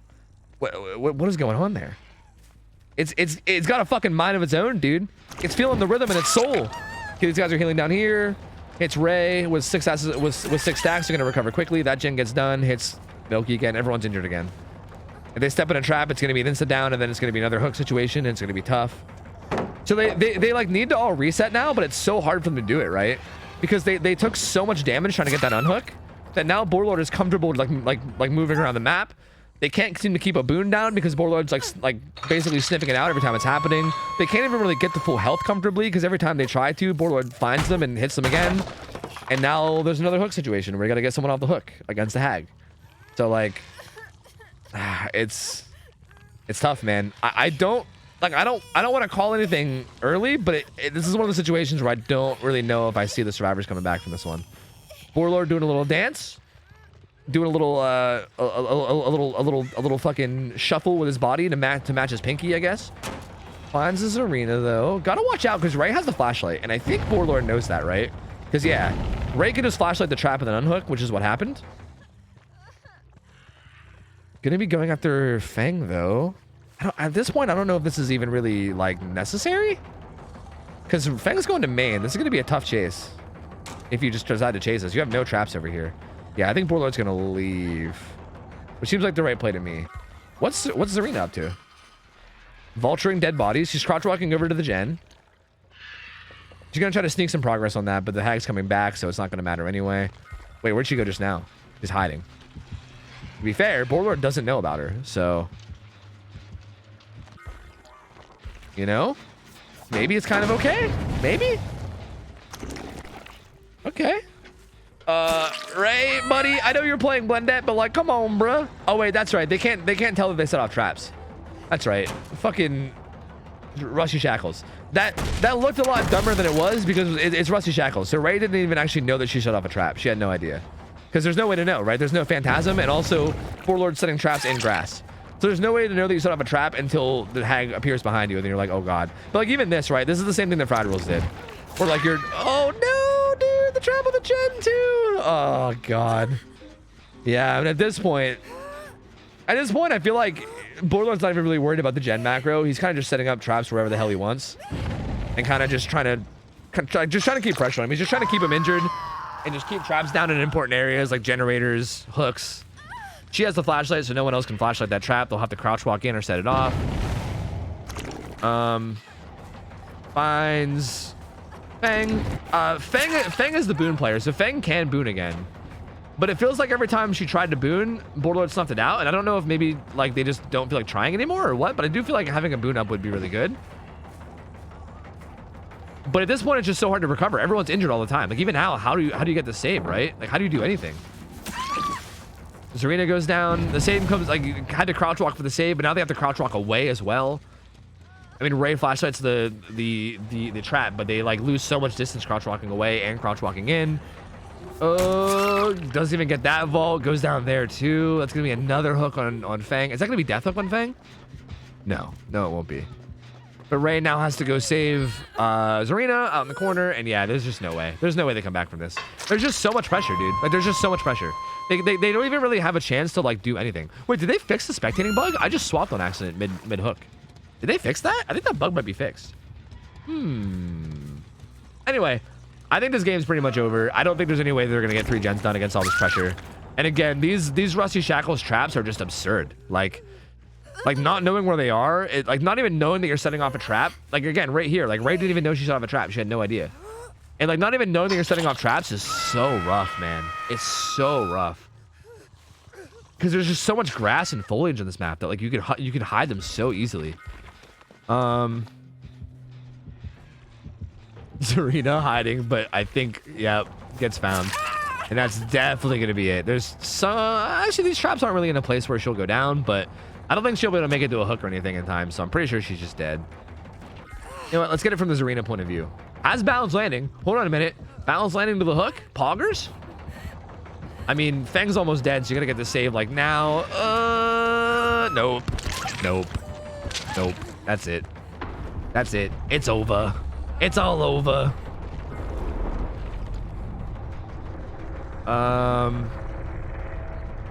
Gonna set off a trap right there too, and then down she goes. Yep, and there you go, GG. Boarlord, hagging it up, baby. I mean, Hag is such like again, this is what I was talking about. Hag is such a unique killer in the sense that like one mistake will just snowball the game out of control, and you'll just won't be able to come back. And that mistake this game was Fried Rolls basically running into the web of traps and then going down and then getting hooked in basement, surrounded by traps everywhere.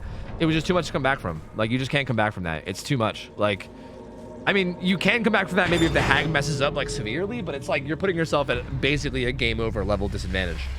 You just can't, like, you got to be so disciplined against Hag. You can't be like making mistakes like that. And again, that's what I'm saying about like these like lower hour teams. And I know you guys are like, well, they have 1,000 hours. It's not low hours, but they don't have 1,000 hours against Hag. You know what I mean? Hag is a very, very unique killer, and you have to play against her in a very unique way. And if even one single player on the team messes up and doesn't do what they're supposed to do, sometimes that's enough to just make the whole game over, you know?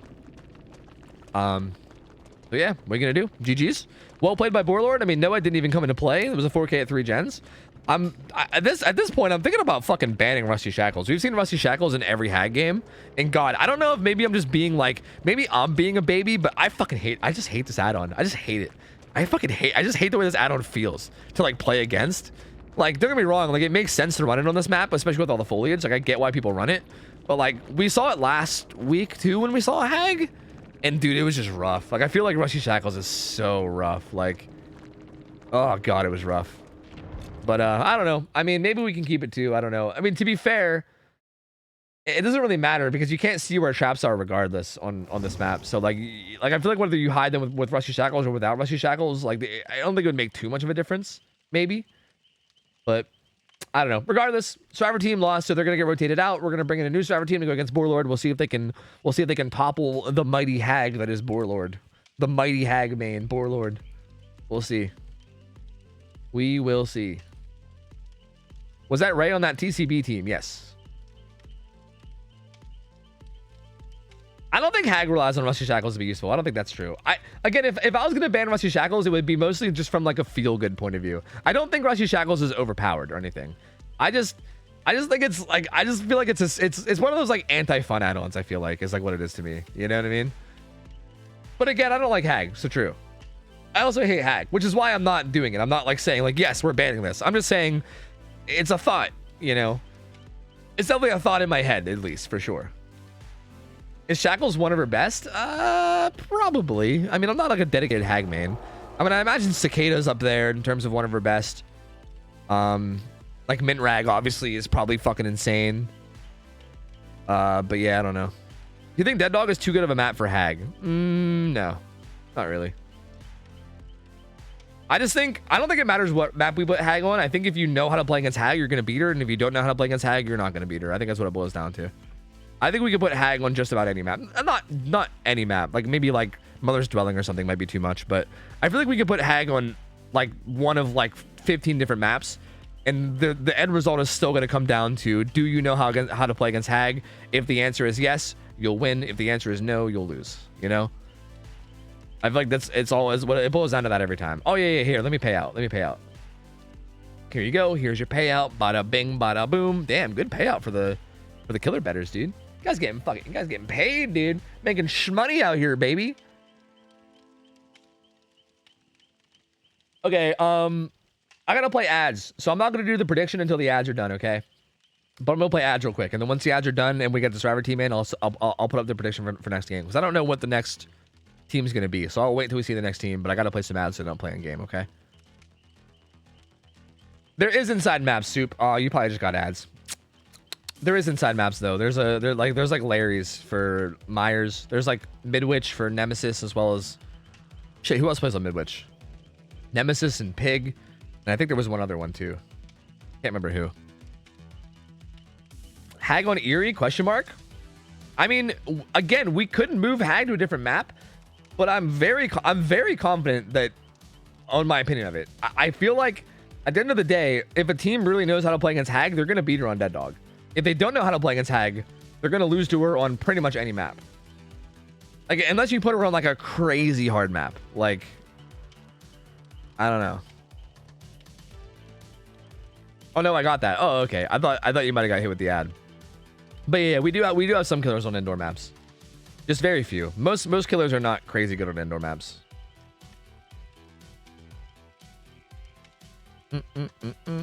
Why Nemesis on Midwich? Because the zombies can get pretty good value in the hallways and stuff. And also the pallets and stuff in general are just kind of not very strong. So he actually performs pretty well on it. Shut up, Nikki. You smell. Hi, Health Puff. Thank you for the 11 months. Welcome back, man. Appreciate it, buddy. I'll thank you, dude. I'll thank you. I figured out a complicated data problem at work today. Bro, poggers. When's the big promotion, dude? Thank you for the 11 months. Welcome back, though.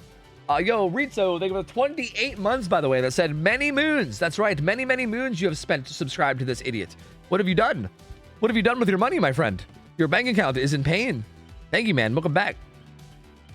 King Nut G-Ray, thank you for the resub as well for 16 months. Welcome back, dude. Is there a killer we haven't seen? I don't think. I think we've seen them all now. Hag and Artist were like two of the ones that took a while. Like, it took a long time for us to see a Hag or an Artist. But we've seen them now multiple times. We've seen Wesker. I think we've seen everybody, right? We've seen Trapper. We've definitely seen... Yes. Right? We've seen a clown, right? I'm pretty sure we've seen a clown. Yeah, we've definitely seen a clown. Have we seen a ghost face? No, yeah, we've definitely seen a ghost face. I remember. Yeah, I remember. Plague, Legion, yes. Spirit, Demo, yes. Oni, yes. Yes. Yeah. We've seen everybody. Yep, we've seen everybody at least once. We have seen everyone at least once.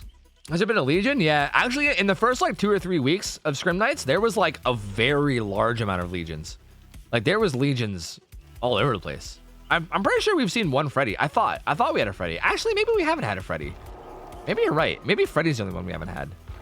Has anyone played Freddy? Maybe not. Huh. Now I don't know. Now I'm not sure. Yeah, if there is one that we haven't seen, it might be Freddy. I can guarantee without a doubt that we've seen every other one. Not 100% on Freddy. I think we've seen a Freddy, but I'm not sure. Okay, this team is what's going on? This is OnlyFlans. This is Team OnlyFlans. 2,100 hours. I think this is their first time playing together in Scrim Nights. Although Shape of My Heart played earlier on a team, and Shape of My Heart has also played Killer. We've seen Shape of My Heart on both Killer and Survivor quite a few times, so we definitely have seen this gamer around quite a bit. Flans. No, it's Flans. No, it's Flans, not Flans. I don't care what you guys say. It's Flans. Anyway. And I think the others, I don't know if we've seen them at all. I'm not sure if we've seen the other ones at all yet. So the rest of these people, I think, are making their first time appearances on in Scrim Night. So no idea how this is gonna go. Again, they have to play against Hag, and like we said about Hag requires like perfect like play from everybody involved. So if even one of these guys fucks up and like goes down in a bad spot or something, you know, could end up being a similar result to last game. So just keep that in mind. But here's your prediction. So Gambo away. Gambo away. How much longer are you streaming? Probably another like hour and a half to 2 hours ish, roundabout. Hard to say. It's probably something like that though, if I had to guess.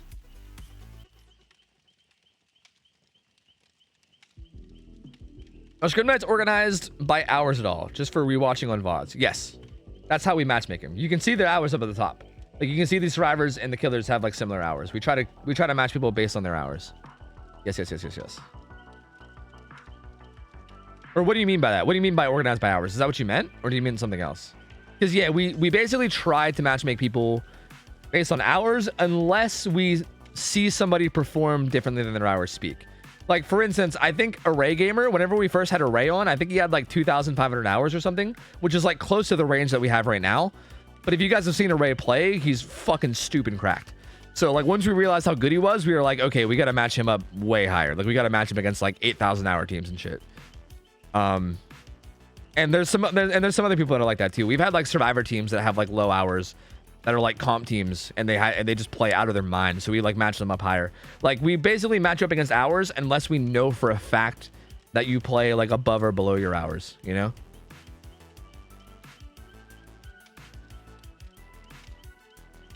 Who's your favorite killer? I don't know, man. Maybe Deathslinger, but I'm not sure. I'm not sure.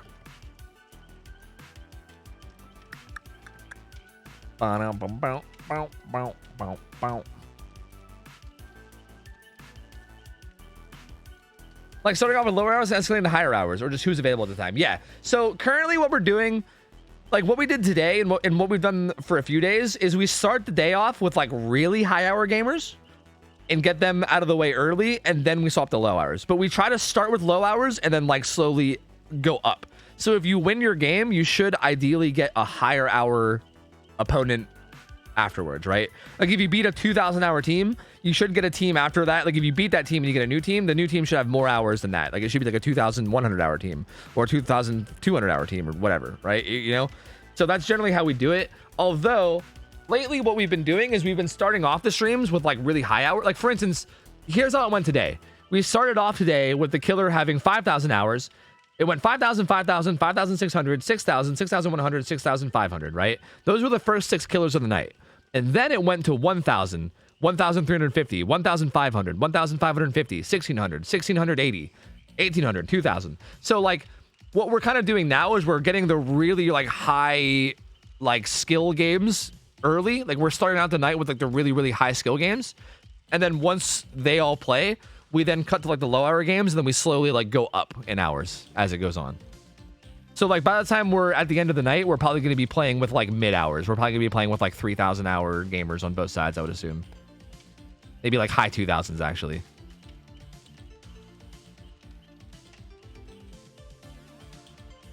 Yeah, there might not have been a Freddy Julio. Yeah, I know for a fact there's been a Ghostface. Like I know for 100% fact, but I don't think there might not have been a Freddy actually. Yeah.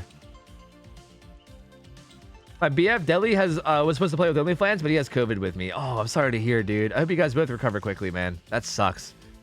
Speedy recovery for both of you guys. So is Outcast Andrew standing in? Is that what's going on? I hope you guys recover quick, man. That sucks. That is no bueno at all. See, even the chant rhymes with flan. You can't say only flans, we are your stands. If you can't win, no one cans. It's only flans. It's flan, not flan, okay? I don't care how people say it. Everyone else in the world is wrong but me. It's flan. Everyone's wrong but me, yeah. This is our 3rd time? Fuck, dude, that sucks. Sorry to hear, man. That's awful. I haven't even got it one time, like knock on wood. But I haven't even got it one time, so I can't imagine. That sounds horrible, dude. Hopefully you get like a light version that doesn't hit you with too hard of symptoms, because yeah, that sucks, man. Thank you, Dante's Void. Thank you. I appreciate you, man. Thank you for backing me up here. Why does it seem like Rebecca's bleeding from her eyes? Dude, it kind of does. Holy shit, it kind of does. She kind of looks like fucking demonic. Like that looks like Rebecca possessed. Like fucking get an exorcism in here and she's gonna be like, yes, yes. Kill the priest. Kill the priest. I got COVID for the first time in 3 years in October. It was tough. Ugh. Yeah, that sucks. I mean, that's the thing. Like, a lot of people like to just pretend that COVID doesn't exist anymore, but like, it still exists. Like, remember that pandemic that turned our whole world into like a fucking like state of like complete standstill? People like to just pretend that that shit just like went away or something, but it didn't. COVID is still around, you know? I don't know. Like, like where I'm from, no one even wears masks anymore. I wear masks everywhere I go, but like no one else wears masks anywhere near me. It's weird. Like everyone just likes to pretend it doesn't exist, but it definitely still exists. Like it definitely still exists for sure. And it sucks. I mean, everyone I know that has caught COVID tells me about how it is, and it sounds awful. Yeah, I mean, people are hoping it'll become endemic, yeah. But like, and they're hoping for like herd immunity and shit or whatever the fuck. But like, I mean, it's still a bad virus, you know? It's like a at least semi-significantly worse virus than like the normal stuff that's out there. That's very fucking, you know, contagious and still very active. So I don't know. How many bunny mamas tonight so far? Only one, Ugly Chicken. Only one. Only one all night so far. So yeah. Funny, I had people adding me in Discord saying the last minute hit up Ralph because of all the hundreds today, but I don't know, like maybe we had to skip him or something because I think we've only had one. There's constantly been new variants. Yep. I don't know. I don't really want to get into COVID talk because I know that like, people are gonna end up fucking arguing. Somehow every time COVID gets brought up, somehow people end up arguing. I don't know how it ends up happening, but it always does. So I'm not even gonna bother talking about it. But I'm just gonna say that I hope you recover quickly. Okay, just recover quickly. You know. That was me. Oh, wait, what? Oh, yeah, Ray. Yeah, I mean, you were one of them, Ray. You were one of them, but it wasn't even just you. It was you and multiple other people. Like, I've heard experiences from a bunch of different people. Anyway. Back to the hag, guys. Back to the hag. So, again, keep in mind, just like last game, expect to see a lot of the same. Kind of the same area blocked off, too. So, again, kind of lucky from Borlord that he spawned back in this area again. These are the gens that are blocked off. So, he gets to freely just set up traps here and kind of make this his little web of area. So that's what he's going to do. He's going to set up a bunch of traps. He actually didn't run Rusty Shackles this time. He's running Dried Cicada now. So the left green add-ons makes him set his traps faster. That's why the bar will be yellow when he's setting his traps. And then the right side add-on is the one that makes it so that you can teleport to traps from further away. It increases your range by something like 20%. So you can teleport from even further away, which is kind of nice. But they'll at least be aware that they set off a trap now. So he didn't run. He must not have liked me shit talking Rusty Shackles because he took it off. But he's setting up a bunch of traps. And again, we'll see how the survivors do this. That was a flashlight, I believe. Oh, there's a bunch of gamers here. The rest of his build's the same. But again, like, this is what I mean. Like, running into this area, like, he didn't go down there, but he very easily could have. And that was kind of risky. Blinds the hag on the pallet break. Even that I'm not a big fan of because you lose a bunch of distance that you couldn't go down with. But Rebecca does get away, so good on her. They also get a gen done in the middle of the street, I think, which is actually quite nice. That's actually really good that they got that gen done. Hits the Nancy. This trap gets set off. He should get a hit on this Dwight as well. Oh, misses it. Oh, that sucks because I think that Zarina was about to set off a trap over there, right? Maybe? I can't tell. The Pinky going off again. I don't know if you guys know this or not, but the hag actually can't see. She actually has no eyes. She finds the survivors based on their movement with her pinky. She just licks her pinky, puts it up in the sky, and it tells her where everyone is. It's like a weird form of that stuff that bats do. I can't remember the fucking name of it for the joke. Fucking forget it. The joke is ruined. I can't even remember the name of echolocation. Thank you. For some reason, the joke's ruined. The joke's ruined. Oh my god, it's ruined. I couldn't remember the term echolocation. Jesus Christ. Forget it. These guys all did a good job of healing up, though. So good on them. Really, what they should be doing is this guy should be booning. This guy needs to be booning and like setting up an area for them to reset, because that's really important, right? They need to make sure they have like an area to go to reset quickly and efficiently, so that way when they get hit, they can go reset. Like this Dwight needs to be careful. Oh, there's still a trap on the other side too. He didn't set it off though. He didn't set it off. He needs to be really careful though. He needs to run away from all the traps, which is where he's going. So smart on him to get the fuck out of there. Again, as long as these guys play really safe and really careful, and as long as they don't go down in the area here. I mean, he only has 3 traps down. They did a good job of setting off all of his traps right there. They set off all of his traps like all at once, which kind of hurt him a lot. He's gonna find the Rebecca, get a hit on her. She should just, again, yeah, run to main. Just run to main. Just get the hell away from the traps. Just smart. Warlord has to set down more traps. He shouldn't even chase this. He should just immediately set a new one. Okay, gets a hit onto Zarina here. A couple more hits. He's only got 3 traps down though. This is another really important thing. As a hag, you're gonna want this number over here to always be low.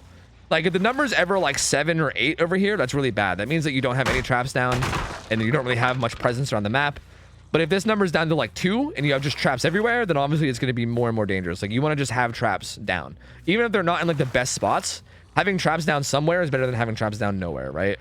So good on him. He's at least setting some more traps. I don't know if he just didn't see the scratch marks, but there were some scratch marks down by that gen.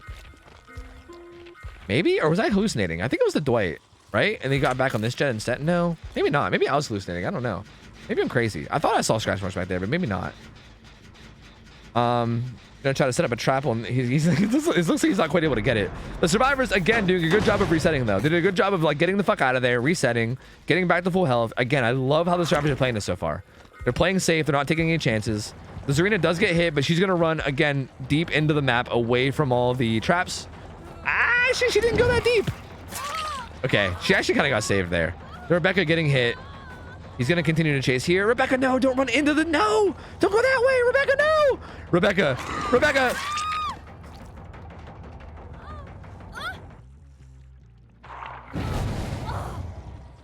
Well, you know. I don't know. Same thing that happened last game. It seemed like they got it. I don't understand. Like, I'm not sure why. It always feels like there's just one person that just doesn't quite get it and then just like... does this and then you're in such a bad spot now, right? Although this Gallows gen has a lot of progress, so that's good for them at least. Although the hag's gonna go interrupt it. Is the Rebecca? She does have the record, but she doesn't have reassurance, which is good. Zarina's trying to sneak her way down. I'm not sure how well this will work. Dwight has reassurance as well as kinship. Zarina might actually successfully get down there. The problem is that there's a lot of traps around, so I'm not sure if the Rebecca will be able to get out and then across the map, but maybe. Borderlord's actually walking away quite a bit. You don't know it comes in. They start off that trap, which gets them away for a little bit. Uh-oh. I mean, Dwight's honestly not in a great spot here himself. So yeah, like, I think they did this to try to, like, get him away from the basement people, but it kind of just gave him another hook that he can take down basement. Although, is Pallet here? No, Pallet's not here. They threw it. So yeah, this kind of just gives him a new basement hook now. So, I guess maybe this is better than nothing. But I don't know. Zarina said, oh, doesn't get that hit though. That's kind of big. Gonna get some more distance. If she gets that pallet vault, that's actually kind of big. Her staying healthy there is kind of big. Borderlord, I think Borderlord really needed that hit. Gonna set some more traps around the basement, make it harder for them to unhook. These guys are doing a gen over by water tower. At least the Rebecca is. These guys are both kind of hovering somewhat. Again, I thought they would be trying to pressure the Gallows gen a little more, but it doesn't really seem like they are. They're kind of just letting that Dwight chill down there. He does have kinship, so once he goes to struggle, all they got to do is go anywhere near the basement, and he'll get like a 32-second stall or a 34-second stall or something. Gonna take a hit on Zarina. She's just gonna... Ooh, Borderlord? Borderlord, buddy? What the fuck? What's happening to you? What's happening to you, friend? How are you just never able to hit the Zarina? How is she so slippery for you? I don't understand. What's going on here? Yeah, kinship only works 1 second. That's what I said. Like once he goes to struggle. Actually, he didn't go to struggle. He got unhooked. Interesting. But this is gonna be scary. He might just go right back down. I don't think he had off the record, right? I don't know if she had borrowed time, but he definitely did not have off the record. Warlord waiting out as long as he can to make sure that hopefully he doesn't have to deal with any of the perks. Just gonna pick up right in Nancy's face and be like, that's right, what are you gonna do about it? What are you gonna do about it? Yeah, I got your Dwight, what are you gonna do about it? So this hook stage should be like a 94-second hook stage because of kinship. So this will be a long hook stage. But the problem is, like the issue is like, can they get significant progress on the objectives during this, right? Like they could try to save, I guess, again, right? Like they snuck down and got a save just now. They could try to do that again. But even still, like, they would probably have to send the person who has borrowed time, if someone even does have borrowed time. No one even has borrowed time. They didn't even bring borrowed time. That's interesting. Like, no one even brought it. Huh. So, yeah, I mean, actually, unhooking him is probably pointless, because even if you unhook him, he's probably dead. Like, if you sneak down to unhook him, Does someone have a flashlight? Damn, he actually chased Nancy down. He's actually just gonna hook her. Kinship was activated already. Who has the flashlight? Rebecca does. Rebecca kind of just ran down, set up the traps. This is probably the correct play here. While the hook is happening, just like run down there and get him and try to get him out. Warlord, get a little reckless. Gonna probably try to get this Dwight though. He doesn't have that much distance. They need to try to body block or do whatever they can to try to keep him up right here. Because if he dies, this is gonna be a big deal. Oh, they need a body block. He needed to like loop back around or something, let them body block. Something needed to happen that didn't happen. Like, I don't know. Flashlight? Nope. Nope. He needed to like loop around that like bar area or something even this. Save the best for last. This is like, at this point we're kind of just throwing to try to keep him alive. Oh yeah, it's all going down now. Yep, it's all going to shit now. Yep, it's all going to shit now. And now Rebecca's gonna go down again immediately, and she's gonna get hooked. That's gonna be her second hook. So she's gonna be in trouble. The reassurance survivor is dead, so they can't even try to buy time on the hook either. And yep. Still 3 gens left. Deadlock still in play. No Ed still in play.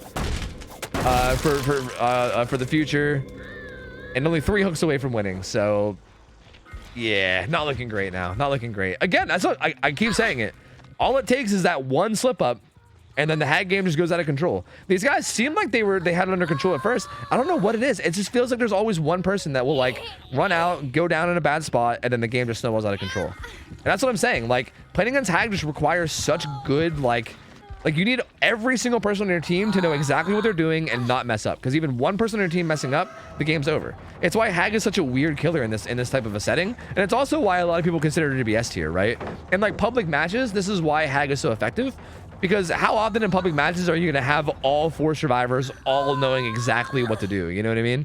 There's almost always going to be at least one outlier that doesn't really know quite what to do. So that's why hag is such an effective killer. You know what I mean? You get... Oh, well, that's not going to help the case either. Save the best for last also exists, so this recovery is going to be super quick. What the fuck is going on?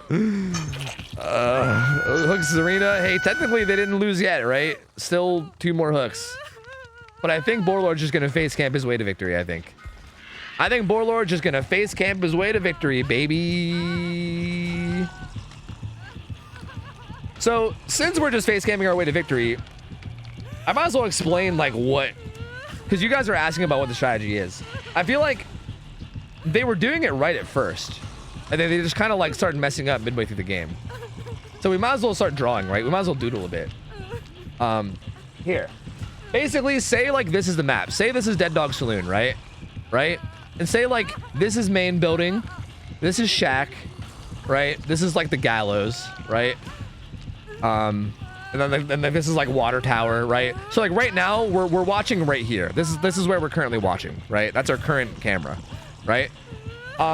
Basically what's happening is Borlord is spawning up, and then he's setting up traps all over this area. He's basically spawning up, but he's claiming this area. And the survivors can tell, right? They can tell that he's claiming this area. Like, they can see him over there setting traps. They can see that he's not anywhere over here setting traps, right? Like, it's very obvious that he's setting up a giant web of traps in this area. So what you need to do is that you need to never, ever, ever, like, if you're a survivor, never go into this area if you're injured.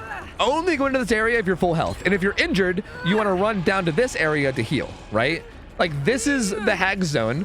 She's not going to leave the zone. There's also going to be 3 generators here that need done, right? Like, there's going to be like a gen there, and like a gen, I don't know, like there, or gen there or something, right? So the hag's going to be trying to protect these generators, and she's going to have traps everywhere. On top of that, basement's here. Basement's also right here too, right?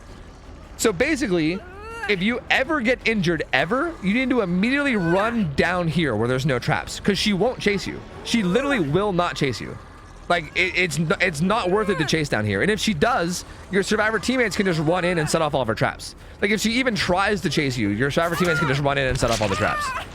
So what you do is, if you ever get injured, you just run the fuck away and you heal up. And you never come into this area unless you're full health. And if you're in this area and you get hit, the second you get hit, you need to use your speed boost to get the fuck out, right?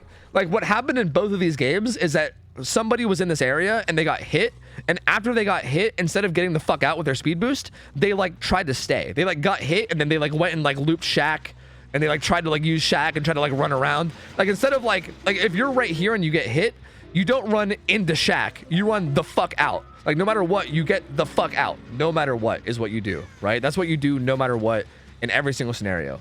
But in both of these games, what happened was somebody got hit in like in the hags area, and instead of leaving the hags area, they stayed in the hags area, set off another trap, went down, got hooked in the hags area. Because once you're hooked, like if you have a survivor hooked, like even if it's not basement, right? Like even if you don't have someone hooked in basement, say if you have a survivor hooked back here, like good luck saving that motherfucker with all these traps everywhere. Like best of luck saving that motherfucker. It's gonna be a nightmare, you know? The basement's even worse. So that's kind of the idea, right? That's the idea. That's how you have to play against hag. It's a really slow crawl game. You have to play really careful and slow. You gotta constantly don't go in there when you're injured. Constantly run away and heal. Like it's a really slow, like war of attrition type match. And if you ever get hooked in the area, it's just gonna quickly snowball. And it did this game. So can you apply that to every map? Yes. Yeah, the pupper's charm. That's right. Warrior puppers, baby. Hell yeah, the warrior puppers, baby. You can apply that to every map against hag. That's how hags will play on every single map. Every single map, hags will set up an area where they have like they'll have like an area of like where they're set up. And if you are in that area where they're set up and you go down there, you lose. If you go down somewhere else, you're fine. Yeah, Swish is right. Hag is the epitome of knowing where to die versus trying not to die. Exactly. Like if the hag commits to you and chases you way far away from all of her traps and then you die, like for instance in that drawing I made, if you do go down in the opposite corner of all of her traps, that's fine. That's totally fine. There's nothing wrong with that. Like dying in the opposite corner is totally fine. Even if it does somehow happen, it's fine. But like if you go down in her traps, it's just over. Like you just lose, you know? And again, I mean, Borlord did a really good job of playing hag the way that, you know, any hag player would play hag, and he did a really good job of punishing the mistakes that they made. And again, all it takes a lot of times is just one mistake, right? One big mistake, and then the whole game snowballs out of control. And Borlord did a really good job of taking advantage, and I feel like hopefully this was a learning experience for people. If anybody is going to be playing scrims, or if you guys are just maybe even just playing against hag in like a public game with your fucking friends and survivor friends or something, I don't know. Just in general as a learning experience, hopefully this taught you something, and hopefully we can see more hags get their ass kicked in future scrims. Because man, it hurts. It hurts because it feels like it feels like realistically the counterplay is like, it seems simple, but at the same time, like I understand why people don't know it, right? Like it makes sense. Like people aren't used to doing it, and they don't like, they're obviously not familiar with it. But at the same time, like if you know how to do it, it is relatively simple. Like it's not crazy hard to do, you know? It's just a matter of knowing it. So hopefully we get better games in the future against hag. But for now, Borlord 2-0. So congratulations, Borlord. You win the prize, man. Let me know what you want. You get 2 gift subs to any channel on Twitch. You can get 2 subs to the same channel. You can get 2 different subs to different channels. I can gift 2 subs to a channel that you want at random. Whatever the hell you want. Whatever you want, man. It's all you. But solid games, dude. Solid games. My man even took off, he even took off Rushy Shackles for me, you know? I can respect that. He was like, you know what? I'll do it without the Rushy Shackles. You know what? No, thank you. No, thank you. Solid hagging. Top shelf pinky finger. That's right. Honestly, that was some really, really good pinky fingering. I feel like your pinky finger play was 10 out of 10. Like, God tier. God tier pinky finger play. This probably makes your hatred for hag intensify? No, no, no, no, no. I don't like, again, I don't hate hag. I just like honestly, truth be told, I don't even really hate going against hag, honestly. Like I really don't. Like I find going against hag sometimes kind of fun if you like control them and shit, you know what I mean? Like my problem with hag is playing as hag. I just find playing as hag to be incredibly boring, you know? But I also just feel like, I don't know. I just feel like hag is again one of those killers where you just have to know what to do, and I feel like most people don't know what to do, and I think that's what a lot of these scrims are like come down to. Like I think a lot of the times in scrims, it's just like people not knowing what to do on both sides, like killer or survivor, right? Like everyone's used to playing the same way against the same killers and the same survivors, and everyone's used to how like pub matches play. But these are all way different, right? These matches are all played so much different from pub matches, and then like I just want to try to like push people to learn. You know, it's basically it. I don't know. It's fine. My hatred for hag is the same as it always is, you know? Nothing has changed.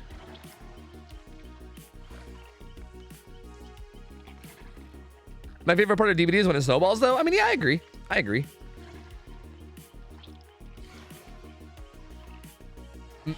Yo, Deadpool, what's up, dude? Thank you for the bits. Thank you, buddy. Guys, I gotta play some ads. I'm kind of waiting for the invite for the next killer anyway. So once the next killer's ready, we're gonna get an invite and we'll set up the next lobby. I'm not exactly sure what it's gonna be yet, so we'll find out. But for now, I'm gonna play some ads just to make sure we keep him out of game. Brand new cat, thank you for the resub for 22 months that said moo. Also Beth B, thank you for 11 months. Welcome back. Deadpool with the bits, thank you just now. Appreciate it, buddy. And then Poor Misa, thank you for the 9 months. Welcome back in. Did you see my message, friend? No, I did not. Was it for your prize or what was it? Oh, can I get 1 to Puppers and Light into the Fog, my doggy? Can you DM me out on Discord? If it's anyone other than my channel, I usually pay it out, like, not on the fly. If you can DM me on Discord, I'll pay out all the subs within the next, like, few days. That way I just have them all down somewhere so I don't forget. Is Danny Ghostface? Yes. Danny is Ghostface, yes.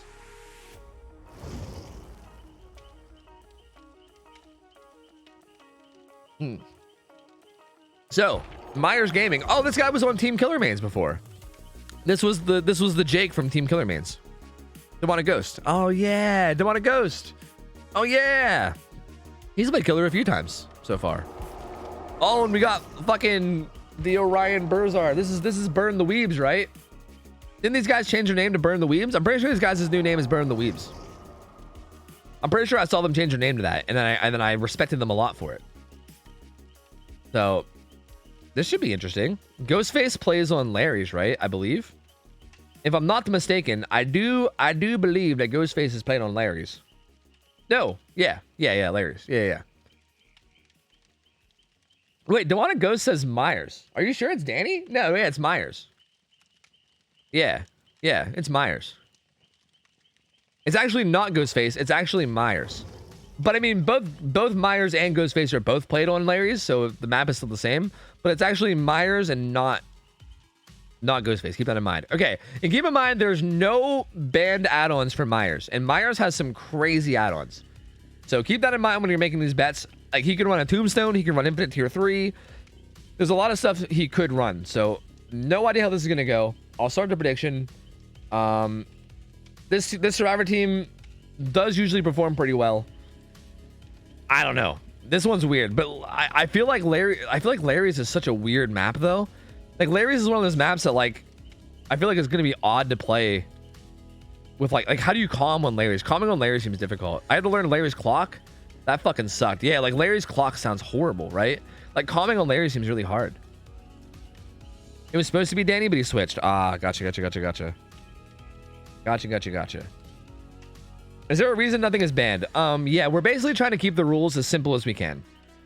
We're trying to keep the rules as simple as we can because this is meant to be like a grassroots, like, introduction for most people.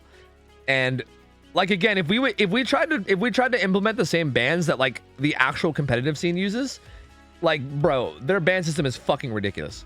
Like, it's absurd. Every single killer has their own unique perks that are banned on them to run, and also perks that you can't run against them.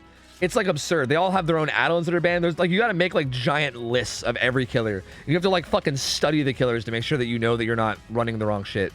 Like, it's insane. So, yeah, no, it's meant to be simplified. Like, we still do ban things here and there. Like, we have, like, for instance, we have all of the one-shot add-ons banned. If you're normally a killer that doesn't one-shot down, and you have an add-on that one-shot downs, we ban those. So no redhead pinky finger on clown, no eerie coin on slinger, no iridescent head on huntress. We ban those. We also ban purple and ultra rare add-ons on S tier killers. So Nurse Blight Spirit, those three can't run any add-ons higher than green rarity. And we also make the survivors obviously run unique perks, as well as banning ultra rare add-ons for them too.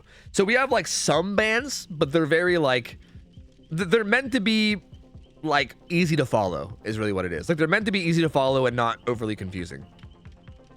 So yeah. Also, yeah, Swish, this call-out system looks fucking awful. This looks fucking miserable, dude. Jesus. If Myers don't run Tombstone, I get so mad, it's not even funny. I don't get how you can't run Tombstone or Infinite Tier 3. Like, those two seem like such the obvious choices. Like if you have the option of running either Infinite Tier 3 or Tombstone, like, I feel like I think we saw, like, a Vandermeer Myers last week or something, didn't we? It was so odd. Like, I feel like, why would you not run one of those two? They're so nutty strong.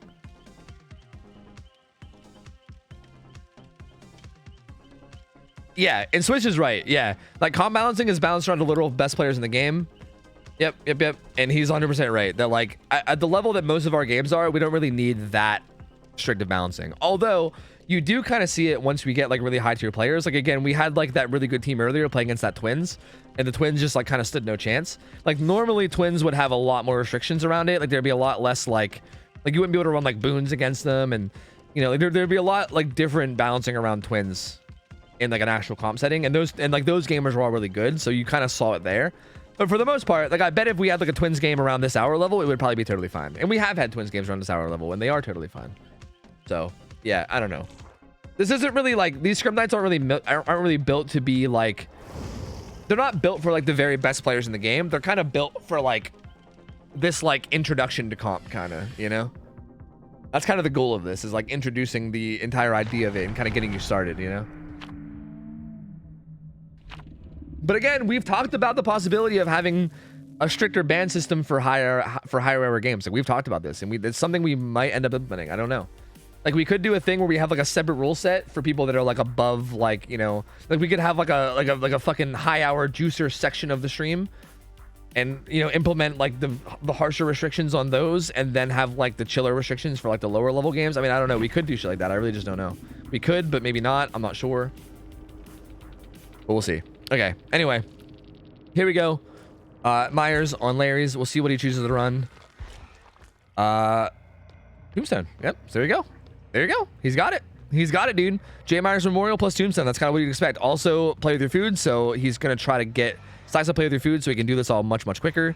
He's currently in tier 1, not able to find anybody. So this will be big, right? This will be big. And here's the thing. I wonder if the survivors are going to like expect it. Like, I feel like if I was on the survivor team, before I even knew what add-ons he had, if I was about to go down, I would probably just jump in a locker just in case. So I would not be surprised if these guys jump in a locker just on the off chance that Tombstone might be a thing. Oh my god, what? Please just like circle back, dude. That loop was so small, you can just circle back.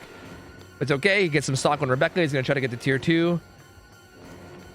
She's gonna vault out. He could probably get tier 2 if he would have stocked right there, but he didn't. Is he trying to stay tier 1 for some reason? Like, what's he doing? Just soccer. Whoa. Stock shit a bit there. Still just kind of following her around. Gets a hit on her. Let's take a look at her teammates. Library gen's almost done. There's a gen far off to the side and one of the exit gates. Okay, so there's just 3 on different gens. The library gen's almost done. And there's also another one that has a good bit of progress, and the one with the exit gates like just started. So 3 different gens. I mean, considering he has corrupt intervention, like 3 out of the 4 gens that are unblocked are being worked on, which is really nice. They're getting a lot of gen progress right now, and they're gonna need it, because if this Tombstone comes in and gets a kill, that's gonna be a big setback, is what I'll say. A huge setback. Still has not found the obsession though, which is good for the survivors but bad for him, because he wants to find the obsession to get that speed. I'm sure like getting that speed from play with your food helps you so much to like stalk people better, because you get to just follow them faster, as well as actually getting the Tombstone itself is going to be a lot easier because of the speed too. So really unfortunate for the Myers that he hasn't found the obsession yet. Good live play from Yui, but she's kind of in danger here. She might die. Yeah, she kind of just dies. Huh, that's unfortunate. She's gonna get hooked, and he can maybe use this hook to get more stock to try to get the Tombstone, but they already got 2 gens done. They're working on more. So definitely a bit of a slow start. They're gonna go up in the basement too, which is really sketchy. Very sketch. They are on different gens around the map. Nia's kind of hovering. There's no way she just gets this, right? No, he's gonna come back. And again, this is really scary, because if you go down there and he chases you down, then he just stalks you the whole time you're unhooking, and then you get tombstoned. As a matter of fact, he might just camp this out. Because if anybody goes, like, if he's near the basement hook, and if anybody ever goes down there, he just tombstones them, right? I mean, I guess they can jump in a locker or something, but like, he could just stalk them the whole way down. He could watch them unhook, and then after the unhook comes in, just fucking kill them on the spot, right? So he might just camp this out. But the real question is does he get away with that though? He doesn't have deadlock. He does not have deadlock. He actually has 2 gen kicking perks instead of deadlock. So he really has nothing to stop them from just slamming gens. And slamming gens is what they're doing. They are perfectly content with just slamming gens. He finally steps away now. Finds the Zarina a little bit. Stalks her a bit. They honestly might just keep doing it though. Yep, they're just gonna keep doing it. They're like, yeah, I don't believe you. I don't believe that you're gonna step away from this, so I'm just gonna keep doing gens, and they are. He goes to struggle. The Nia's kind of making a move now. Oh, she's actually just full going. Oh, okay. He stepped away because of struggle. This is actually really good for the survivors. I think they predicted that he was going to step away because she just went to struggle. So the Nia like ran down. It was kind of perfectly timed because he did step away. The unhook comes in and they actually get out of that situation unscathed. Wow, that was really good from the survivors and really bad for the killer. He's in a pretty terrible spot now. Rebecca's doing main gen. This gen's done. So they're 1 gen away, and main gen has a good bit of progress. He's on Rebecca. He still has no stacks to play with your food. He has not found the Zarina at all. The Zarina has not been found. So no stacks to play with your food, right? I don't think he's seen Zarina a single time. Where's Burzard been? I think he's just been chasing him. Like I think he's just been chasing around Rebecca and Yui. Oh man, yeah, this is not looking good. He puts eruption on that, but it's just not gonna matter. There, he finally finds Zarina. So you could finally maybe get some stacks to play with your food now. I'm gonna stalk her a bit, getting closer to his tier 3. But they also have to know that he's got some kind of add-on, right? Like he hasn't gone tier 3 at all yet. They gotta know like something's up, you would think. So again, I'm curious to know if they're gonna try to utilize lockers or not. He's gonna down Rebecca, get eruption on that gen, which seems like a good play. They do accidentally fail a skill check on the far gen though, kind of revealing what they're doing. But to be fair, they're on 2 different gens. Like they're pressuring the other 2 gens, both the other gens that he doesn't know about. Like he knew that the middle gen had a bunch of progress, but he didn't like they're pressuring the other gens that didn't have progress, which is smart because he's most likely going to keep trying to defend the middle gen, and obviously this one because of the failed skill check. But still stalking. I mean, Tombstone still has no value so far. At this point, I mean, getting value out of it's almost pointless because they're down to 1 gen, right? They feel like the idea of a Tombstone is you get someone out as fast as you can, but like as fast as you can is not even very fast at this point. So at this point it feels like the Tombstone doesn't even matter almost. Like it still might come into play. I mean, if he kills somebody that's on a fresh hook, like if he kills someone that's never been hooked, that's 3 instant hook stages, which is still a lot towards the win condition. But no late game perks. They're pressuring gens around the map. Both sides they're pressuring with gens. You can see that because of Call of Brian too. So he's gonna come over here, maybe try to get the Tombstone. Oh, he might get it on Zarina. Zarina's not been hooked too. She needs to play really careful here. Again, these guys need to maybe like stay near lockers. They can't know though, right? But if they can somehow have the insight to stay near lockers, that would be huge. But I don't know if they'll be able to. He's gonna kick this with Call of Brian Eruption again.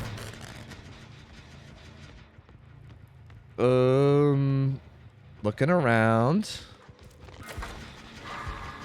2 of them on that gen. The other 2 are kind of like maneuvering around, trying to find position for gens again. Only 3 hook stages. Oh, someone's dead here. Someone's dead here. Oh, oh no, dude. He tried to just get eruption to go off to try to get the slowdown on the gens, and he fucking, oh, he got dead hard, and that's so unfortunate.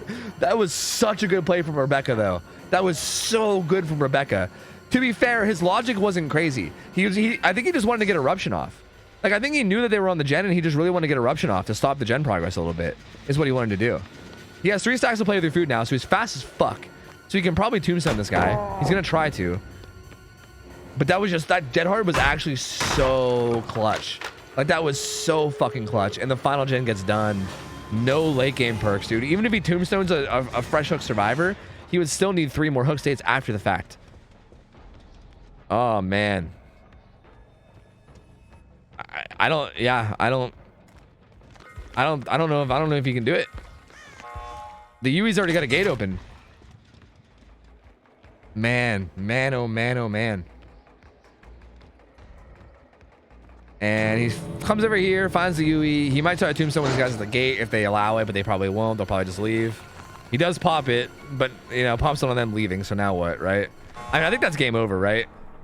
Well, actually, yeah. Actually, that's game over. Yeah, that's actually game over. Like, no matter what happens now, it's already over. Like, he literally can't win. He didn't even tombstone on them either. You couldn't even get a tombstone for the road. He just downed him. He downed him normally too, and didn't even tombstone on the way out either. He said, "You know what? I'm not tombstoning anyone. Fuck it, man. I'm not gonna do it at all."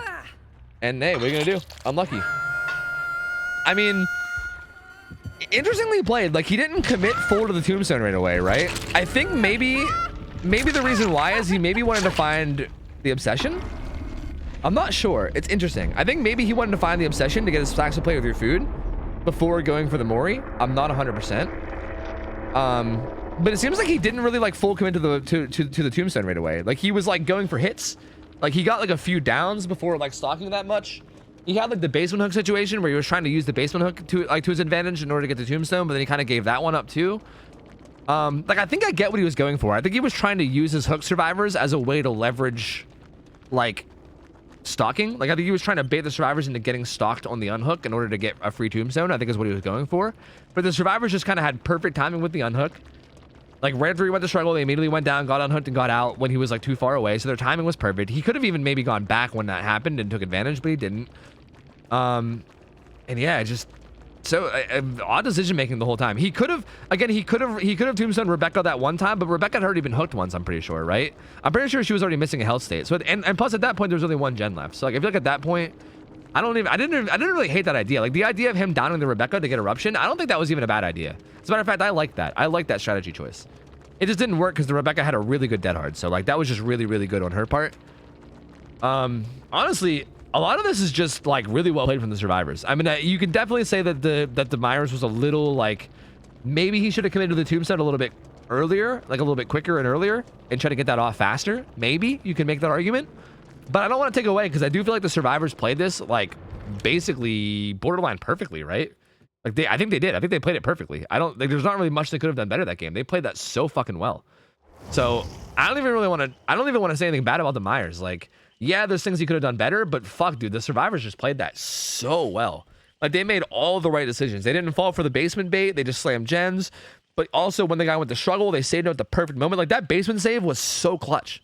That was such a clutch base. It was such a clutch save. Like they went down at like literally the perfect time to get the save. Like right when he was distracted and far enough away that they didn't get tombstoned. Like the dead hard from the Rebecca saved the end game and stopped the eruption from going off, which would have then maybe resulted in someone getting tombstoned. It was just so good from these guys. Like they just played it so well. So again, good try from Myers. Again, it's hard for me to even give feedback and like try to be constructive because I feel like I could say go for the tombstone faster, but hypothetically, if they would have all just jumped in lockers or something, then we would have been like, you know, saying something else. We would have been like, oh, well, maybe he should have used the hook to bait it, right? Because I mean, using a hook to bait the tombstone basically guarantees that they can't use lockers, right?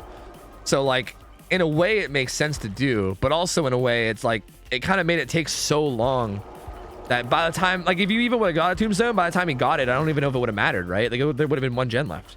Like, at that point, is the tombstone even worth it? I don't know. Maybe. Hard to say. So I'm just gonna say really well played from the survivors. I mean, really well played from the survivors. That was super good. Let me pay you guys out real quick. Here you go. There you go. There's your payout. So this next killer is a huntress. I almost said an Anna. God damn it. Why are you doing this? A huntress. I gotta play some ads to make sure we don't get any in game. So I'm gonna play some ads. But this is a huntress. Remember, huntress plays on Ormond. Okay, she plays on Ormond, and she's going against that same team that we just had. Okay, Anna on Ormond. I keep saying Anna now. Huntress on Ormond. I fucking hate you. I hate you guys. You better not do this again next week. This better be the only week we do this. I fucking hate you. Huntress on Ormond. Okay. The only thing that's banned is Iridescent Head and the same survivor team. So Gambo away. Okay. Gambo away. I'm gonna run ads, and once the ads are over, we'll start the game. Okay. Fucking hell. I can't stop saying Anna now. I hate this. What have you done to me, dude? What have you done to me? God. I'm ruined. I'm fucking ruined out here, man. How many games does this team get? You only get 2 games. If you win 2 games in a row, then you're out. No one plays more than 2 games unless it's a show match. Once you play 2 games, if you win both your games, then you win the prize, and then we rotate you out. We used to do 3, but then we found that like not enough people were getting a chance to play, so we only do 2 now. 2 is the maximum amount of games. So if this team, like no matter what, whether this survivor team wins or loses, this is their last game. If they lose, they get rotated out no matter what. If they win, they get rotated out because they went 2-0. So really, this is more like the killer could stick around, but if the killer loses, then they all get rotated out, basically.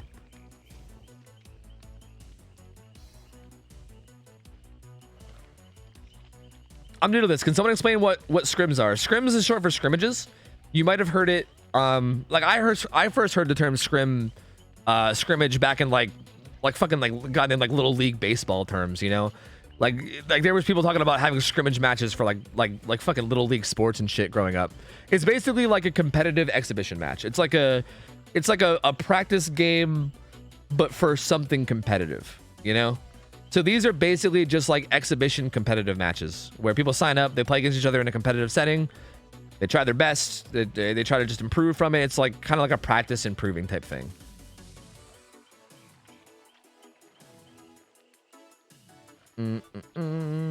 Yeah, Crasher, go all in for him, dude. Show the homie some love. Okay, I'm ready to go. I'm ready to go now. All right, so I'm curious to see what gets ran. Again, Ormond is still... I'm still not sure how I feel about Ormond as the Huntress map. I've not gotten sufficient evidence one way or the other towards it being a good or a bad map yet. It seems like Huntresses are able to do okay so far, but I don't know. This is kind of like when we were going through and changing the maps, Huntress being on Ormond was one of the ones that I was kind of like nervous about because I thought maybe it was like too much and people would be unhappy with it. But I think so far it's actually going kind of okay. But we'll see. We will see.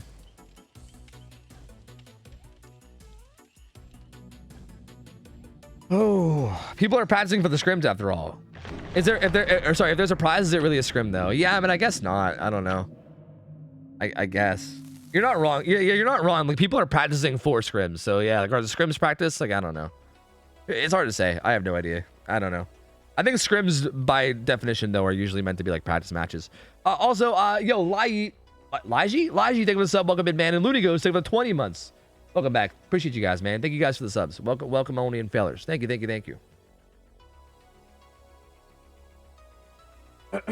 God, I'm like losing my voice talking so much. Jesus Christ. It's been a fun night tonight. I'm glad we saved scrims for the last day of the week because I swear, dude, I feel like I talk so much during scrims that by the end of the day my voice is like gone. But I'm really glad that we do this on my weekend so I have a day off to fucking rest my voice because my lord, I fucking need it. Oh, did we lose somebody? Oh, I think we lost Rebecca. Oh wait, we were on RPD. He picked the wrong map. Oh. He didn't pick the map. Uh-oh. I think, if I'm not mistaken, I think that's a penalty. If I'm not mistaken. I don't know how Lemon handles that, but I'm pretty sure that might be a penalty. That maybe might be a penalty for the killer there. Maybe, possibly. Wrong offering on top of that? Was there a wrong offering too? Wait, was there? I didn't even see it. Wrong hatch offering too? I mean, do we count both in one? I don't think. We could just give him one penalty for fucking up. And if he fucks up the offering too. Yeah. Change offering. Make sure get the right one. I think we could just penalize him once, and then if he fucks up the offering a second time, then we'll penalize him twice, I guess. The match will be restarted. The killer cannot change their loadout, but the survivors are allowed to. Plus wrong offering. I believe it's just a -2 altogether. Oh. So ruling is killer can't change build, but survivors can. If you want to change who has what, feel free. But killer is locked into their build. Bum. I didn't see Sag. Unluck. Now you'll never know. Now you'll never know his secrets. You'll never know. Okay, I think completely Dweet's ready. I think he's ready. I think we're good to go.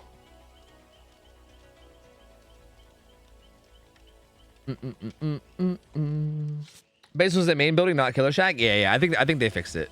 I think they fixed it now, though. I think they're good. If they want to, they can go into VOD. True, I wouldn't even be bad. I wouldn't even mind, honestly. It technically is like the advantage that they're supposed to get, so it's cool. It's cool.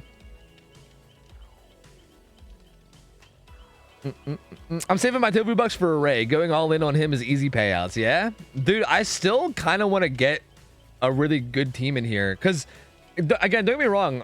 Like, Array is insanely cracked. I love Array. Super nice guy. He's super fucking cracked. He's been like our final boss of fucking Scrim Nights, and it's been really cool to have that as like a back pocket final boss type thing. But he's definitely not unbeatable. Like, he's definitely not unbeatable at all. Like, he can definitely be beat. Like, it's hard, but he can definitely be beat. Especially on a map like Garden Storehouse. If you get a team that really plays, you get like a really, really good team that plays Discipline, they'll probably be able to beat him. It'll just be really tough. I can see if ID will play him. Dude, that'd be great. I would love that. I would fucking love that. That'd be a fantastic match to watch. Bet on Array, get that 1 to 1 million payout. Yeah, right. You'll literally put in 100,000 tofu bucks and get 100,001 tofu bucks back. Hell yeah, dude. Sick bet. Sick gamba, bro. Hi, I'm new. What's up, Lilac? Don't say hi, new. Don't do the dad joke thing. Knock that off. Hi, Lilac. Welcome in. Hi. He was saying this every time, but he's still unbeaten. Yeah, but we haven't really put him against like a super cracked team yet. Like he's not gone against like a super high level comp team. Like he's gone against some comp teams, but they weren't like mega cracked ones. You know, they were just like good ones. But like a good blight like that is like you need like a mega cracked team to beat a good blight like that. Okay, so Lethal Pursuer, Deadlock, Corrupt Intervention, Barbecue and Chili. Let's see how this plays out. So he gets a chase immediately because of Lethal Pursuer. But he does have Corrupt Intervention, or yeah, he does have Corrupt Intervention. So his early game here is really strong, but he's going to be down to 2 perks after Corrupt Intervention goes away. So kind of interesting to double commit to the early game perks. Usually you see one or the other. Usually you either see Lethal Pursuer or Corrupt Intervention. It's kind of odd to see both. Because assuming you get good value out of Lethal Pursuer and you get it down quick, then it shuts off Corrupt Intervention anyway, right?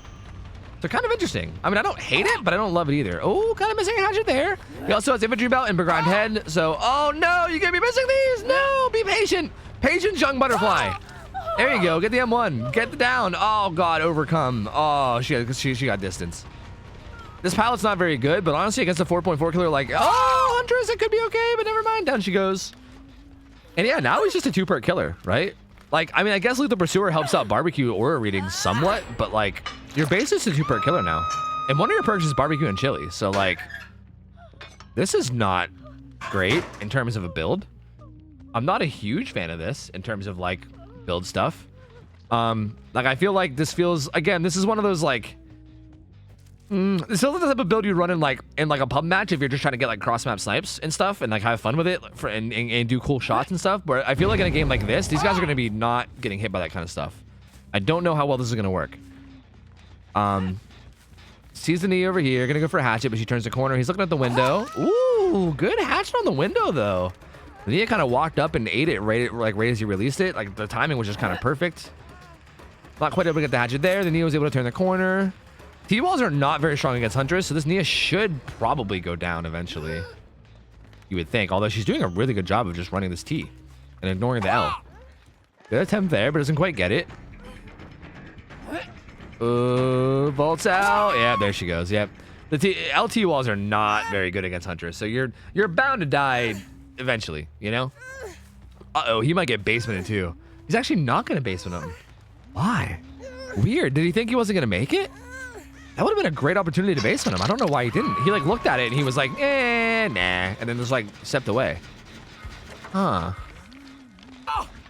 Well, chases him off the middle gen, which has a ton of progress. They're also on a gen in a corner somewhere that has a ton of progress too. I couldn't really tell exactly what corner, but he's on this arena. He completely left that hook.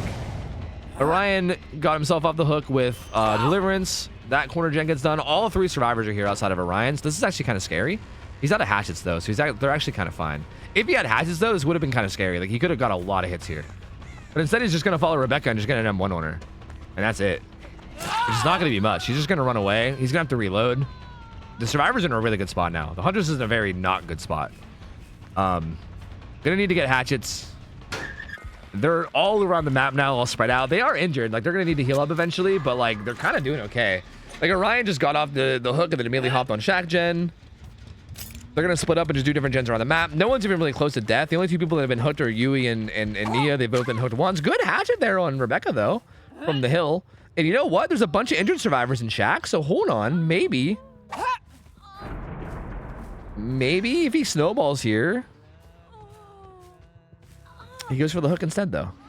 I feel like this is the one time where I almost feel like they shouldn't go for the hook. Like, this feels like a good slugging opportunity.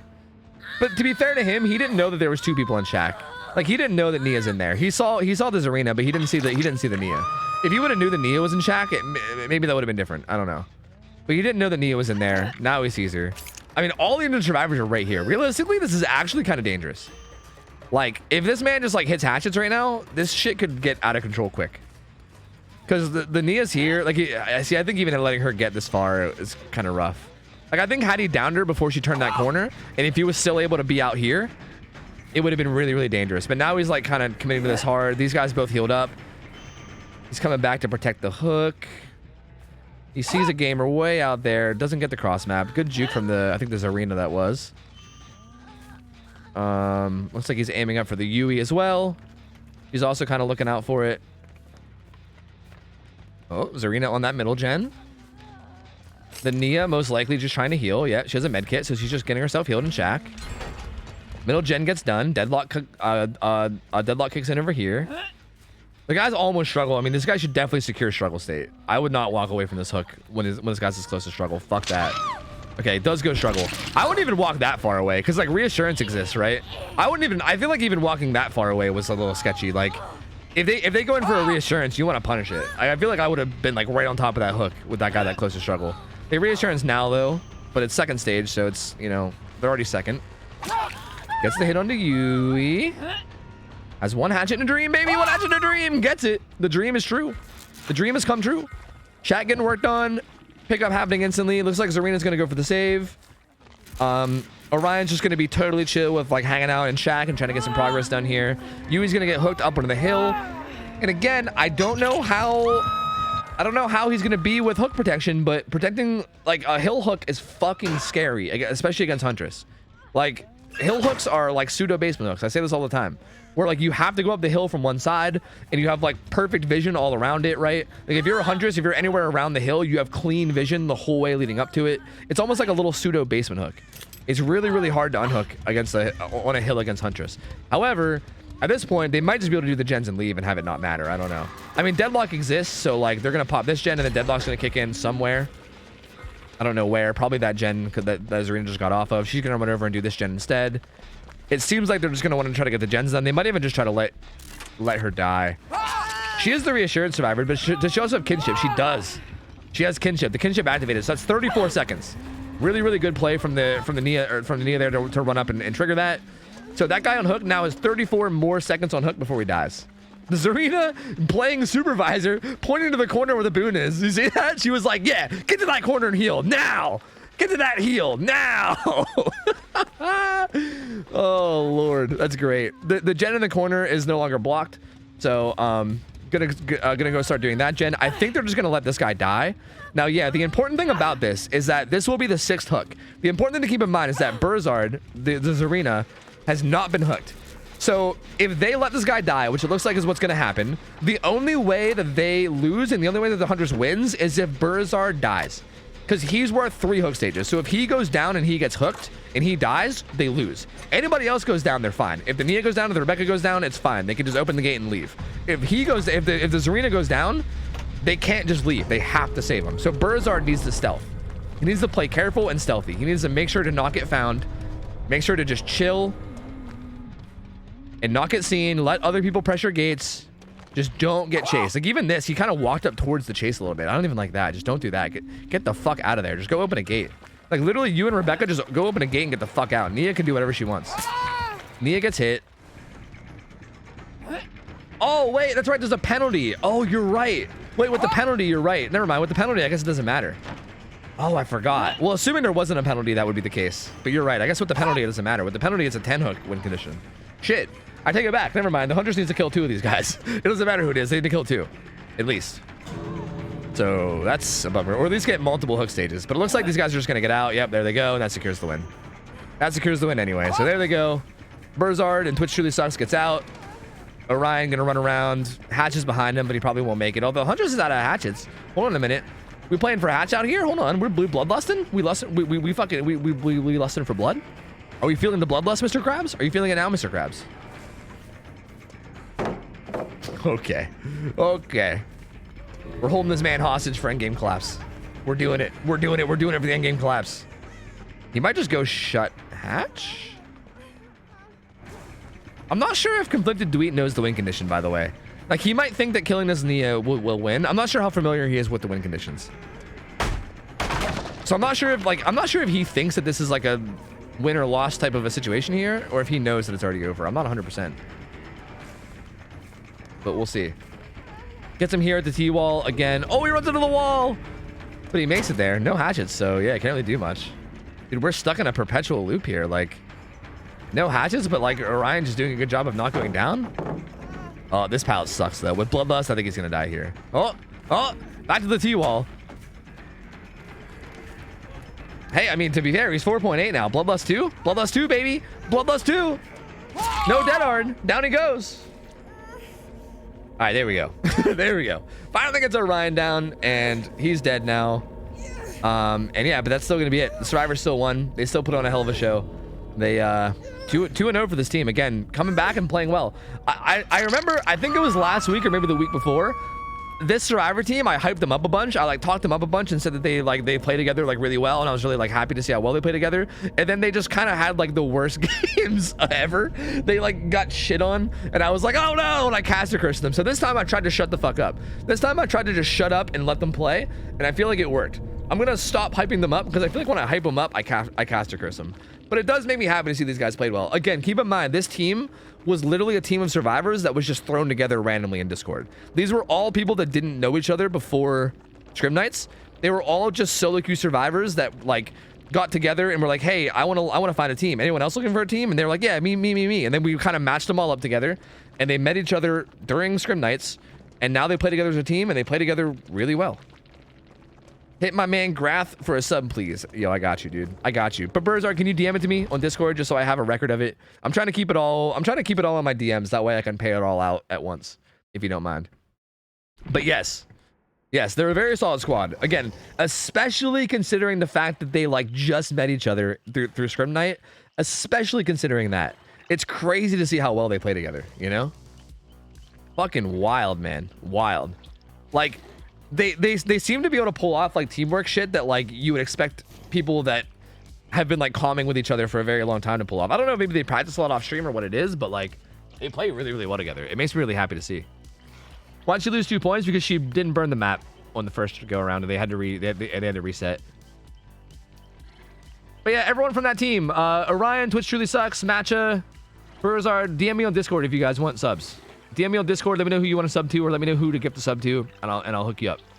Well played, guys. Well played. It's a party game. Didn't know DBD was competitive. DBD is not a party game. DBD is not a party game at all. That is a silly statement. Springtrap, how you doing, buddy? I wouldn't say DBD is super competitive either, but calling it a party game is a little silly, I think, too. I have an error, so I can't play. Unfortunate. Oh. Yeah, Lemon's right. If you want to just like reset your PC or something, we could wait a minute if you want, man. Or like, are you live? If you don't want to reset your stream or something. I actually did and everything under that. Oh shit. Ah, fuck.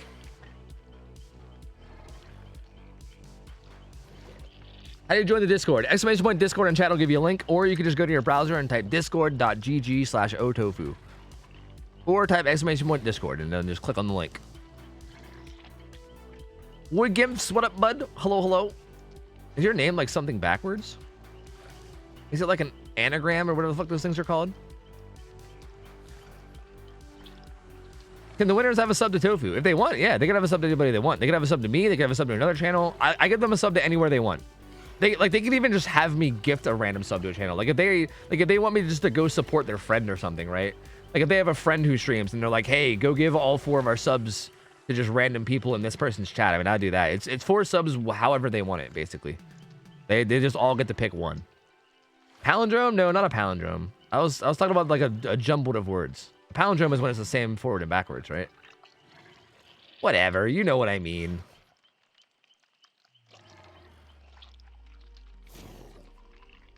So do we have to skip Ugly Chicken then? No Ugly Chicken? Uh-oh. No chicken?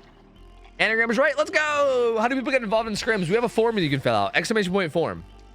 If you fill out that form, actually someone just typed it in chat just like a few lines ago. If you fill out that form, it'll ask you a bunch of stuff about like who you want to play and how many hours you have and what region you're in. If you fill out that form, we basically have a new form every month. Like there's currently the November form. So if you fill out the November form, you'll be in the pool of players to potentially play. And then if you're potentially going to play for the Friday, you will get added in Discord either 1 or 2 days beforehand. Like usually Lemon will make the schedule and he'll add everybody that might potentially play on Friday on like either Wednesday or Thursday. So basically you'll know if you're playing that week like a couple days beforehand. And scrims are always played from 9:30 p.m. to 3 a.m. Eastern time. Although I'm thinking about starting them earlier. I'm thinking about trying to start streams on like 7 p.m. instead of 9 p.m. But yeah, right now that's how you do it. You sign up, and then if you get picked, you'll get added, and then you just gotta basically make sure you read the rules and then come play. And then, you know, I'll cast it.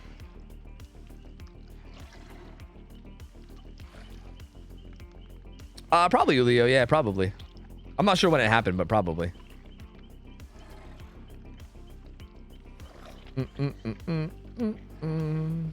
Yeah, dyslexic like your name. Yeah. That's what I was thinking. Yeah. You got it. You figured it out, man. Outcast Andrew, thank you for the raid, though. Appreciate it, buddy. Hope you had a good stream. Thank you, my guy. Appreciate you, my dude.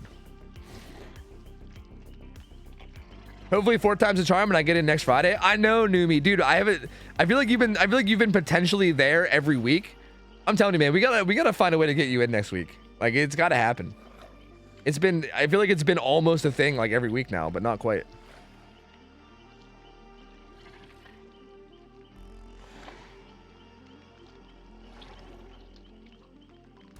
So I think right now, if I'm not mistaken, have you guys just like not decided what you want to do in terms of like whether we're skipping the chicken or not? What is the schedule looking like? Gamba? Well, we don't know. Oh, I didn't pay out the Gamba. Oh, you're right. Here, let me pay out the Gamba real quick. There you go. There's the Gamba. Numi might have the worst ping NA.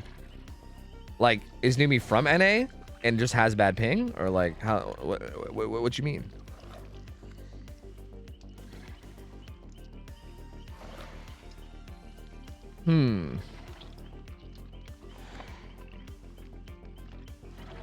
He is from NA, but apparently his net is fixed, so he's probably washed now. What the fuck? Wait, so he has like fixed net as in like like the speeds are like limited or some shit? They're fick? I got North Carolina net. I don't know nothing about North Carolina, but yeah, I'm just gonna say, damn dog, that sucks. North Carolina net. Oh, dude, not North Carolina net. Oh, fuck, dude. Do you ever have a need for low hour killers? No, that's the one thing that we don't like. If you sign up as a low hour killer, you'll probably never play. Like the lowest survivor hour team that we have is like, I think 1 week we might have had a team under 1,000 hours, maybe one time ever. I think there was one game ever where we ever had a team that was under 1,000 hours for Survivor, and I think they were still like 960 or something. Pretty much every team of survivors is over 1,000 hours. So if you're like a less than 1,000 hour killer, you'll most likely never play. Unless teams sign up. I mean, I don't know. Unless like low hour survivor teams sign up, but I don't know. Survivor is way harder than killer and scrims, so I feel like low hour survivor teams, at least like introduction wise, I should say, like getting introduced to scrims, I feel like survivor is way harder than killer. So I feel like, I don't know if we'll see a lot of low hour teams, but yeah. We can get one 1,000 hour killer in a week. Yo, let's go, dude. Let's go. Are we donezo? Do we not have any more killers, or like what's going on? Because Chicken can't load up. And I was looking at like the list, and like I feel like there's no other killers with high hours, right? Are we fucking? What's going on here? We do. I have a killer. Okay. Do you think if I or other high hour killers can sign up, we coach the low hour youngins to get them in higher seeds? Ooh, what do you mean? Like if you sign up, like are you saying to like sign up as a coach? I don't understand what you're saying.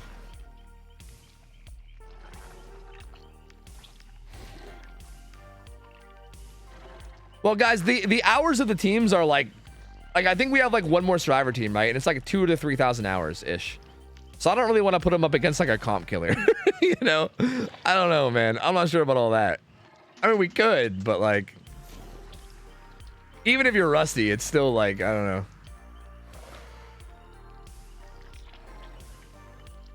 I'm not a comp killer? Yeah, but yeah, you are. Like whether you play killer in comp, you're very aware of comp and you're very aware of how to play the game. You just don't actively do it. Like, you still, like, you have the knowledge. You have comp knowledge. Whether or not you're, like, well-practiced or not, I don't know if that matters. You know? We got the chicken. It's cool. We got the chicken. The chicken is here. It's okay. The chicken is here.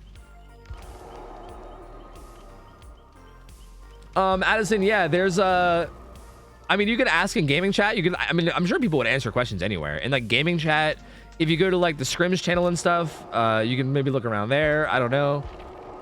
I mean, I do feel like the whole like coaching idea is something that could be good. But honestly, if anything, I feel like survivor teams need coached more than killers, to be honest with you. Like Nova mentioned coaching killers.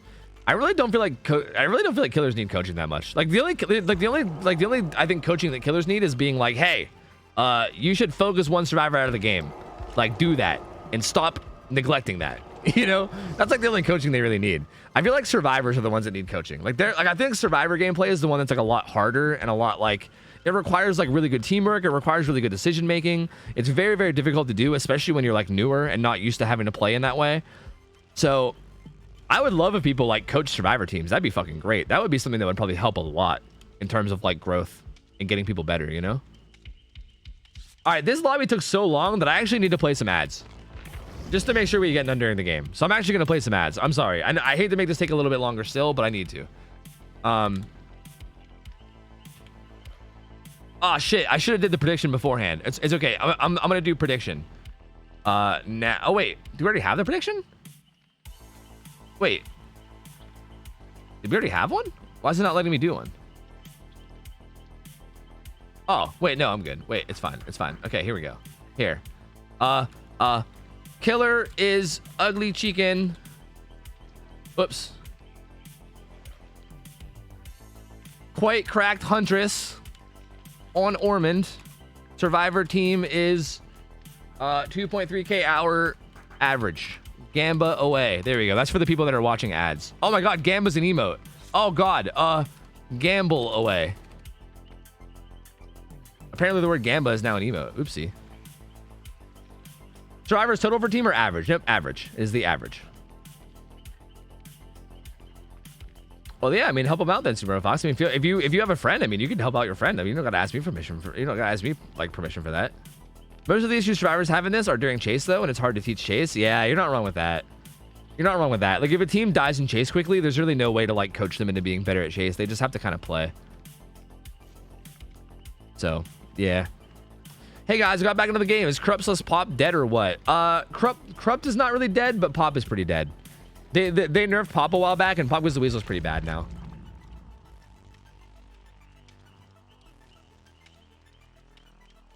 But I can't change hour count though. What do you mean? What are you talking about? Is Cinecookie bringing his average up? Possibly?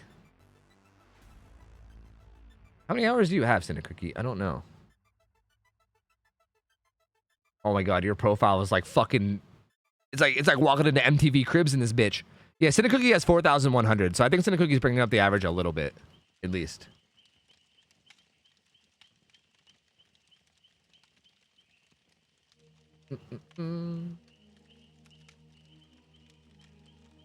Yeah, Krupp is still easily one of the best perks in the game. Yeah, like Krupp got nerfed, but it's still one of the best perks in the game. Pop Goes the Weasel, however, that perk kind of got gutted. It's not that good anymore.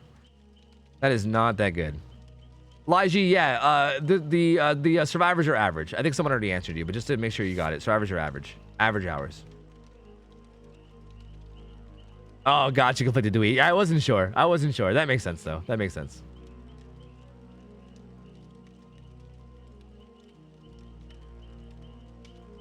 Oh yeah, got you, Nova Fox, got you. Well, yeah, there's nothing we can do about that, man. I mean, they just need to get more hours. There's really all there is to it. They just gotta wait.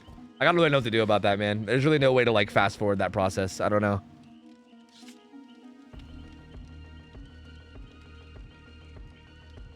I want them to nerf erupt so that it disables on full regression. Getting erupted from a dead gen is super frustrating.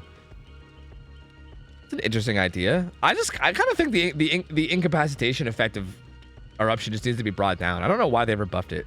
Like it was 10 seconds before they buffed it, and they were like, what if we just took that 10 seconds and made it fucking 25 for no reason? Because fuck you. That's why, because fuck you. And it was just like, whoa, DVD, okay, I guess. God, Like, it seems so unnecessary. It seems so unnecessary. Like, why? Why 25 seconds of income? That's so long. Every time someone says eruption, I usually think of Van Halen. Same. Same. Fucking Van Halen. Same thing with Panama, you know? Why has Van Halen got to ruin everything? Yeah, 25 seconds is nuts. It's so dumb. It's so dumb. Should be a gen only. Dude, like even a gen only one shouldn't be fucking 25 seconds. Like it's just too long. It's just way too long.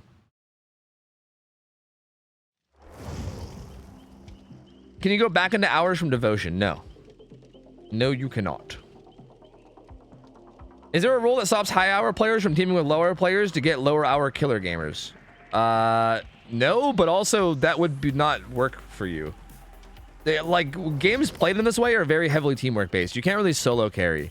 Like say if like a 10,000 hour turbo god survivor went on a team with a bunch of 200 hour survivor players and tried to like bully a brand new killer or something, they would probably just lose because their teammates would all die.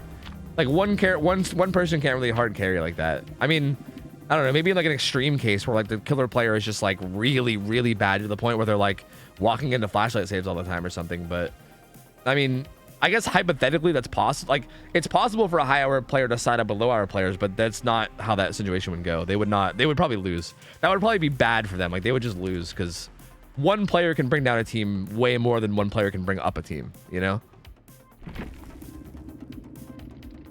All right. All right. Here we are. Ugly motherfucking chicken.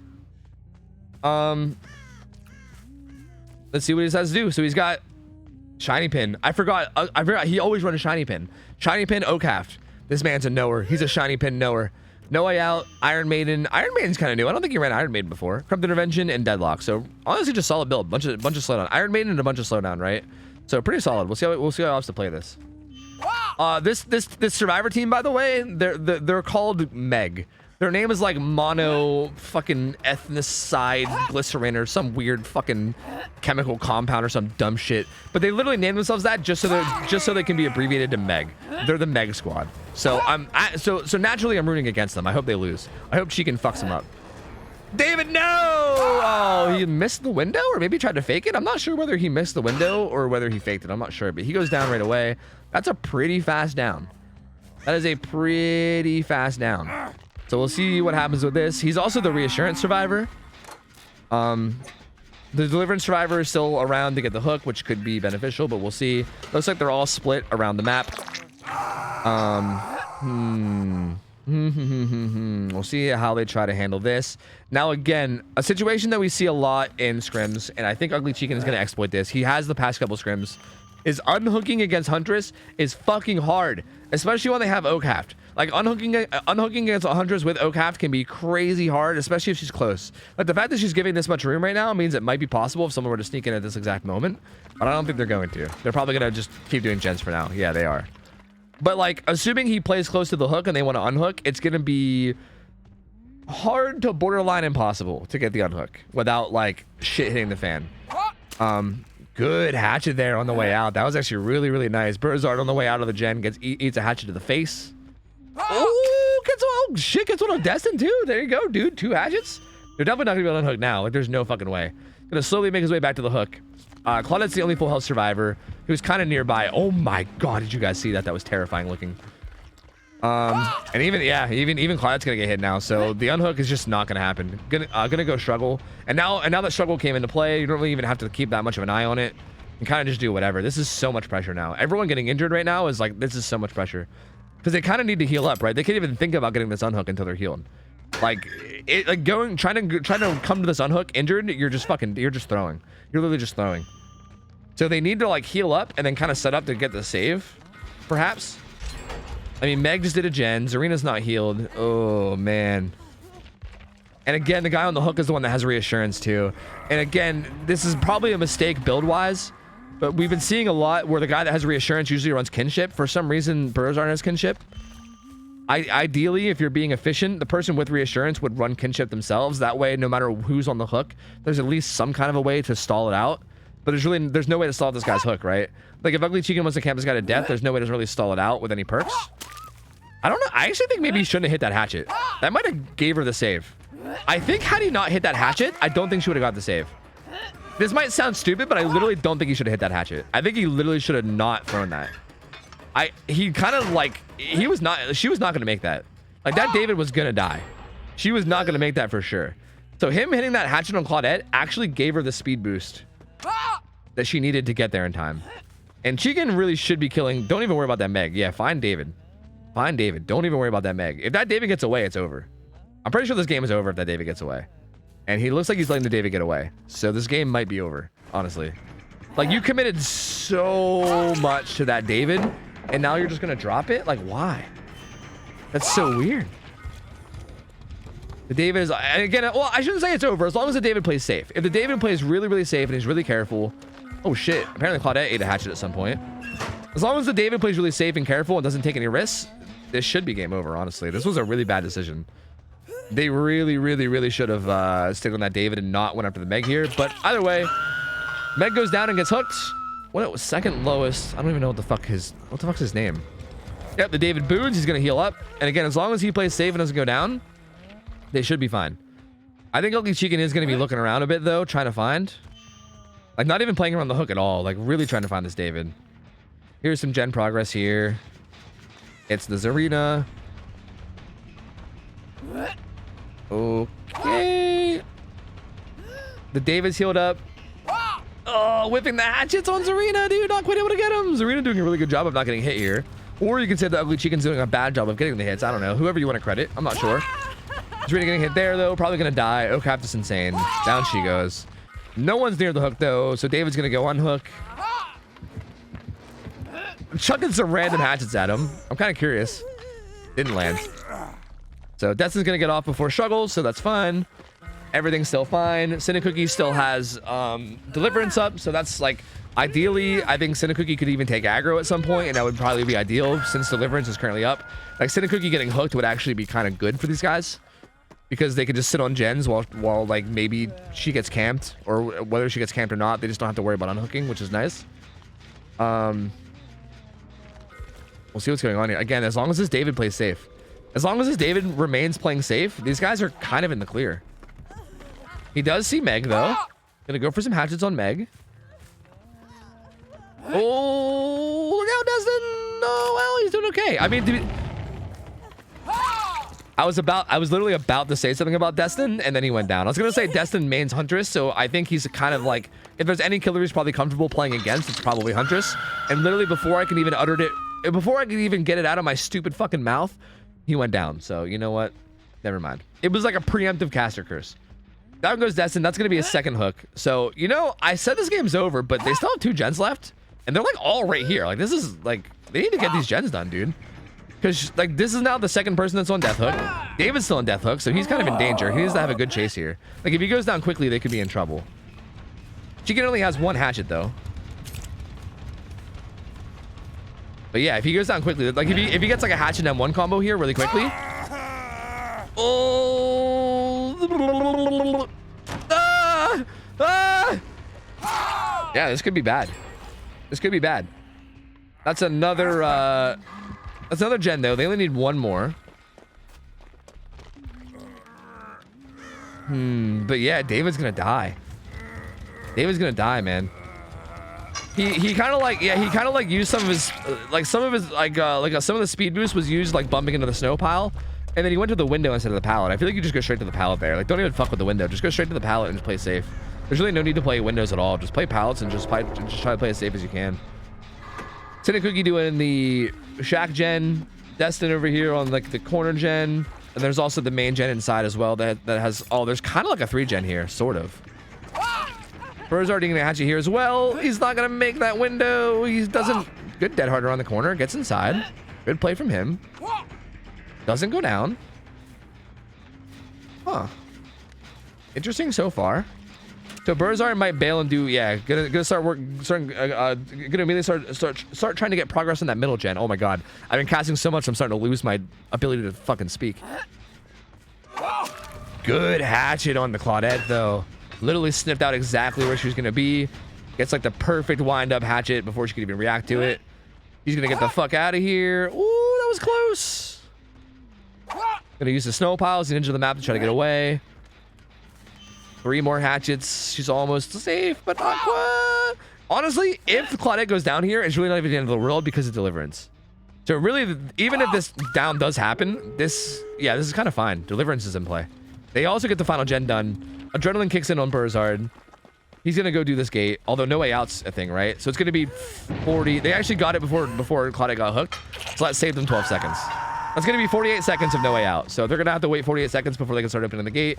But once that no way out's gone, although they can't wait, they can't let Cookie die. But Deliverance though, Deliverance. Like they don't need to unhook Cookie. Cookie can unhook herself and then run away. If Cookie can get distance away from, she also has sprint burst. If Cookie can get herself off the hook and then get enough distance away that like they can maybe make a play out of it, she also has Unbreakable too. So there's definitely plays that could be made here.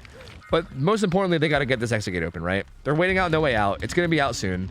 No one's really hovering the gate, which is weird. Or are they? Are they hovering the gate? They should be hovering the gate, you'd think. Because I think the number one thing is having a gate open, because we know that Cookie can unhook herself.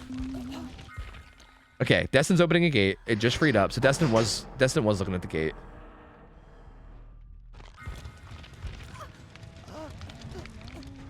We'll see how this plays. It's gonna be tough. It's gonna be close. There's a Deliverance. I'm not sure if they did she fall off without using sprint burst? No, I don't think. This is gonna be tough, dude. Trying to body block. Only one more hatchet. They need a body block. They need a body block. Damn, down she goes. This is a better hook though. This is like regardless if she gets hooked somewhere over here, this is gonna be a better situation than being hooked on the hill. Especially if they pressure during the reload. What they need to do right now is they need to stay healthy, and then pressure the hook during the reload. She's out of hatchet. He's out of hatchets right now. If he goes for the reload, unhook. If he doesn't go for the reload, then he's just a fucking M1 killer. They totally have this if they know what they're doing. They're doing a good job right now. Destin needs to get in there and body block. Okay, this works. And they just need to get out of the gate. Doesn't quite get that. Burzard's kind of in the map still, though. That's a little dangerous. He should maybe turn around and go to Shack. Door opens. Where's Burzard? Is he going to Shack? He is. He's going to Shack. Yeah, go to Shack. Go to Shack and get out of there. Dude. That was so close. That was so close, but they got it. They got it. The survivors got it. Oh, that was fucking close, man. Yeah, if he would have turned around, if Chica would have turned around and went for Burzard there, I think it would have been over. Like, he saw the Zarina behind him, but I think maybe he was too panicked. I don't know what it was. He might have been too panicked, but Burzard was like actually in a terrible spot behind him. If he would have just turned around and went for Burzard, it actually maybe would have been over, and Chicken would have won. But god damn, well played from the survivors, dude. That was so good. That was so good. They literally played that perfectly. Like, again, just like I said, like Deliverance into just getting away from that hill hook, right? Like even just getting away from that hill hook is huge. Because any other hook other than that hill hook is so much easier to unhook on, and they did such a good job. They did a really good job of pressuring the hook too and not letting them unhook for free. So many situations there, you see people like body blocking and getting injured for free, and then they gotta like run and heal while the hunters reload. So really smart of them to not get injured and stay full health. And then once the hook comes in, pressure pressure the hook and don't let the hunters go unhooked for free. Like all around, they just played that really well. I mean, Chicken, again, I feel like he played it well. I think the big thing was just letting that David go. I think letting that David go was the game-changing thing. Like he had that David dead, and then he just like I feel like we see this so often during scrim nights, and I feel like a broken record. And I hate that this is the main thing that I'm like drilling into people, but also like this is the main thing they need to drill into people because that was honestly the game throw. Like I think the game could have been a 3v1 at like 3 gens, but instead the David stayed alive. He got away. He played really safe. And again, kudos to Monkey Birdo because he played really safe. He went to the corner. He boomed up. He healed. He played really careful and safe and trying not to get found for a long time. And the game remained a 4v1 for a long time. And the longer the game's a 4v1, the harder it is to keep gen progress down. And it just, I think it came back to bite him. I mean, he was so close. I mean, he still even had an opportunity in the end to win too, but just couldn't quite pull it out. So really well played from the survivors. Well played from Chicken. Very close all around from both sides. And dude, fucking solid match, man. Solid match. Okay, so this is the last team. Would you be against Numius being the street killer? We've had a handful of killers not responding. Do you guys want to play against Numi? You guys want to play against Numi? I'm pretty sure Numi is like a 6K hour blight who has like comp experience. So I don't. I mean, do you guys want to? I don't know. I don't think it'd be a very fair match, but I mean, I'm down to do it if you guys want. I mean, Destin came in here saying, "Where's a Ray? Let me at him." So like, you know, Numinous, yeah, Numinous. Do you want to? I mean, it's up to you guys. I think it's either that or nothing, right? I think it's either that or nothing at all. I don't think we have killers at your hour range. I think, but I'm not sure. I mean, put it this way. I think we'd all be going into the game knowing that you guys are like I don't want to say you guys are guaranteed to lose. Who knows? Who knows? Anything can happen, but you're most likely gonna lose, right? Like, I don't know. Our boy Destin, second lowest hours out of any survivor in Scrim Night, is trying to go against a fucking comp blight killer. You know, if you guys want to do it though, I ain't opposed. It's up to you guys. Totally up to you guys. Totally up to you. I'll put it this way: if you guys play this match, I won't count it towards like your win or loss streak. Like I won't like if you lose to Numi, I'm not gonna be like, oh well, you guys didn't go 2-0. Sorry, no prize for you, fuckos. So I don't know. Destin said they wanted an array. This is close. True. True. This is like as close as we can get to array. It's a very good point. I don't know. I mean, Newbie apparently has a bunch of comp experience. Maybe it could be even better than array. I don't know. I've never seen Newbie play blight, so I really don't know. Hard to say. But blight is played on Groaning Storehouse. So, yeah. Let me do the predictions. Let me pay out the last one. There you go. Pay out.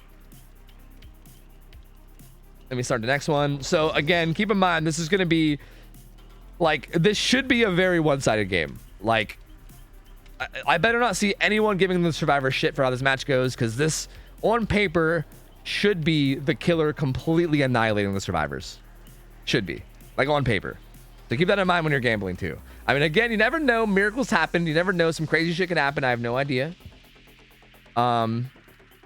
Do you want the double speed safe pick, or do you want something interesting? Honestly, I wouldn't even be opposed if you asked the survivors that. The survivors might want practice against double speed, or maybe they would rather have something interesting. I'm down for either. Like, part of me kind of just wants to see you do like the double speed safe pick and just like shit on people. But another part of me maybe wouldn't mind some weird shit, but also like I'm curious to know what they want. Like, I'm curious to know what they would want to like practice against. I don't know.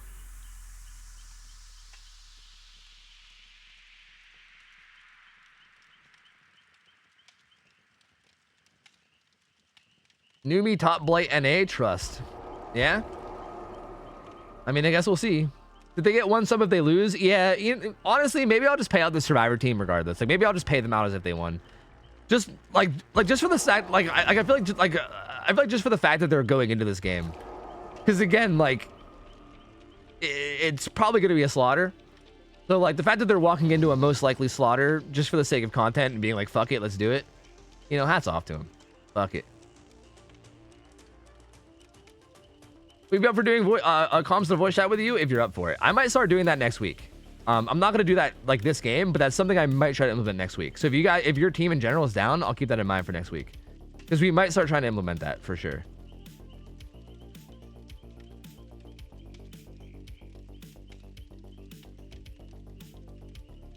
They're Oracle in disguise. Yeah, good old bring back Oracle, baby. Bring back Oracle. Tofu, no one better make fun of them. Also, Tofu, it's gonna be a miracle if they win. That's not making fun of them. That's just the facts of the matter, dude. Like, how many hours does Destin have in this game, dude? Like, look, I love Destin. He's my boy. He has under 900 hours. He has 897 hours, man. Like, I love Destin. He's my homie, but like, bro, like, the fuck you gonna do with fucking like less than 900 hours against a cracked out like comp blight, dude? Like, I'm sorry, like, you know.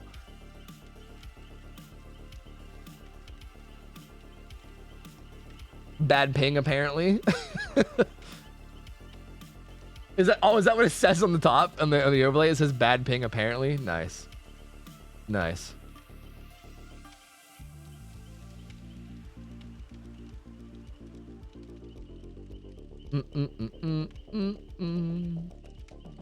He said Alchemist ring tag. Oh fuck, my man said Alchemist ring tag. Yeah, I like it. I like the confidence. Hey, you know what? I respect it. He's coming off his win against the Huntress, and he's confident. I respect it, dude. You know, I like the confidence. He's just radiating confidence right now. I like it. He's in the zone. He's feeling the Meg team, you know? I will say I'm happy that these guys aren't, like, having Meg in front of their name to fucking, like, rep their team and shit. Fuck that.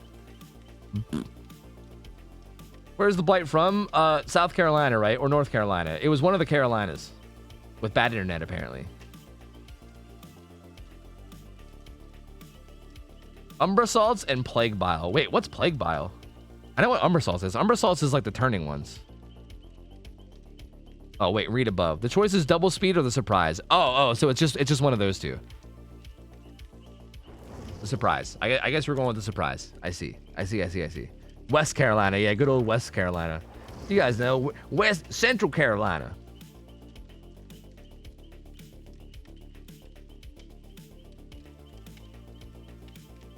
Destin right now, Peepo's back. Dude, that's right. He's ready to go, dude. He's ready to go. I didn't know there's competitive play in DVD. Yeah, there is, man. It's kind of a small scene.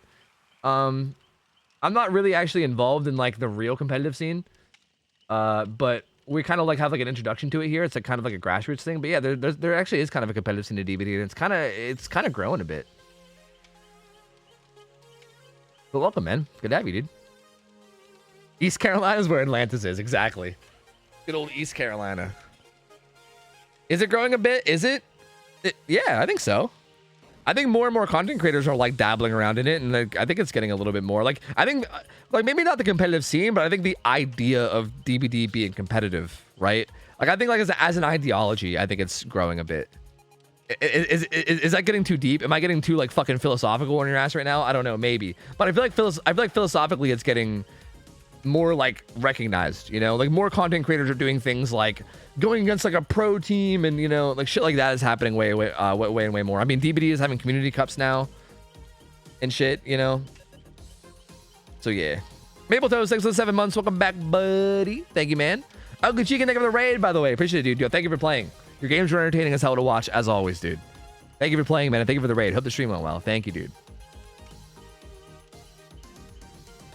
I don't know if I wanted to get bigger. I can't really handle more no-shot Jimmy Trog dog water. Yeah, I mean, maybe if it grows, we'll get less people like that and more just normal human beings, you know? Like maybe we'll get like actual human beings that speak the English language, you know? Maybe if it grows. I don't know. Hard to say.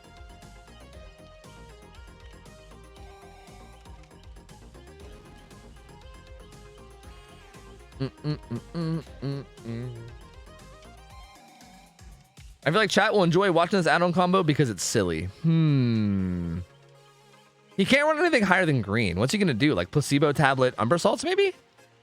I feel like placebo did I just say placebo? Placebo tablet Umbra Salts is an interesting combo because you can like you go slower but you turn more. So you're like curve blight. It's kind of nice. But he might have something even weirder in mind. I don't know. I guess we'll see. Good old Platebo Sablets. Yes, good old Platebo Sablets. Yes, you'll love to see it. You'll love to see it. Tim Tebow add-on, yes. Oh god, I just dropped some frames. Oh, are we okay? Internet, are you okay? Do I have North Carolina internet right now? Oh god, not like this. Not like this. Please no. I think we're good. Adrenaline vial? Oh, it could be adrenaline vial. Maybe? I don't know. He said warmer for adrenaline vial. Adrenaline vial shredded notes, maybe? You might have adrenaline vial shredded notes. Maybe adrenaline vial... I don't know. We'll see. Double slam? Eh.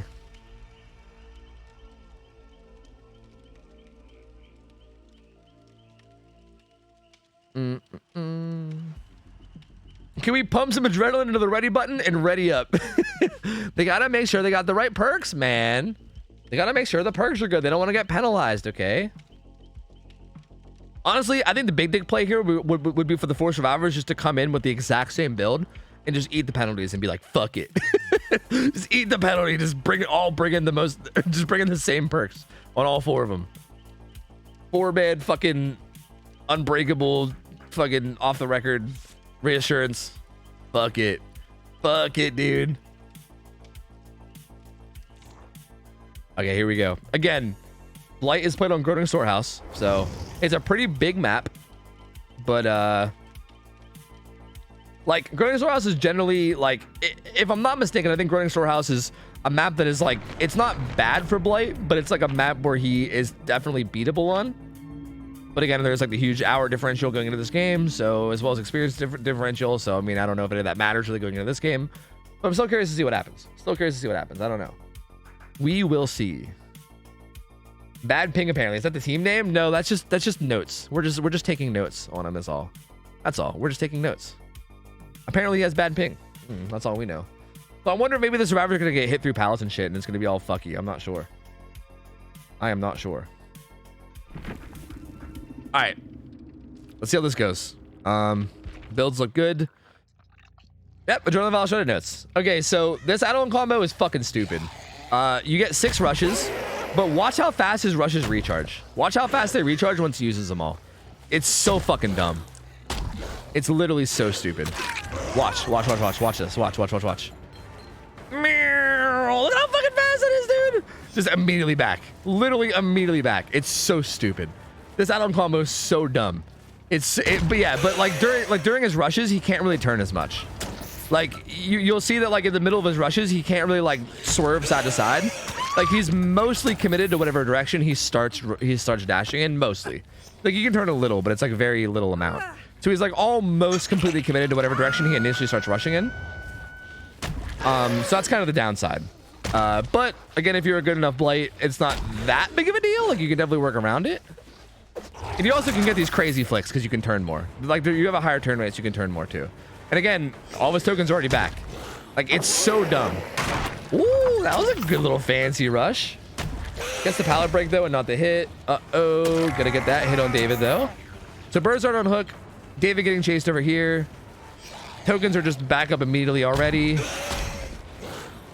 David going deep 4 to go down. So you love to see it. Going deep 4. Hey, I'm deep 4 going down. We're gonna try to get some gens done though. Don't worry. So honestly, like unironically, actually a good play there. Like I'm pretty sure, jokes aside, I'm pretty sure that's the kind of thing that you're supposed to. That's deep 3. Look, I thought that was 4. Fuck you. Either way, I think unironically that's actually what you're supposed to do against Blight is like go into like those deep areas and like make sure you go down there. So actually, like I think good play from the David. I think, if I'm not mistaken. But Destin goes down in main building pretty quickly. That's gonna be another hook. I mean, Numi's he's a very good Blight, so this is gonna be tough. It's gonna be very, very tough. I'm seeing stuttering. Am I dropping frames? Oh, I'm dropping some frames. I'm not sure why I'm dropping frames, guys, but I'm definitely dropping some frames. Yeah, I'm sorry. My internet's like randomly my internet is randomly hiccuping for some reason. I don't know why. The old 360 injection. You love to see it. Oh my God, so many rushes. Like, what is that? Like, what? And like the sad part is he used all of his rushes to get that one hit, but like look how fast they're back. Like they're back up already. Oh God, like that was some ring around the rosy shit. What the fuck? So gets it down on Cookie as well over here in the corner. That's gonna be another down. Gonna head back. Monkey Bird just recently got unhooked. Meg still needs to be unhooked at 2. Like the problem with this is like, it's like when do you find time to do gens, man? Like I literally like, I really want to see a team of survivors beat a good Blight. Because it's so crazy hard. Like I just don't even get how you're supposed to do it. Like it's literally something that I don't even fully understand yet. Because I feel like when a Blight is like really good and they just really do like, they really have like good bump logic and they like understand Blight well and they just know how to get hits. It feels like, when do you find time? Like when the fuck do you even find the time to get anything done, you know? Good patience there, but good dead hard, maybe. Or maybe a off the record. Good something from Burzard to go into deep wounds there. But down he goes. Down he goes though. So he's gonna be getting put on hook again. Yeah, I think you gotta beat him early game. Yeah, you gotta play really, really safe early game and just like pre-throw pallets and try to have as long as of a chase as you can early game. And then I think it's also a lot of just like choosing where to die. I think that's also a big thing as well. Like making sure that you don't die in like the middle of the map and making sure that you die on like the outsides and making him really have to like travel around the map a lot and shit, you know? I think that's also a big part of it. Gets Destin before he can hop in the locker. Unfortunate, we missed a bunch of bumps, but I'm assuming he probably bounced off a bunch of walls and then killed him. That's what he's been doing pretty much every chase. The down goes Destin. He's gonna put up on this hook up on the hill. Brozar Sony's unhooked right here, but Monkey Burrito's the only full health survivor. It looks like he got spotted. Oh, looks like I get that hit though. Hit him with the crouching tech, and Numi doesn't seem to know what the hell hit him. Like he doesn't know. Oh, both survivors are here. I think I saw Ace as well. Yeah, there's Ace. Ace is gonna go down too. David's gonna try to make his way over to the hook and get there. Is Numi gonna slug though? Looks like he is. I think Ace had Unbreakable though. So this isn't actually as dire as it seems. He should be able to 1-for-1 the hook here. And then also Ace has Unbreakable, so Ace will get themselves up. Zarina gonna go for the hook. He's just gonna hook him. He's just gonna hook immediately instead of getting the deep wounds hit.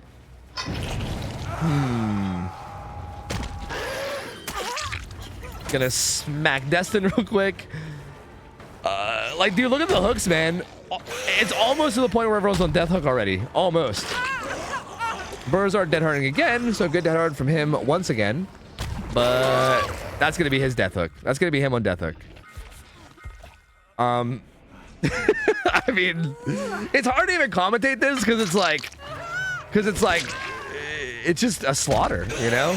It's like, yes, Numi is doing the thing where he uses bump logic and hug tech to just get hits every single time. And like, what is there even to say? He just DC'd. He just DC'd because the game was over. Yeah. Hey, there you go. GG's. GG's, boys. I think the killer might have won that one, you know? Also, my voice is like successfully fucking gone because my voice is cracking like crazy. Killer won that one is what I said. My voice is fucking dead. Well played by Numi. I mean, he's clearly a fucking cracked super cracked blight. And I mean, again, good sports for the survivors for even coming on and playing it. Like, they had to know that this is similar to how this is going to go, right? Like, I feel like they had to know that this is probably going to be how the game was going to go going into it. So kudos to them for like coming in and playing anyway. It's probably like an interesting experience to go against and being like, oh, that's right. This is how it is to play against fucking cracked out blights. I'm sure Cinecookie knows. Like, I think Cinecookie has a lot of comp experience, which also that's really cool to see. It's really cool to see Cinecookie coming in and like playing with like a group like this, because I'm sure Cinecookie probably has a lot of like knowledge and wisdom to pass on to these guys, which is really cool. I think this is the kind of stuff I would love to see more of. Like, people that have experience in the comp scene, like coming in and playing with people that don't, and kind of like sharing knowledge and helping them learn. That probably has helping these guys a lot. I would assume that probably helps these guys a fuck ton. So that makes me really happy to see. So kudos to Cinecookie for like stepping up and doing that. I think if we saw more of that from other people in the scene, I think it would help like the teams a lot. Like, again, because like the comp scene is just so different from like your regular pub games that I feel like having someone on the inside that knows what the fuck they're talking about probably does so much. Like, even like, dude, like even me just like asking Swish questions here and there does so much for me in terms of like understanding what the fuck is going on, especially early on when I was like first getting into it. So yeah, I don't know, really cool to see.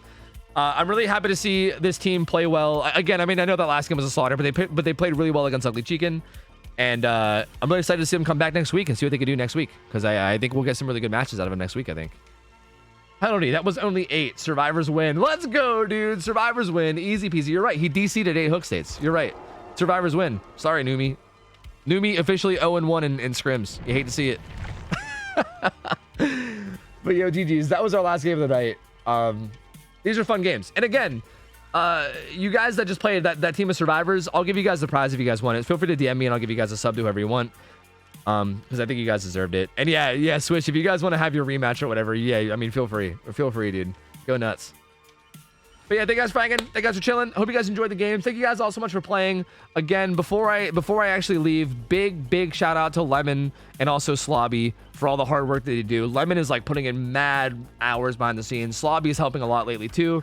Slobby's even like working a job now as well as putting in time with Scrims. So both of them are putting in a lot of time and effort towards this.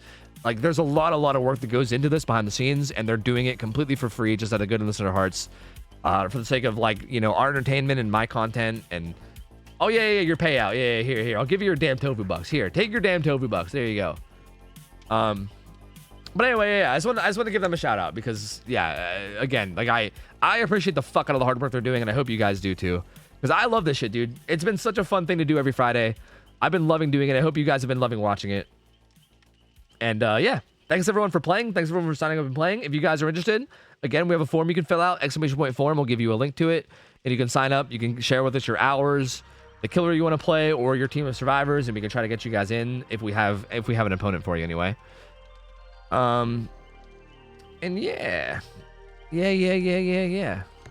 That's it for me. Thank you guys for hanging out. Thank you guys for chilling. If you guys are new to the stream and already following, feel free to follow. I'm live every night except for Saturday. Tomorrow's Saturday, so I won't be here tomorrow. Tomorrow's my one day off, so I'll be chilling tomorrow and resting up. But I'll be back on Sunday night with more games. So if you guys are new and you're not already following, feel free to toss me a follow and pop back in during the week sometime. I'm gonna raid. I'm gonna raid Array. I feel like it's almost become like tradition to like throw Scrim Night viewers to Array. I mean, I'm not mad about it. I love Array. He's a good dude. He's a really good dude. He's a really wholesome gamer, and he's a really good blight. So you guys can go chill with him. He didn't actually play this week, but Array does play in Scrim Nights a lot of the times, and when he does, it's usually a slaughter. It's usually a fucking tough game. He's like undefeated in Scrim Nights, and he's usually like our go-to like try-hard blight player. But he's a really, really nice guy. He's a really nice guy, and he's really good blight, so you guys can go chill with him. He's been streaming a lot more lately, and he's a really good dude, so I don't know. I like showing him support when I can. So go hit him with a Get Rated Nerd and go hang out with him. I'm sure you guys will like him. He's a fucking beastly blight, and he's also just a really nice guy. And yeah, that's it for me. Ballular, thank you for the sub. 30 months on the way out. Thank you, man. Maple Toast, thanks for the 7 months as well. And if I missed anybody else for anything tonight, I'm sorry. Thank you guys for all the support. And have a good rest of your night, guys. I'll catch you guys on Sunday. And have a good one, guys. I'm out of here. I'll see ya. I'll take care. I'll see ya. See you, man. I'll see ya.